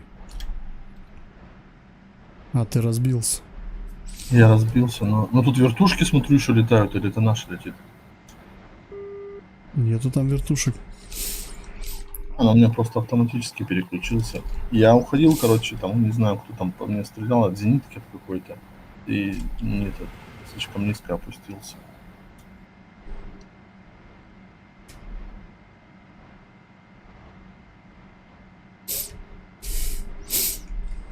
Ну, нормально ты сделал, нормально. Жопа подгорать будет. Ну, надо будет убавлять ПЗРК, наверное. Слишком они в крестное стреляют. Крестным огнем аж. Да я заберу все эти ПЗРК, ты мне К-50 поставь. Ха-ха.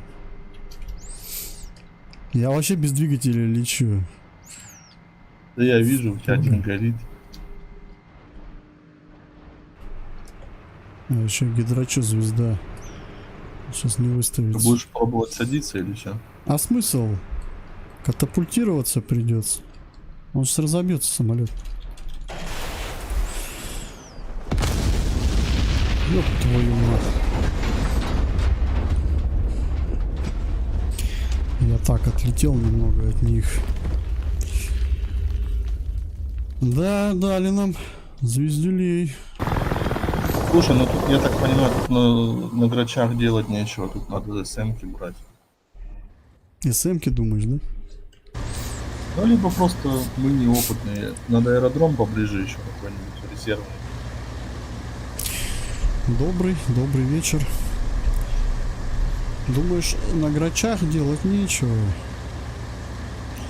А чё если низкую высоту взять? Слушай, ну я летел на высоте где-то, блядь, 40 метров, 50, и у меня 40? все равно облучение. Не, 40, облучение-то 50. будет отшилки. Смотри, давай попробуем ударить по ПВО, который на базе. Тогда нам проще будет. Ты сейчас еще в миссии же находишься? Ну я респанулся. F10 нажми карту. Там вот где у них база. Игла ком у нас отображена. Вот по ним надо ударить. Вот. И шилку уничтожить. Шилка вот работает. Она излучает. Вот если мы эти цели поразим, тогда нам будет проще.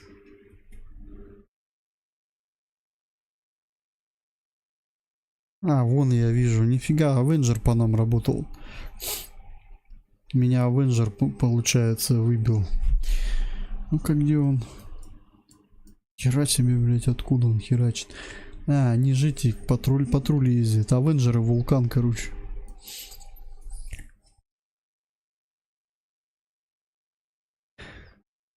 Давай попробуем отработать на СМ-ках тогда. Посмотрим, может все-таки миссия под них сделана. Я же тоже смотрю, грач сможет здесь справиться, нет с этой миссией. Но я думаю, нет.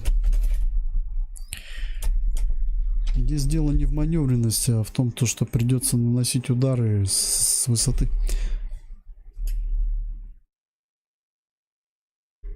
Либо тогда целенаправленно надо эти кабы сбрасывать с большой высоты или там фабы. Чего? Смотрю этот поток из Коте-Ивуара, страны, расположенной в Западной Африке. Учу русский язык и науку, чтобы однажды стать пилотом военного вертолета Ми-35 в африканском корпусе. Угу. Молодец. Могу только пожелать тебе успехов в этом деле. Так, что тогда на СМ-ке перерубаемся? Давай попробуем, но... Давай, сейчас тогда я миссию переделаю. Просто самолеты заменюсь. У СМ-ок мне еще нравится, у них есть камуфляжи всякие разные, под Сирию прям.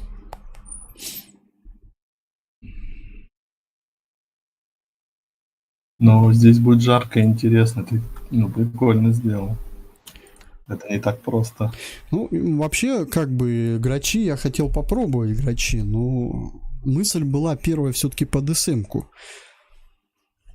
Для грачей будут задачи другие маленько, попроще. А вот эта миссия, она все-таки под что-то более серьезное. Был бы Су-34, выполняли бы на нем задачи.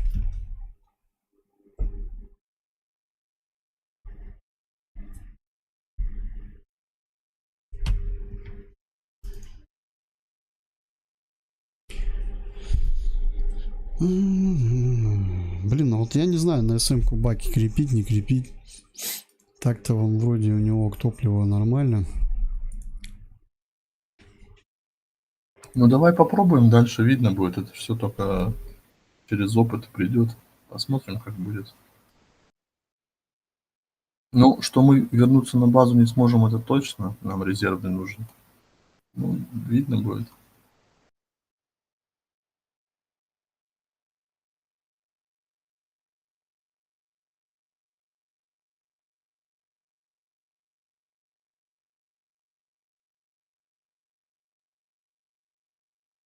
Здесь уже и 29-ми хашками можно отработать полноценно будет по ПВО. Оборудование надо будет вешать на него. У него же оборудование есть. Короче, пока вот такое повешаю.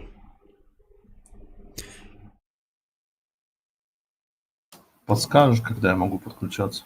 Да-да-да, без проблем.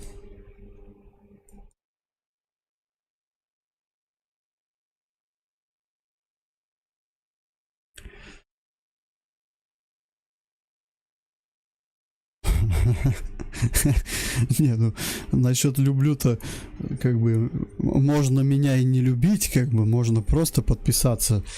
Спасибо за подписку, за поддержку. Желаю тебе игры, видео. Удачи, типа. Спасибо большое.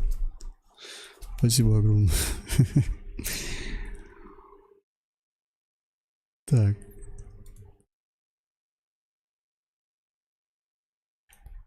Ладно, погнали.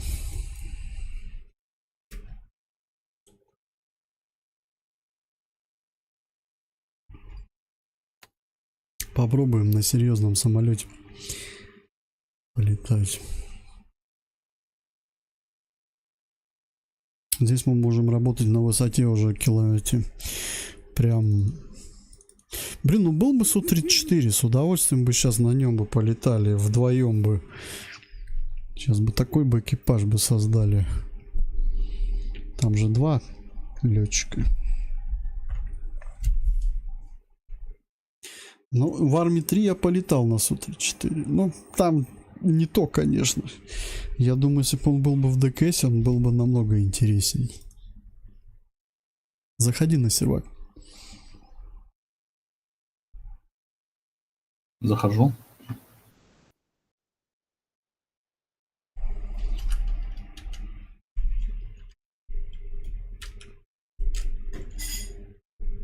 Один, ноль, два. Запуск разрешаю. Ветер у земли 2,9,2. Скорость 3 метра в секунду.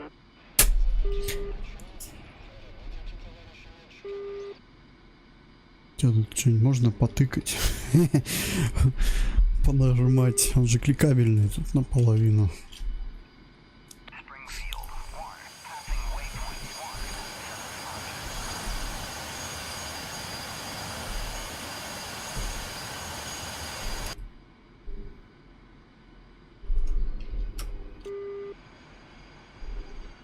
Сейчас будем его вооружать.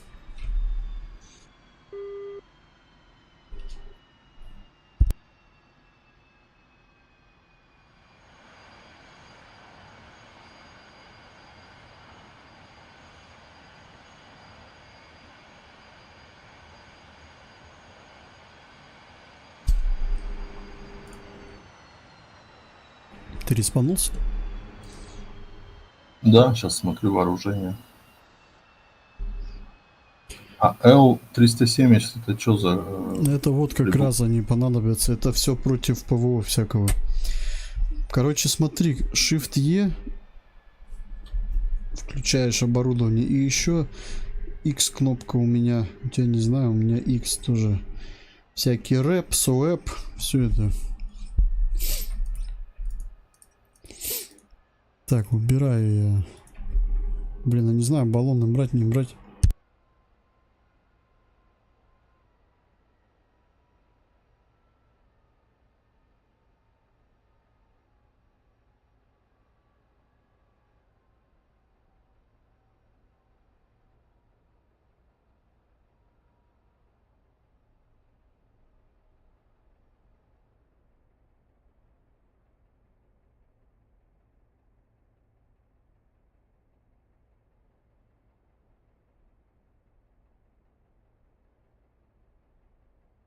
Бомбы использую, буду корректирующие кабы. Тебе тоже рекомендую. Сброс с высоты выполнять их. Хотя можно ракеты Х-29 тоже. Давай их поставим лучше. Результативнее будет. Ставь только элки.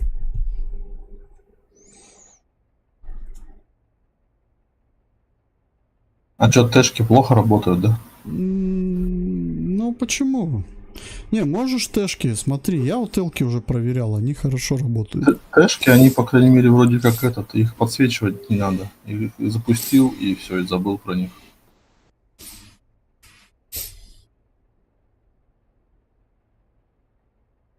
О, сюда тоже кабы можно прикрепить.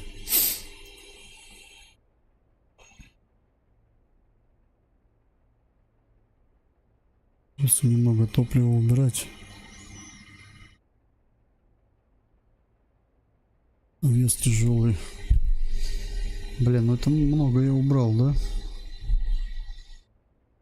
Короче, задача добраться до места. Высота 1005. Выполнить атаку и все. Точечную. Выше 5 не опускаться вообще нельзя. Блин, я не знаю, ГСМ сколько будет. Ну-ка сейчас заправлю это. 65 это общий объем, наверное, весь. Тяжело. Ну, сейчас методом проб и ошибок выясним, что.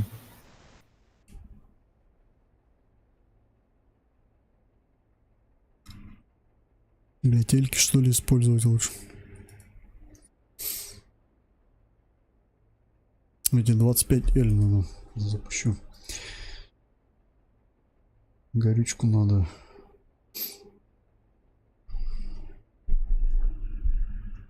Я, короче, взял 2 ракеты С-25Л, потом корректирующие бомбы 500-е.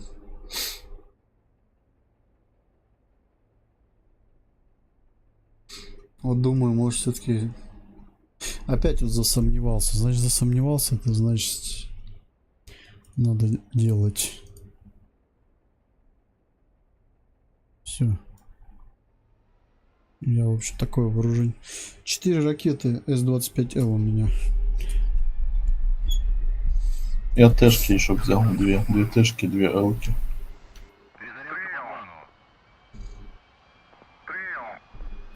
А Су-34 модуля нет в продаже, да? Нету, по-моему.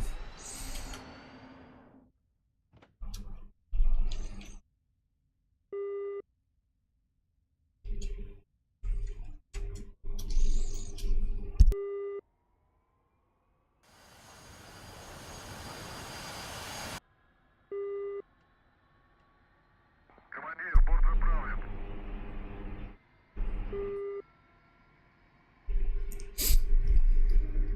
Командир, нет возможности.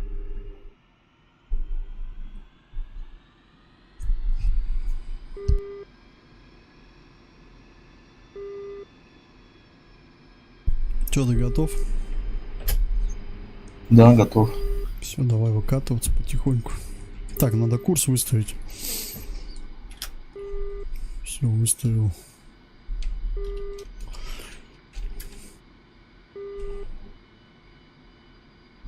Второй. Запуск. 102. Запуск разрешаю. Ветер у земли 292. Скорость 3 метров в секунду. 102. Руление. Рэп включил, СОЭП включил. Shift E, левый Shift E и X кнопка тоже. У тебя, не знаю, у меня на X включается. На LC потом смотришь. Он получается Е по умолчанию и левый Shift Е. Ну понял. 102. Взлет. Че, выкатываемся потихоньку.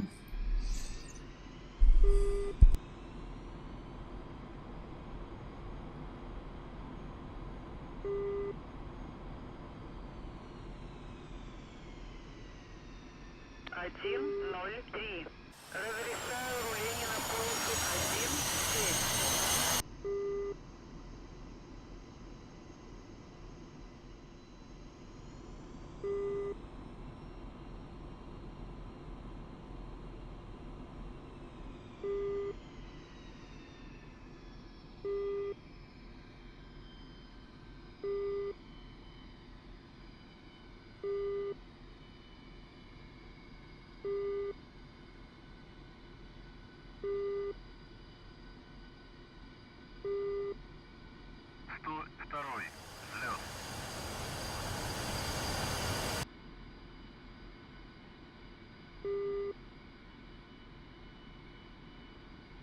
Чё надумают? Второй. Взлет. Короче, затупил бот. Выжимаем. Тормоз.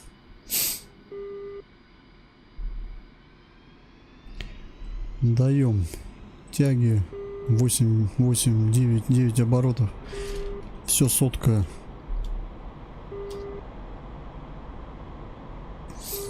Один, ноль, два. Взлет запрещаю. Один, Вот вредная тетка. взлет запрещаю. Один, ноль, три. Взлет запрещаю. Мужика бы ей. Один, Да, можно кабы, но взлет запрещаю. я думаю, неплохая идея. 03. Взлет запрещаю. Где у нее там диспетчерская? А? Я в твой след попал.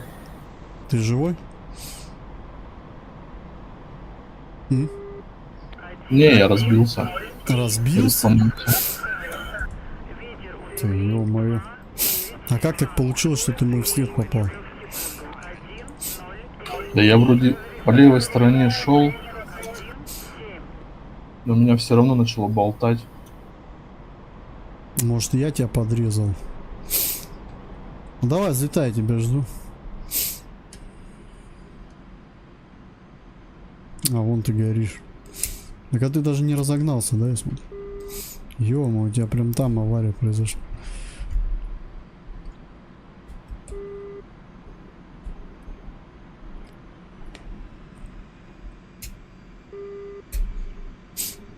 Ты взлететь-то сможешь? Не, бери на другую полосу. Ты здесь можешь это... Я не знаю, сможешь ли ты взлететь, нет? Мне сейчас вооружиться надо.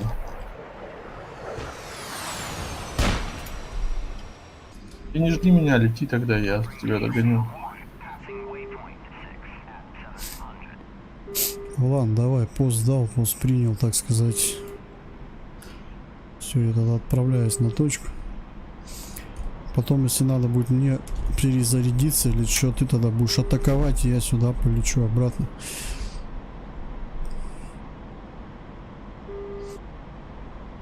Блять, он на взлетке не вооружает, да?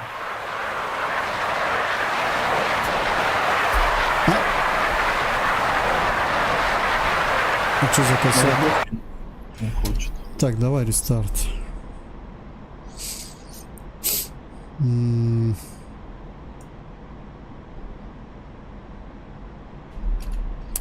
Выбор роли. Так, Что у сменить тебя коалицию, произошло? покинуть слот. Смена миссии. Рестарт делаем. У меня пилоны не загрузились почему-то. Я пустой лечу.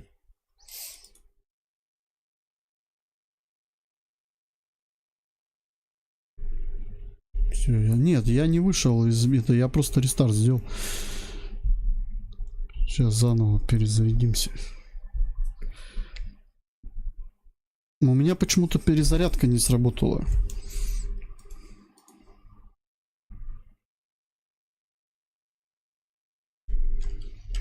Пробуем еще раз. 1, 0, 2. Запуск разрешаю. Ветер у земли 2, 9, 2. Скорость 3 метров в секунду. Ты респанулся? У меня перезагружается миссия.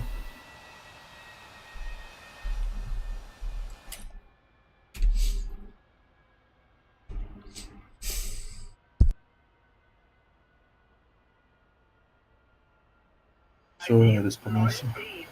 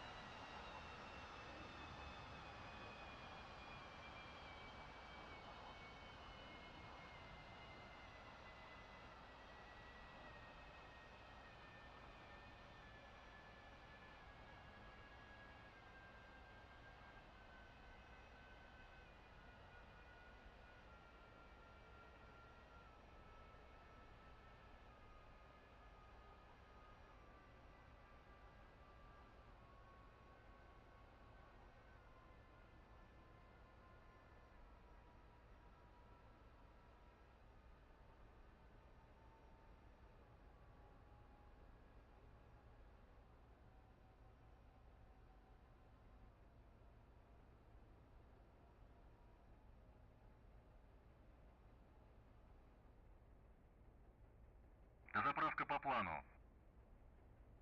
Перезарядка по плану. Прием.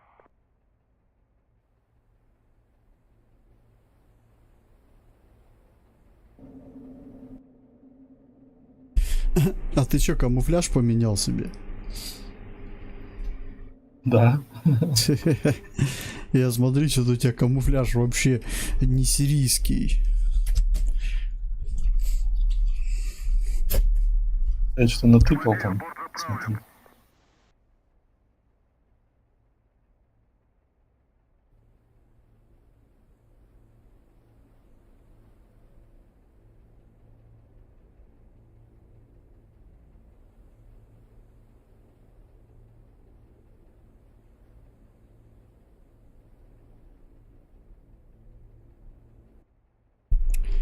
Готов.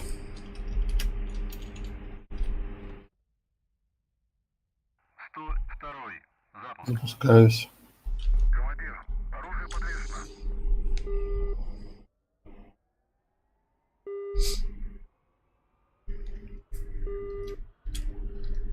У меня настройки графики на максимум, но с зеркалами у меня только 65 FPS. Зеркала вырубаю 80, 76. Ну не используйте зеркала. Здесь на нем не надо зеркала использовать. Да и вообще самые только нормальные зеркала из всех самолетов, на которых мы сейчас летаем, это только на Су-25Т и все. Так, ну что, у меня самолет запущен. Давай я первый взлечу, ты потом за мной туда. Давай, давай.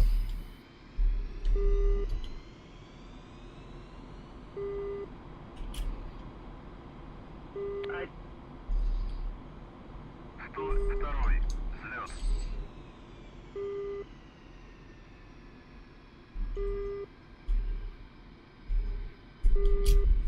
Один, 0, 3. Запуск разрешаю. Ветер у земли 2, 9, 2. Скорость 3 метров в секунду. 103-й. Руление.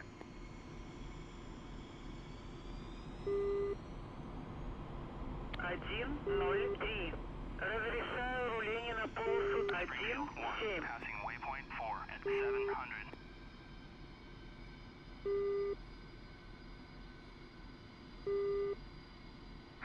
Второй. Взлет. Короче, пока он думает, я взлетаю. Ты готовься.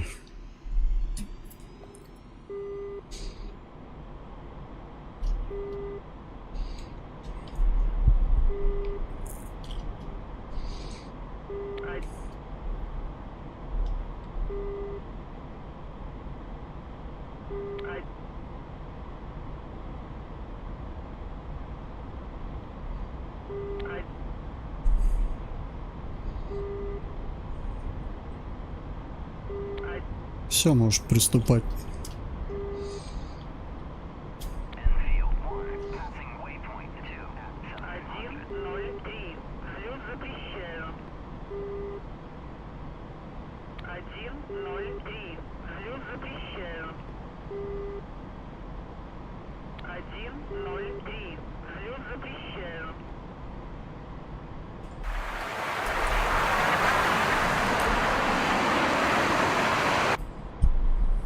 Один, 0, 3.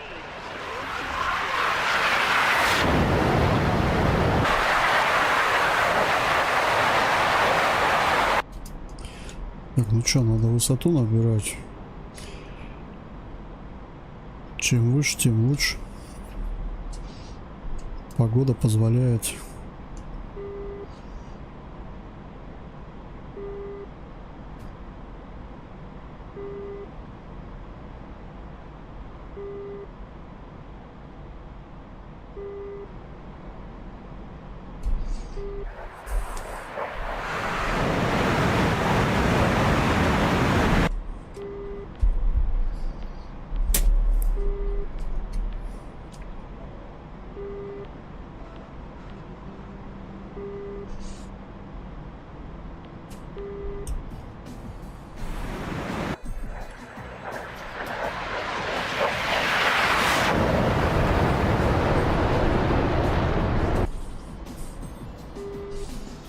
Так, врубаю оборудование.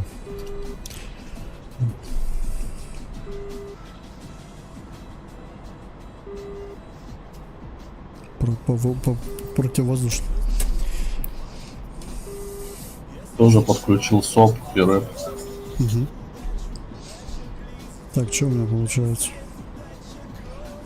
Высота 2, скорость 440.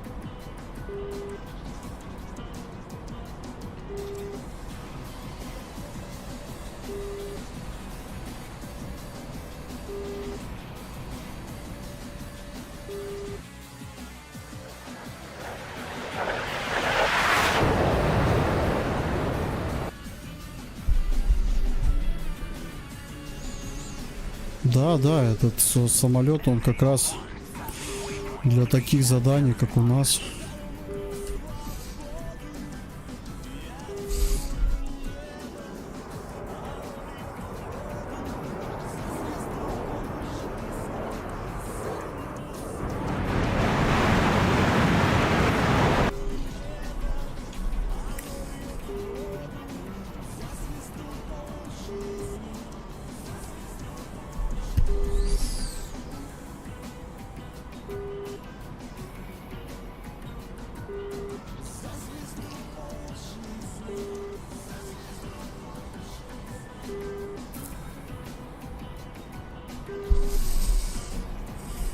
Сколько у тебя до места назначения остается? 70 километров. Ты от меня отстаешь на 13 километров. Значит, я первый ударяю.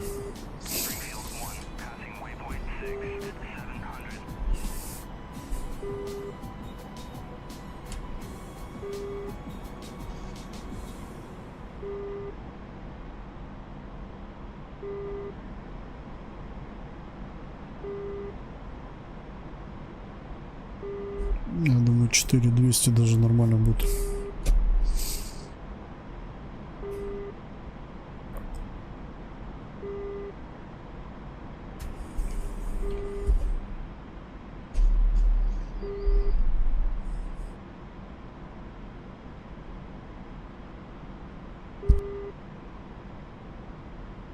У него, короче, оповещение о ПВО и все срабатывает на вот этом дисплее слева, который кликабельный. Там все это можно посмотреть. Это типа как радар у него.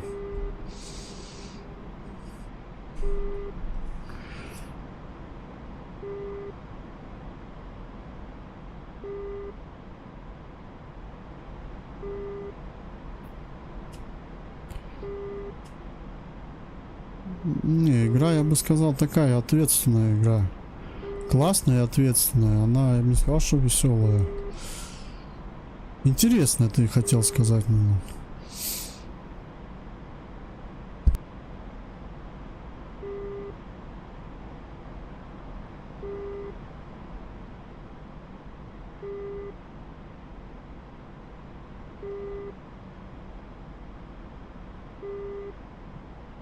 Так, вижу дымы городские. Городские дымы.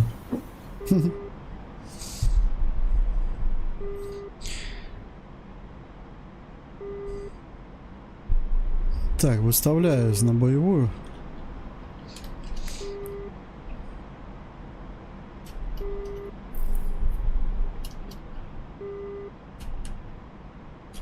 Тут контраст можно выставлять, нет? Где именно? Не знаю. Ну, это на ЛТ. Как он называется-то, я забыл.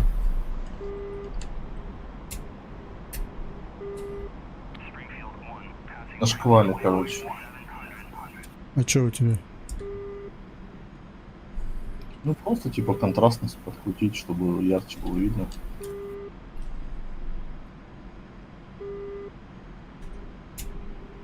Блин, ну на Су-25Т там вешалась фантасмагория, и можно было ПВО обнаруживать вражеское. Здесь я не знаю, как с этим работать. Нам не нужны ПВО. Нам надо отработать по целям.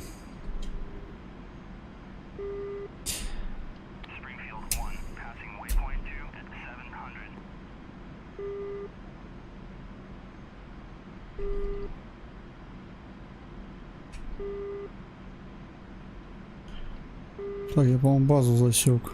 Да.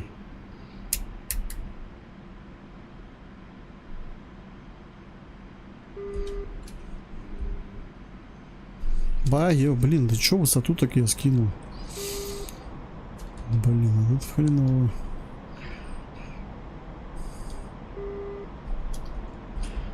Лучше высоту надо набрать. Под ПЗРК сейчас попадаю. Наша задача нанести удары по целям нашим, которые были. ПВО не наша работа, мы не должны их уничтожить. У нас нету оружия дополнительного на ПВО.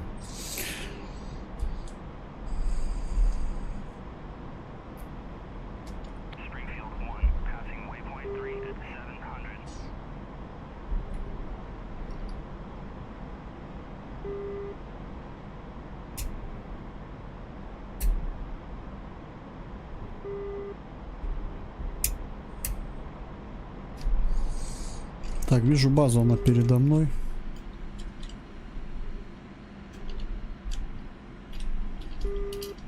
Так, вот эти синенькие это наши, да? Синий круг. Здесь нету ничего нашего, везде враг. Все понял.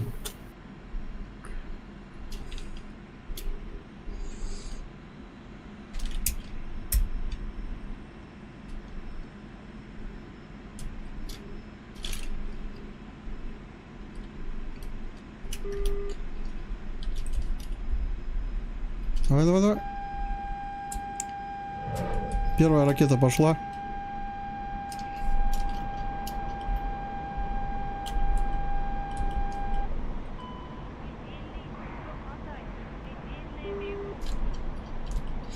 Я, короче, маленько схулиганил тут. ЛТЦ пускаю. По мне, Avenger работает.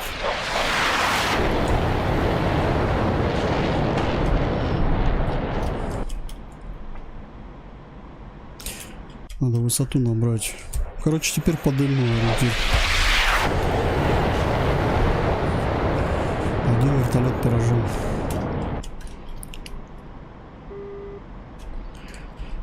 Блин, как тут тяжело на высоте работать на этой карте. Это пипец, оно все сливается. Опять работа идет. По мне.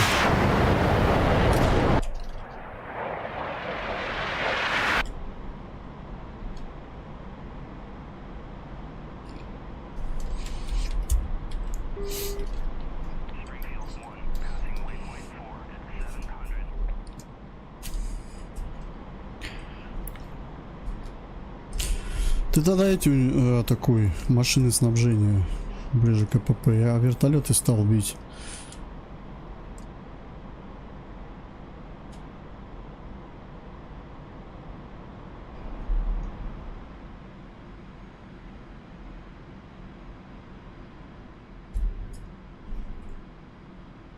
Несложно удерживать, конечно, самолет.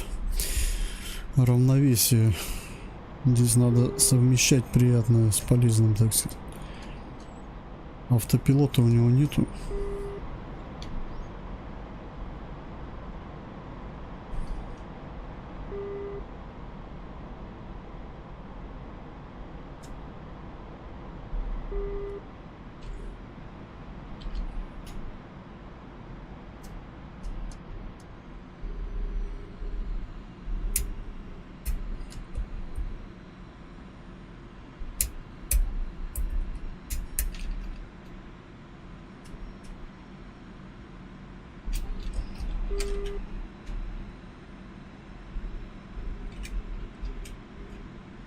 Вижу еще вертолет.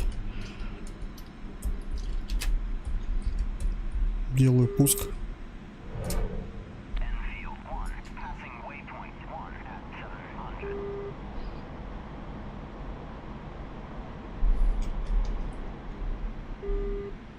Цель поражена, ухожу. ПВО работает.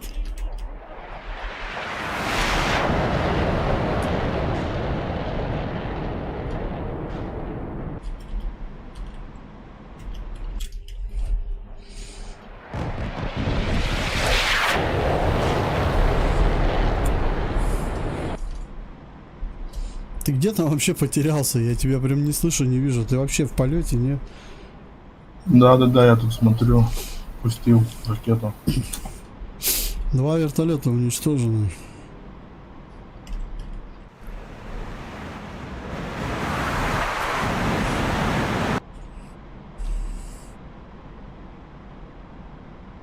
Но они почему-то не идут как в счет. Они как пустая техника считаются. Ну как статический объект. Короче, Х-29Т тоже какие-то кривые, не летают до места. 2 ракеты выпустил.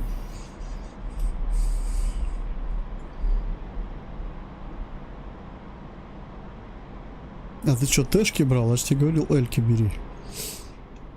Но я тэшки взял, и все в молоко ушли.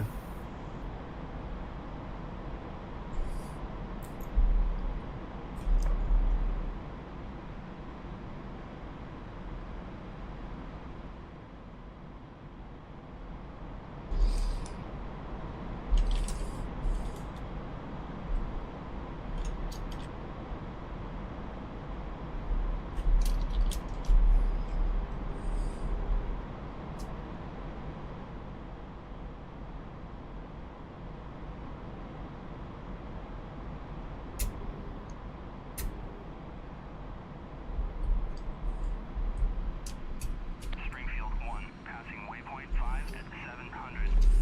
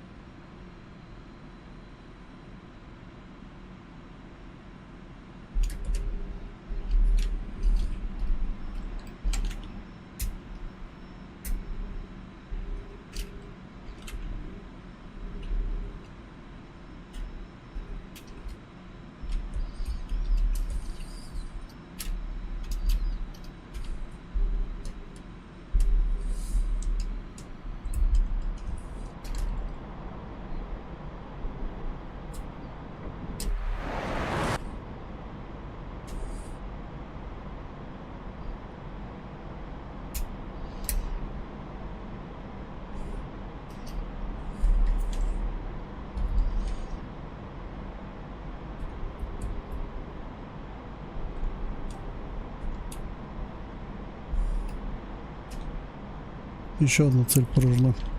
Блин, ну для этого самолета Элки обычные, это вот слишком близко вообще. Ну да, надо будет высоту А снижать Элки, до 3. видишь, Элки не работают. Кабы надо брать тогда 500 или элки. Х-29Л 10 километров, нормально. Я вообще 25 телками работаю сейчас.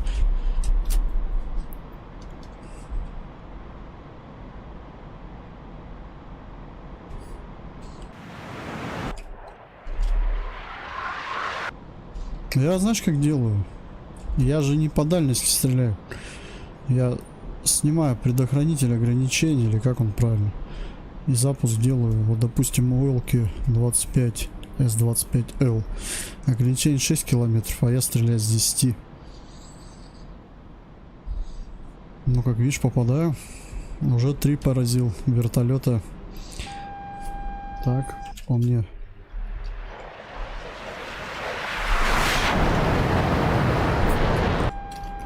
Кто-то пытается меня поймать. Ребята, по мне ловушка работает.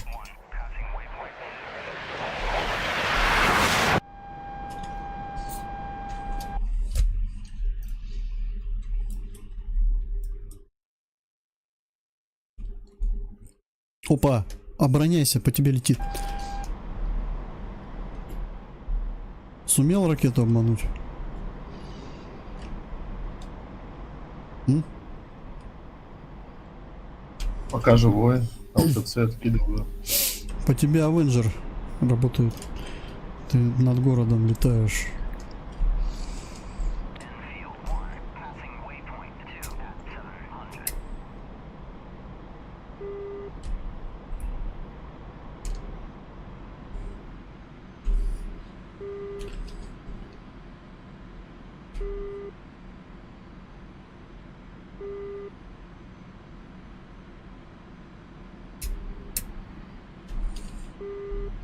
Вроде выжил.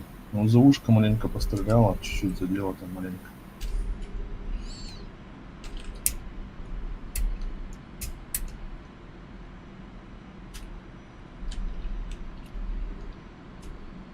Ты МЛки с собой взял, да? Нет, я эти Элки брал. Так, Обычный вижу L. еще вертолет. Элки брал.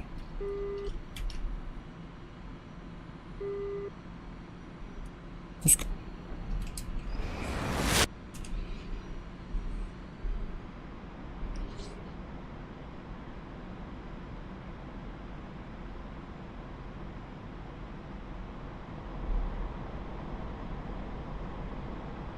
Все, Да, вертолеты ФПС все жестко. поражены. Остается снабжение. Ой, спецтехника остается. Ты просто не работал с ограничителем еще. Alt, левый, W кнопку нажимаешь. Я убрал.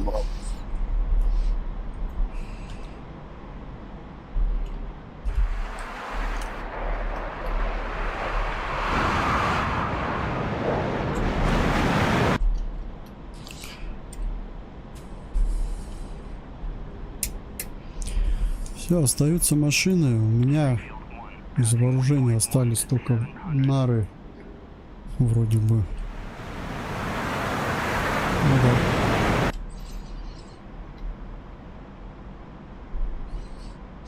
Если у тебя есть вооружение, бери машины на себя, потому что у меня уже нету ничего. Я все вертолеты уничтожил.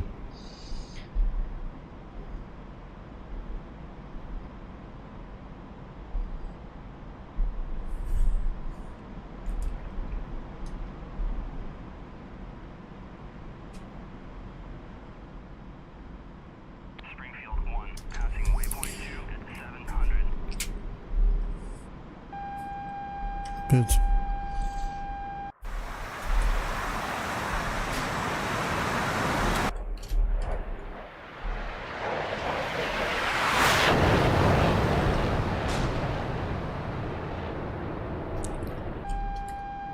Кто-то пытается нас загреть, все.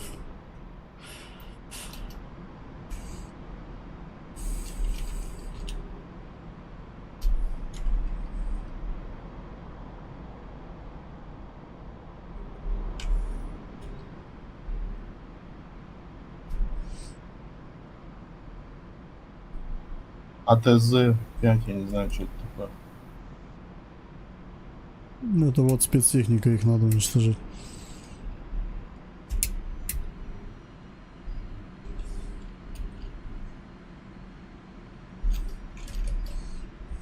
У меня остались только нары.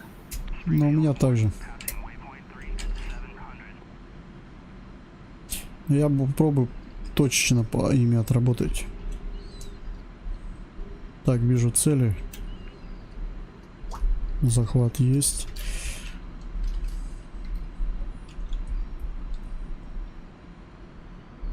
И нарами тоже захват делаешь? Ну, я захват делаю, ну.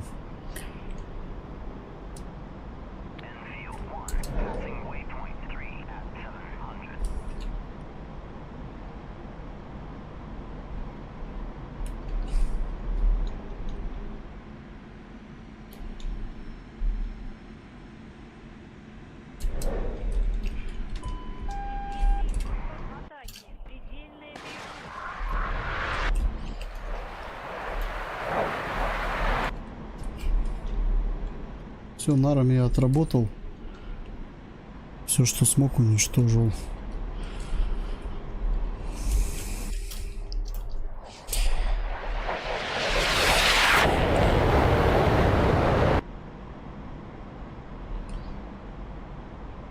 Ты где? Ох ты, блядь. А, все, меня подбили. Нихуя он достает, как хорошо. Я выбит.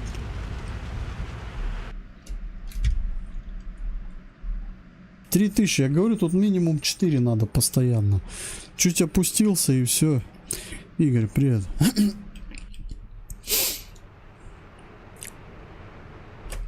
Так что нары я больше на этот самолет не возьму. Минимум управляемая ракета. Ну что, я сбит. Но правда еще не погиб. Пикирую.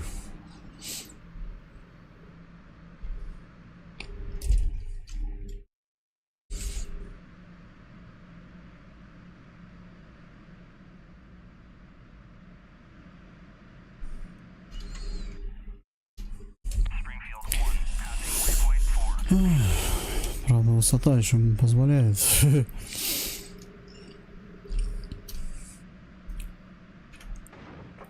Ох ты, меня подбили, блядь. Да потому что нары не для этого самолета. Хоть он и стреляет ими хорошо.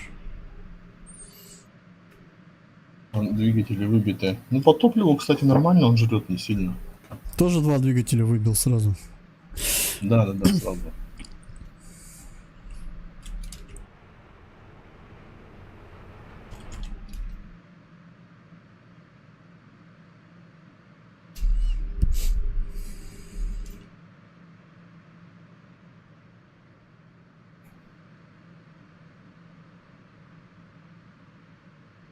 По тебе Авенджер отработал.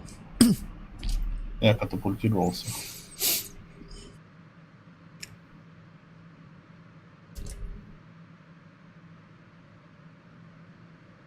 Вот, блин, они закосматили вот эти МЛки.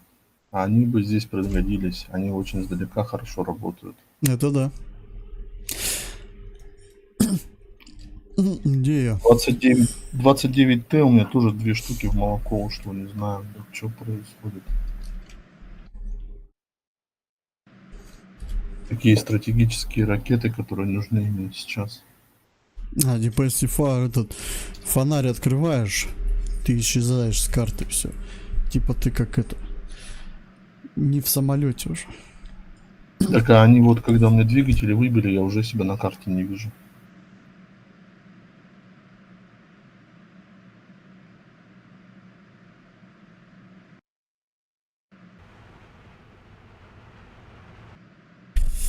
Нет, шелка нет, шелка она так не может.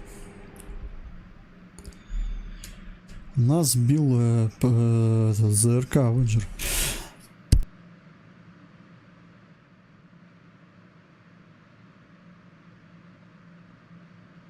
Сейчас на минутку отойду.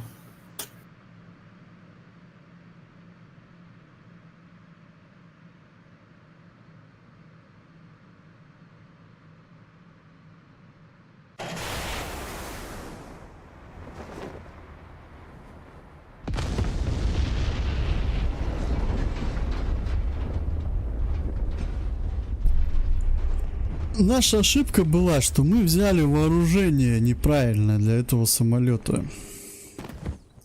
Это не грач обычный. Здесь надо использовать только все, что работает на дистанции.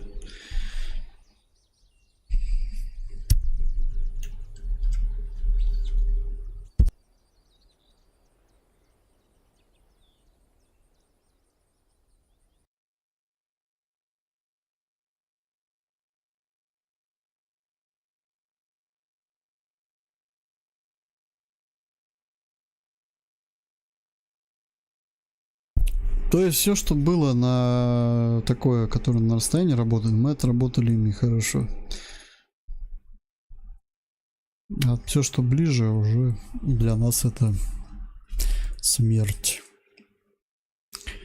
Поэтому, ну, надо было знать, какое вооружение лучше использовать.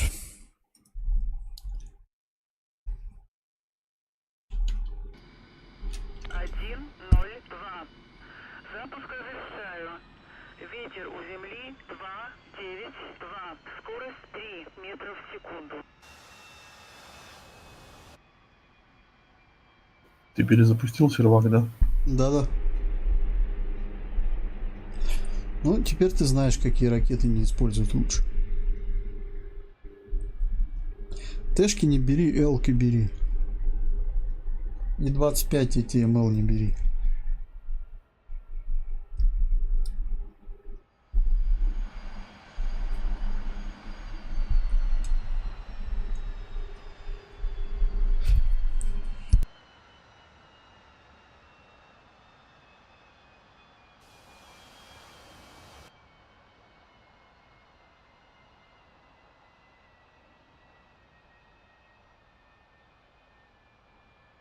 И помехи нифига не помогают. Ну, понятное дело, если по тебе уже ракета пущена.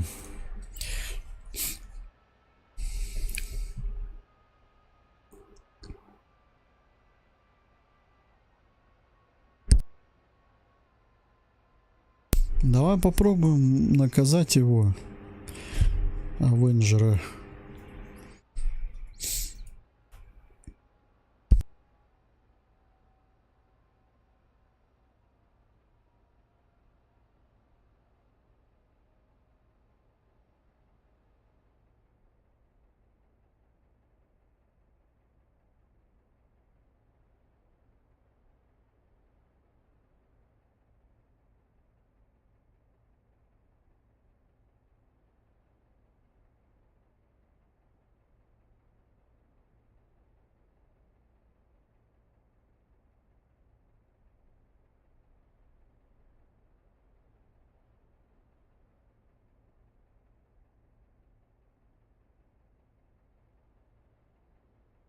Перезарядка по плану.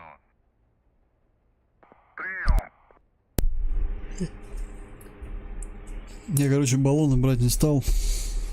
Я взял 5 или 6, сколько там? 6 ракет. Я тоже набрал одни ракеты. Нары вообще не стал брать. Сейчас отойду.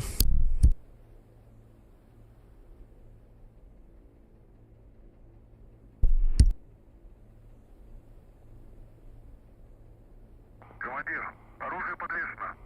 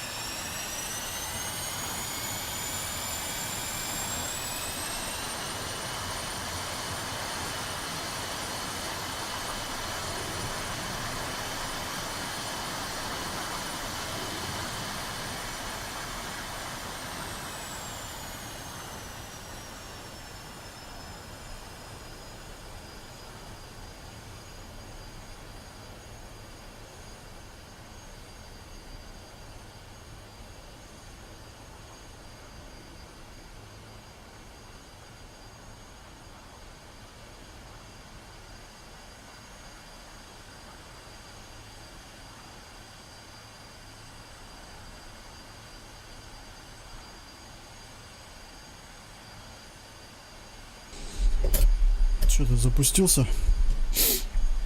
Да, я встал на исходный. Давай, взлетай, я тебя догоню.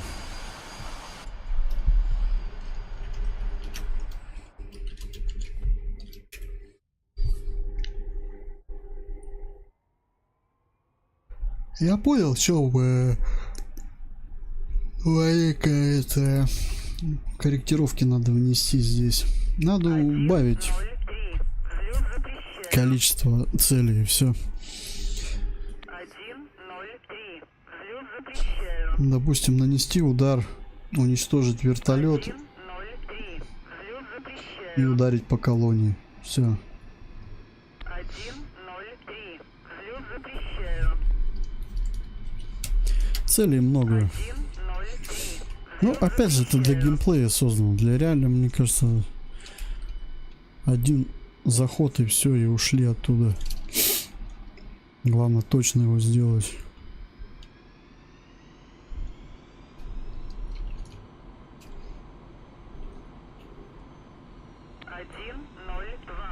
Разрешаю руление на полосу. 102. Взлет.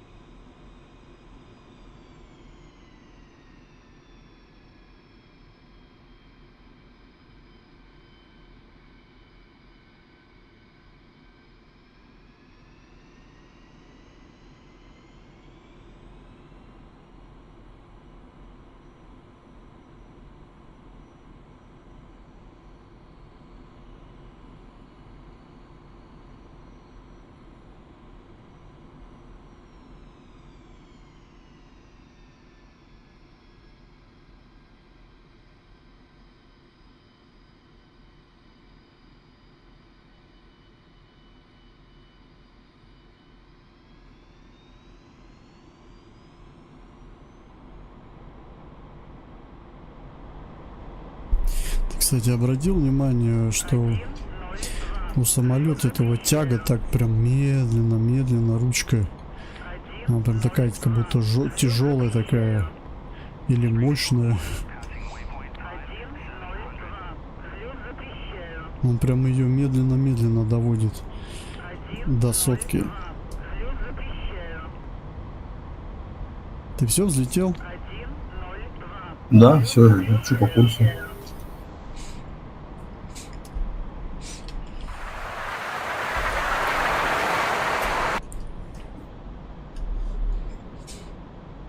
Слушай, ну а так вроде условия выполнялись. Я видел там предупреждение, что вертолет один уничтожил. Потом все цели уничтожены. Предупреждение было с вертолетами, я имею в виду. То есть вот это все работает. Я же еще тестирую.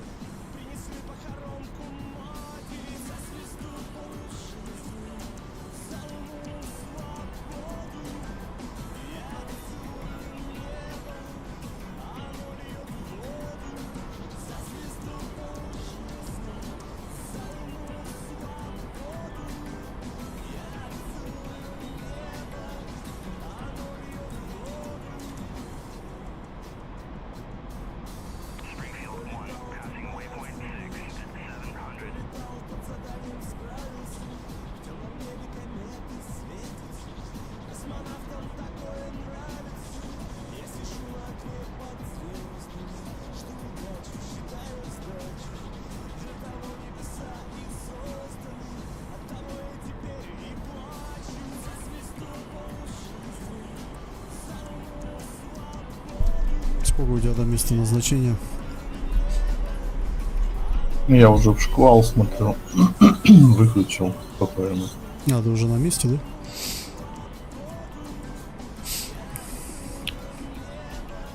Высоту меньше 3700 где-то не понижай. Вот этот Avenger тебя опять отработает. И эти Stinger может тебя тоже взять.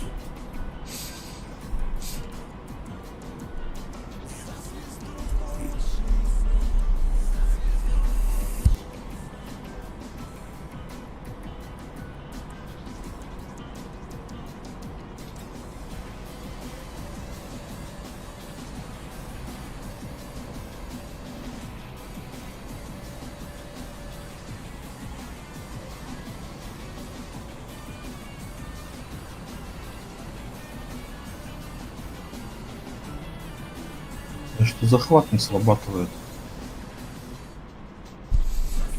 Шифто? Или что, какой захват? Нет, эти цели, которые вертолеты, они у тебя не захватятся. Это цели, они считаются как без экипажа же. Ты должен просто навести шквал на них, солт, включить этот дальномер и отработать. Это же самое, как, допустим, по бункеру бы ты работал.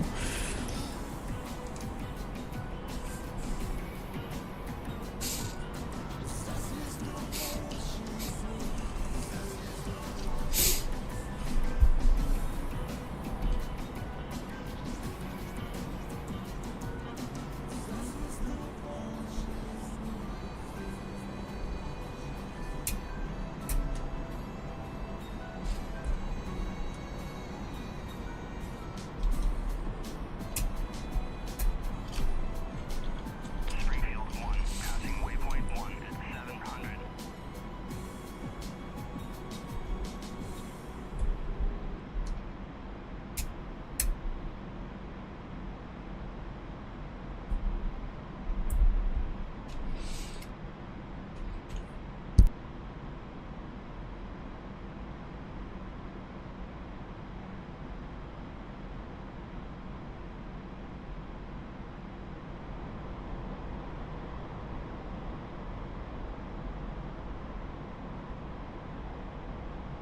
Springfield 1, passing waypoint 2 at 700.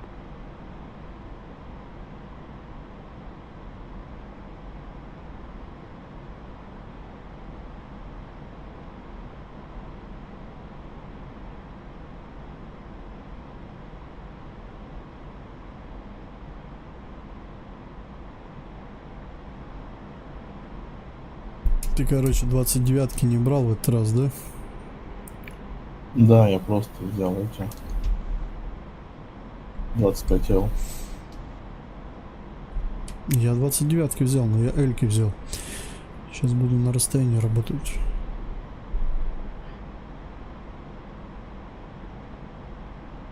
Для меня сейчас еще большая проблема цели разглядеть.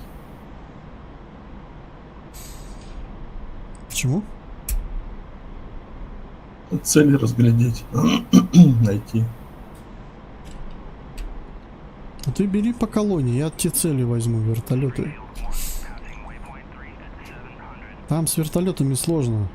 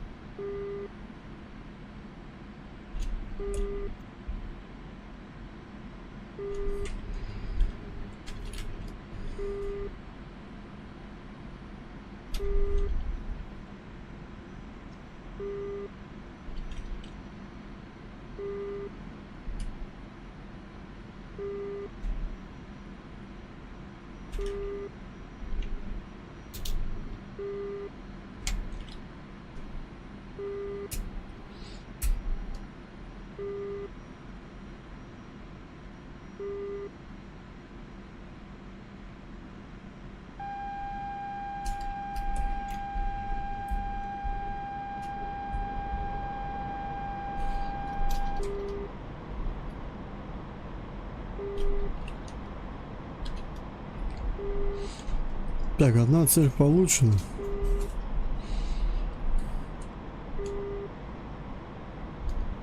Сейчас Блять, будем меня работать. подстрелили. Подстрелили? Ты что, высоту опять снижал? Не, на 3,5 был. Нет, 3,5 мало, я говорю 3700. 3700 надо минимум брать.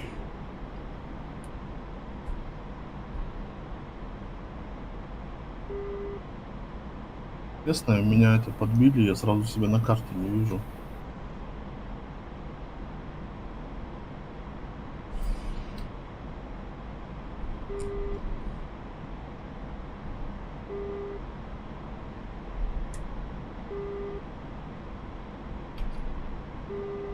Springfield 1, passing waypoint 4 at 700.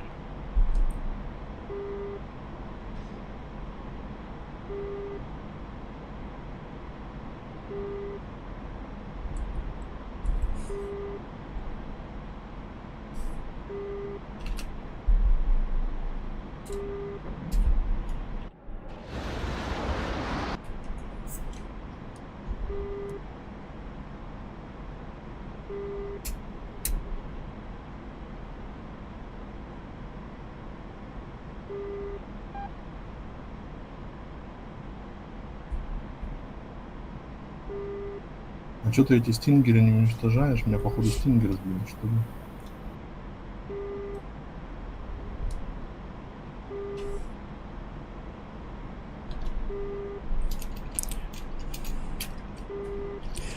Проблема в том, то, что у нас вооружение на них. У нас рассчитано все на этот. Но я могу сейчас уничтожить этот Авенджер. Я, видишь, вооружение-то рассчитываем на основные цели. Вот я сейчас работаю с высоты 4 километра. Одну цель я уничтожил. Меньше снижаться нельзя, они нас забьют. Здесь уже современный бой. Здесь... Это благо здесь ЗРК нету. ЗРК бы уже бы нас сбил давно бы. Бук какой-нибудь, блядь. Или Патриот. Патриот бы нас уже давно бы уделал.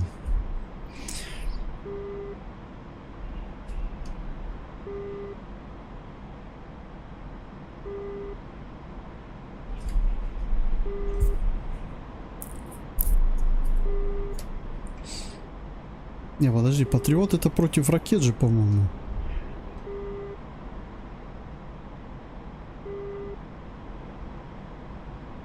Или он и против воздуха тоже?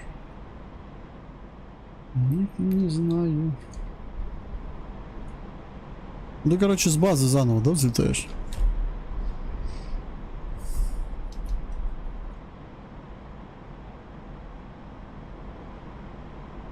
Ты где? Да я на твой этот летательный аппарат переключился, смотри. У меня перевес идет на крыло. Надо разворачиваться. Не знаю, нормальная ракета Х-29Л. Если 29-ки будешь использовать, Л-ку используй. Но мне пришлось атаковать, снимать этот ограничитель. Так бы я бы не сработал. Она почему-то пуск мне не подсказывает.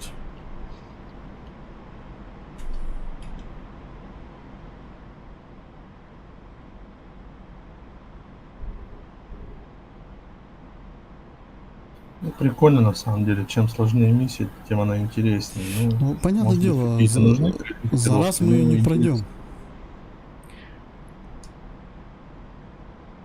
Говори, говори, я тебе просто в 5 копеек вставил.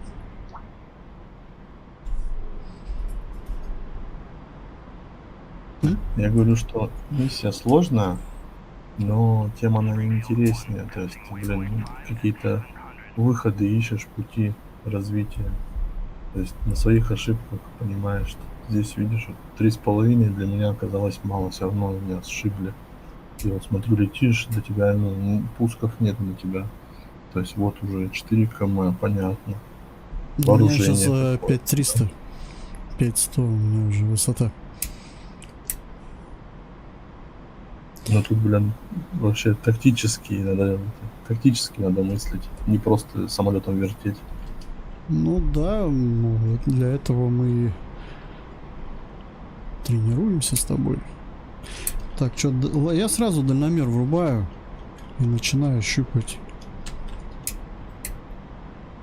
Вот вижу вертолет. Так, нет, добью тот.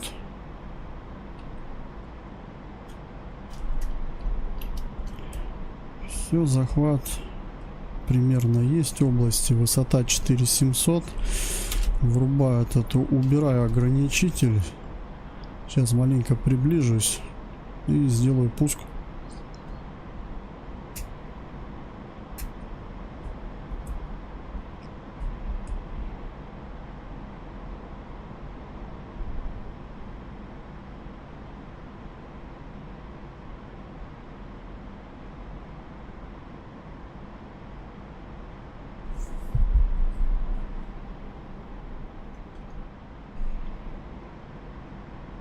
Все, делаю пуск.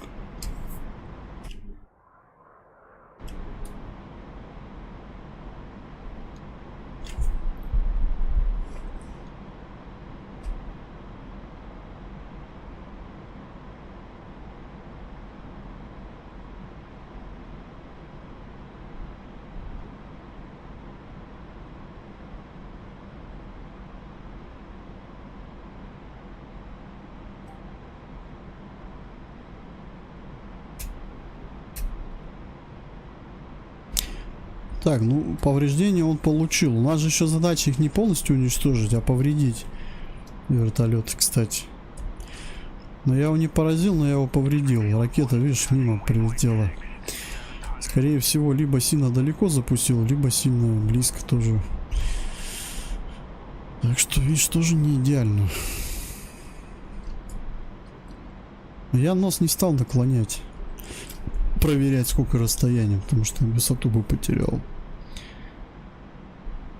Что ты будешь лететь-то еще?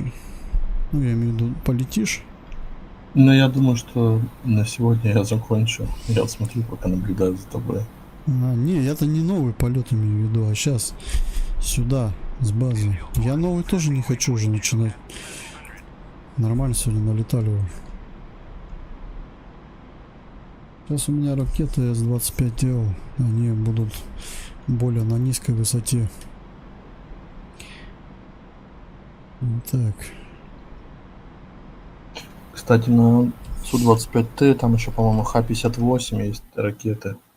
Они вообще там что-то, ну, далеко бьют. Х-58 ракеты, это против ЗРК. Они работают в основном против этих радаров.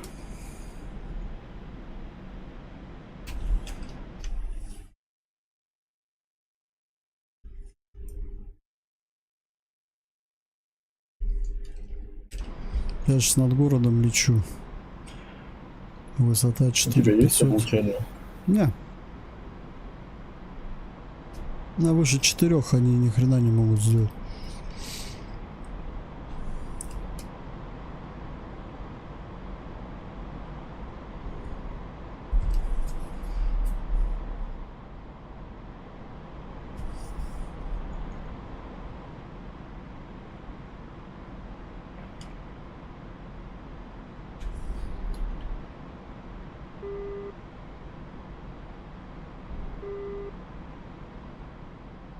Расход топлива, конечно, увеличивается, потому что ты, считай, мотыляешь на высоте. Пока развернешься, пока наведешься. Это такой гемор.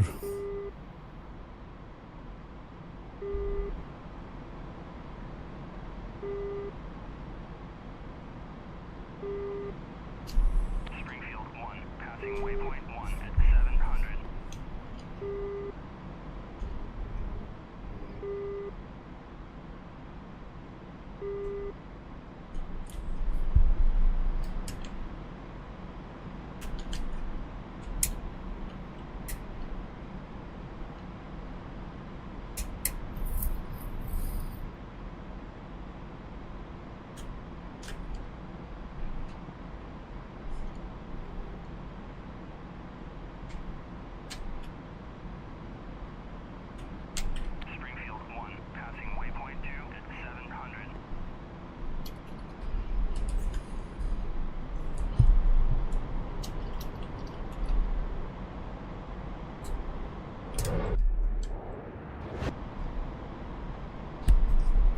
Выполнил пуск ракеты С-25Л по вертолету Ми-24.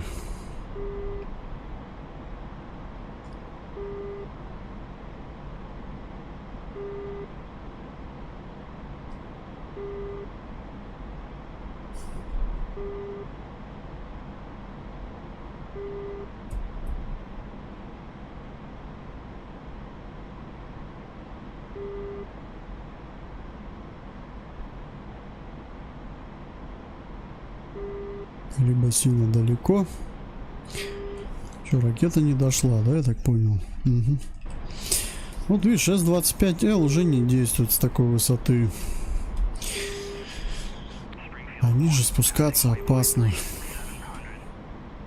С-25 вообще, по-моему, типа как нары с 4 километров только выпускаются. Вот, пожалуйста, ракета ушла в молоко, блять. Это уже, считай, минус боеприпас, минус единицы техники, блять. Точнее, живые оставили. Здесь каждая ракета на счету. Да, была бы МЛ-ка, было бы проще работать.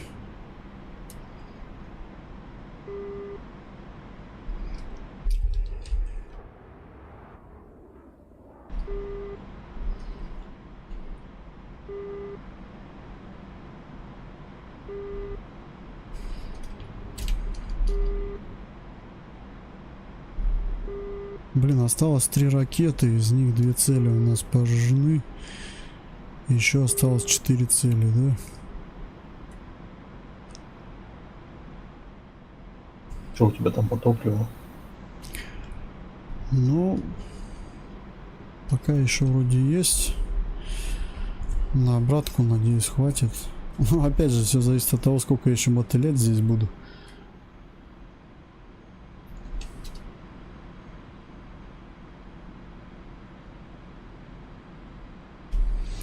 Блин, ну с этими ракетами мне сейчас маневрировать придется, а это опять под удар ПЗРК. Иначе я так и буду кривить.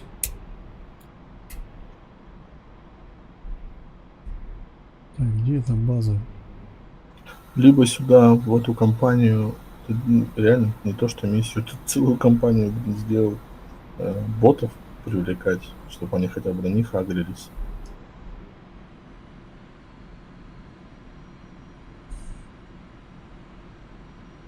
Ну, если ЗРК оно не будет... В смысле ботов? Самолеты, что ли, им создавать? Зачем? Смысл этих самолетов? Нам надо самим. Ну, помощь. Так будет нам неинтересно уже играть. Так, еще раз пробую.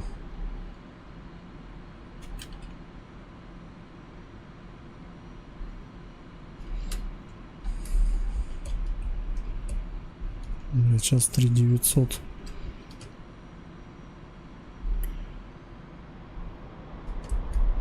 3800 тут высоту сейчас пробую держать. Ради этой ракеты. Даже 3700 у меня.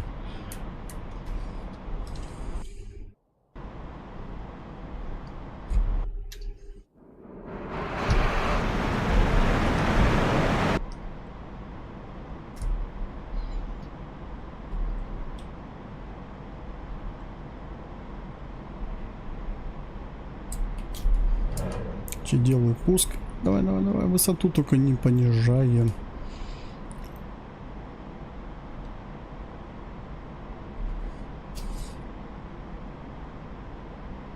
Блядь, ну если сейчас такой высоты не попадет, все тогда эту ракету вообще не вижу смысла использовать в этой миссии.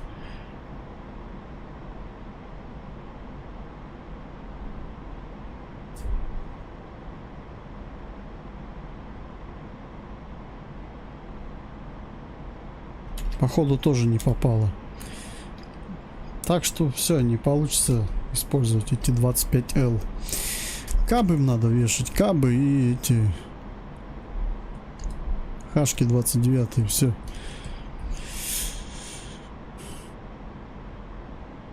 Без вариантов. Такие ракеты не получится использовать. Ладно. Сейчас я еще просто гляну кое-что.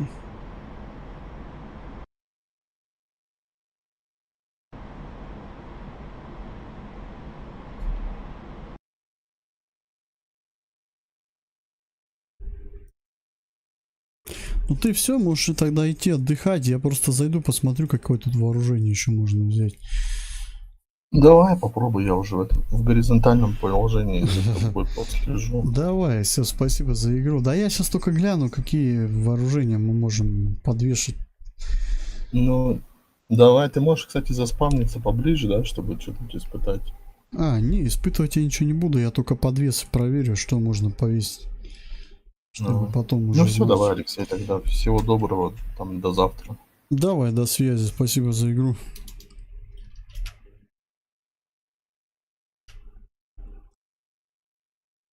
Все, давай, пока-пока.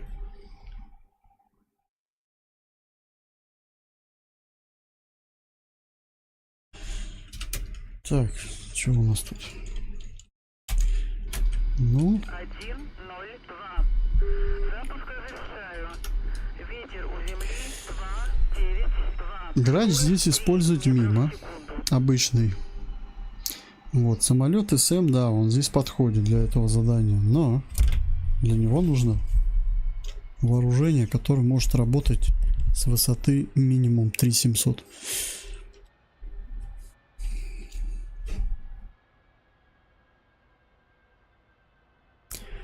Поэтому что можно здесь использовать? Сейчас посмотрю.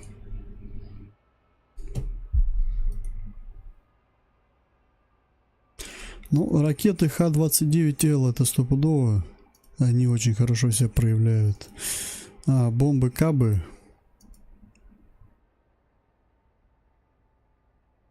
Все. Это все, что мы можем пока повесить.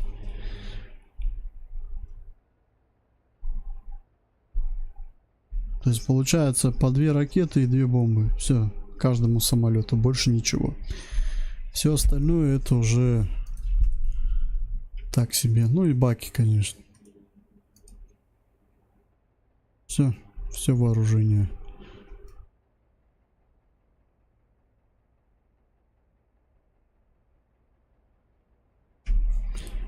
Поэтому один здесь ты ни хрена не сделаешь. Здесь надо работать именно четвером. Ой, вдвоем. Точечно работать. Чтобы кто-то бил, допустим, по вертолетам, кто-то работал по колонии.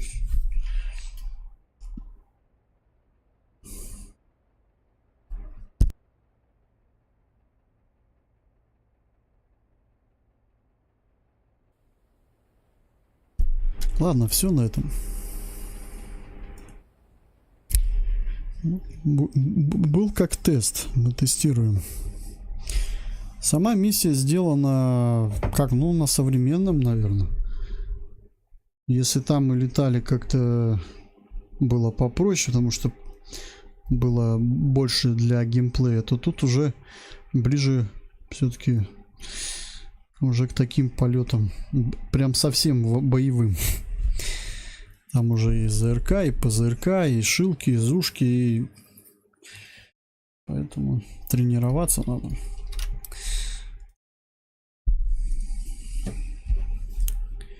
Ладно, все тогда на этом.